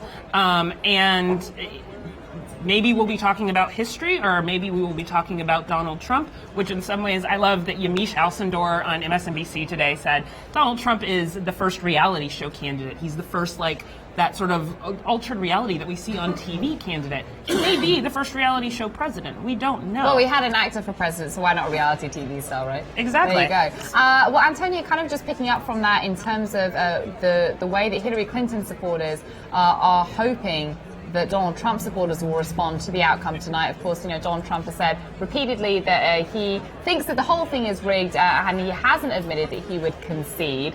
He said he'd concede if he wins. But, what has the sort of mood inside the Clinton camp been on that specific point, Antonia? Yeah, I mean, like you said, Donald Trump has been pretty unclear about how he's going to handle tonight if it doesn't go his way. And over the past week and a half, when I've spoken to Hillary Clinton's supporters, especially supporters of color right now, are actually really anxious today. I actually spoke to a woman, the woman who drove me here over to the Javits Center earlier, and she was speaking about that very anxiety that tonight Trump supporters who've already at points sort of targeted communities of color at different points throughout this campaign and sort of through some of the campaign rhetoric, they're worried that tonight they will not take the results sitting down. That maybe tonight, tomorrow morning, we'll be seeing some violent confrontations. And there has been some reports of people who have been following buses of people out of communities of color to their polling places. People showing up carrying arms, as they're allowed to do, but people interpret that in somewhat of an intimidating way on a day like today. And so throughout the past week and a half, when I've spoken sort of one-on-one with supporters for hers, especially young ones, I hear at the very least, he's going to have a Twitter freak out. And at the very worst, we're preparing for people, there being in certain areas of the country, sort of outright confrontations. And I think a lot of this campaign has been, uniquely divisive in a lot of ways. And I think that for people of color, immigrants here, of course, that is not lost on them. I think you see that contributing to the fact that we've seen such immense and sort of historic, especially among the Latino population, early voting turnout. And it'll be interesting to see today, how those communities contribute to the final result. Because, half of it is that they're really excited about Hillary Clinton. They're really passionate about voting in the first female president. But there is a solid part of their motivation that's really all about avoiding a Donald Trump presidency and wanting to prove to his supporters that the way that they speak, that the way that they feel about those different communities shouldn't represent the rest of the country. Yeah, well, it's going to be interesting. Antonia, have fun tonight. I know you're going to be there for the whole long haul, but thank you so much for that insight into what's going on. Yeah, it'll be a while. All right, well, have fun. Of course. Thank you so much, Caroline. All right, well, so, it wasn't just obviously Hillary Clinton voters and Hillary Clinton supporters. We've been talking a lot about them, but also she had to go over a huge hurdle, which was Bernie Sanders. She wasn't expecting maybe the kind of primary fight that she had, and it was definitely felt and seen in New Hampshire, where Bernie Sanders really surprised her. I think surprised a lot of Hillary Clinton's operatives by winning not just New Hampshire's primary, but also taking on all the millennials with them. 80% of New Hampshire's millennials voted for Bernie Sanders. And then he kept winning primaries. Right. And she had to go a little bit left to try to win this nomination. Antonio was talking a little bit about the divisiveness that we've seen in the country, and are people worried that people are going to take to the streets? And I understand why people are worried about that, and I don't necessarily think the Bernie Sanders folks are going to take to the streets now.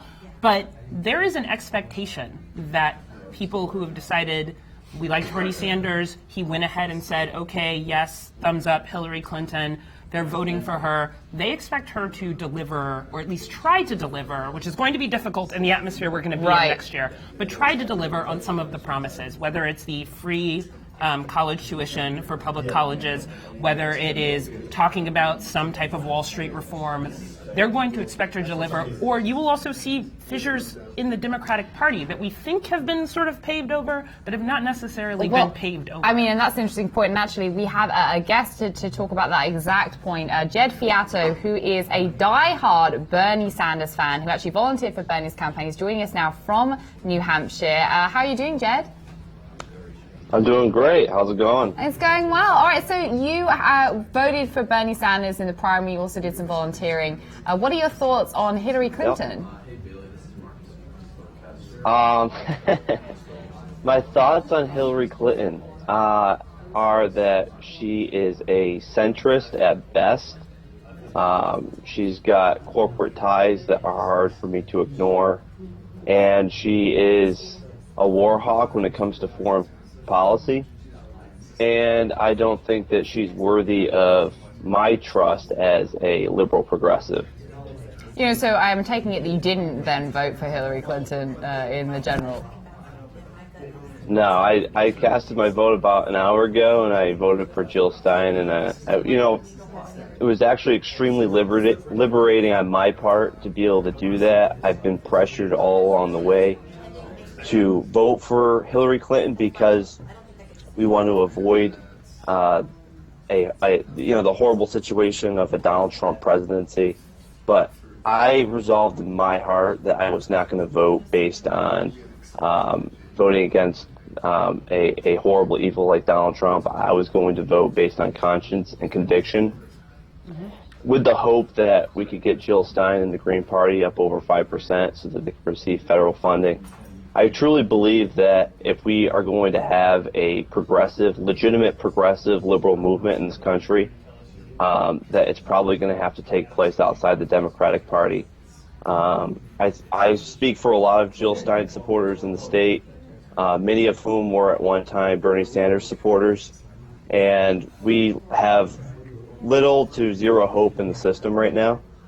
And if Hillary becomes president, which it looks like she will,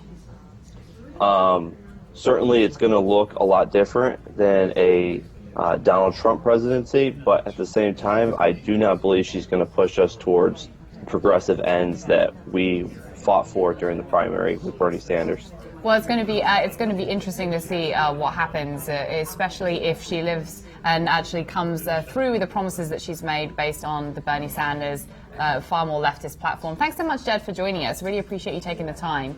And Sean, it's fascinating because we actually spoke to Jill Stein not too long ago, and we were asking her about the third-party candidacy and the fact that it didn't seem that she had actually managed to break through in the way that maybe a couple of months ago people would have thought that she would have. Why do you think that is?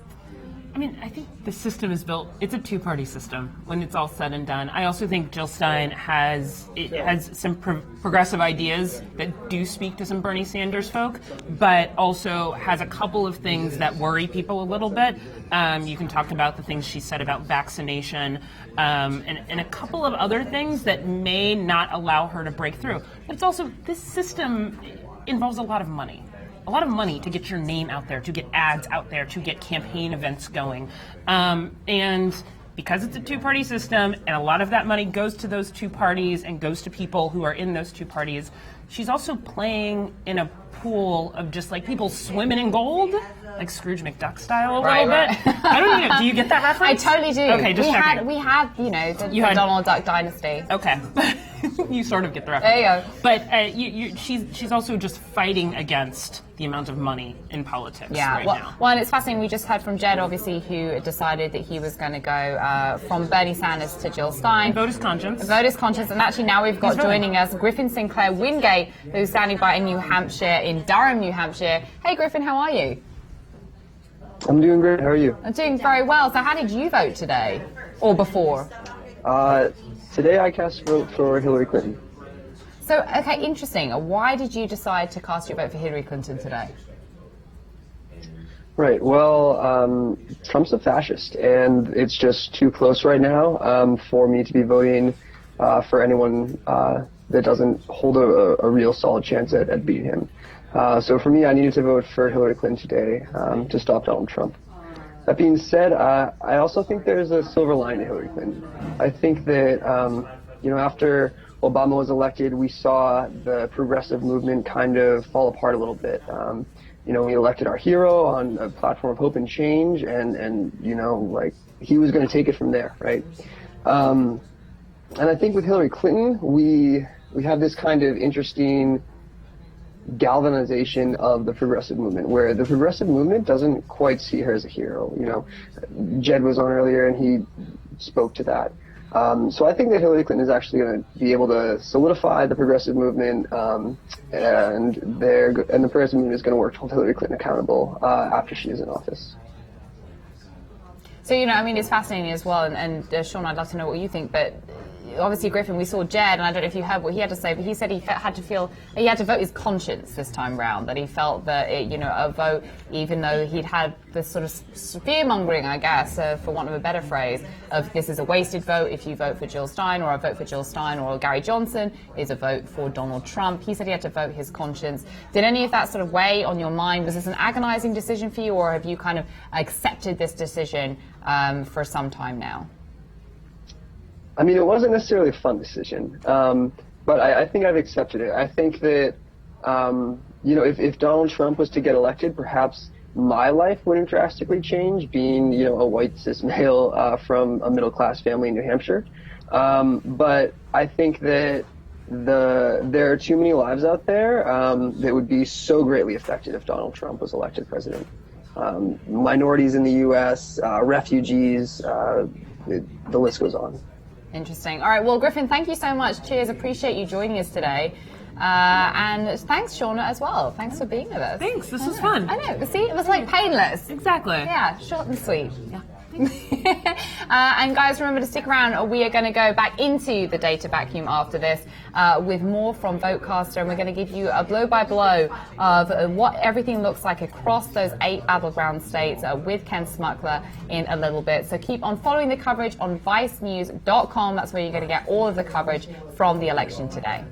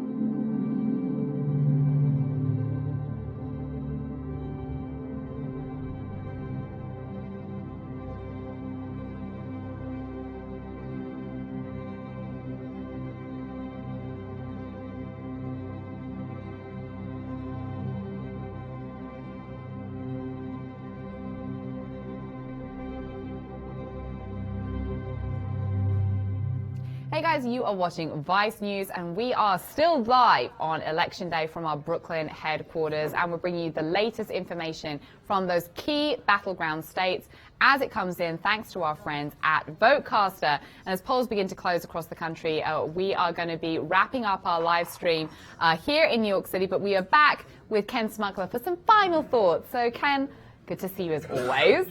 It's our swan song. It is our swan song. It's like our last dance. I know. It's like, Fred Astaire and Ginger Rogers. Except you've got the most beautiful shoes. Thank you. Talk to me a little bit about what the sort of general lessons have been for you from the last few hours, because it's been an interesting up and down kind of day. Oh my God, yeah. It's, it really is. What we wanted to do with VoteCastr is show the American public what the inside of a campaign is like on election day. And I know folks get, really wrapped up in the numbers, and the numbers are what we said we were going to do. Show people the game as it's being played. But it was also to show people what happens inside a campaign on election day. And not everything works. I've never been in a war room where everything works, and this had its moments. I think we did a really good job, and really for the first time ever, showing people what early vote is. Early vote is going to be the way Americans vote in greater numbers as early vote moves from the West to the East. So I thought we did a really good job of explaining early vote, which in a lot of these states makes up a majority of the voters. We got into the daily vote, and then we hit our first problem, which has to do, and this shows you also, it's a minor thing, but minor things can create big problems in a war room. So we had to deal with a coding problem. Then the coding problem was resolved, and data started to flow, and that was really the most exciting, because that's when you really got to see what play-by-play on election day is like.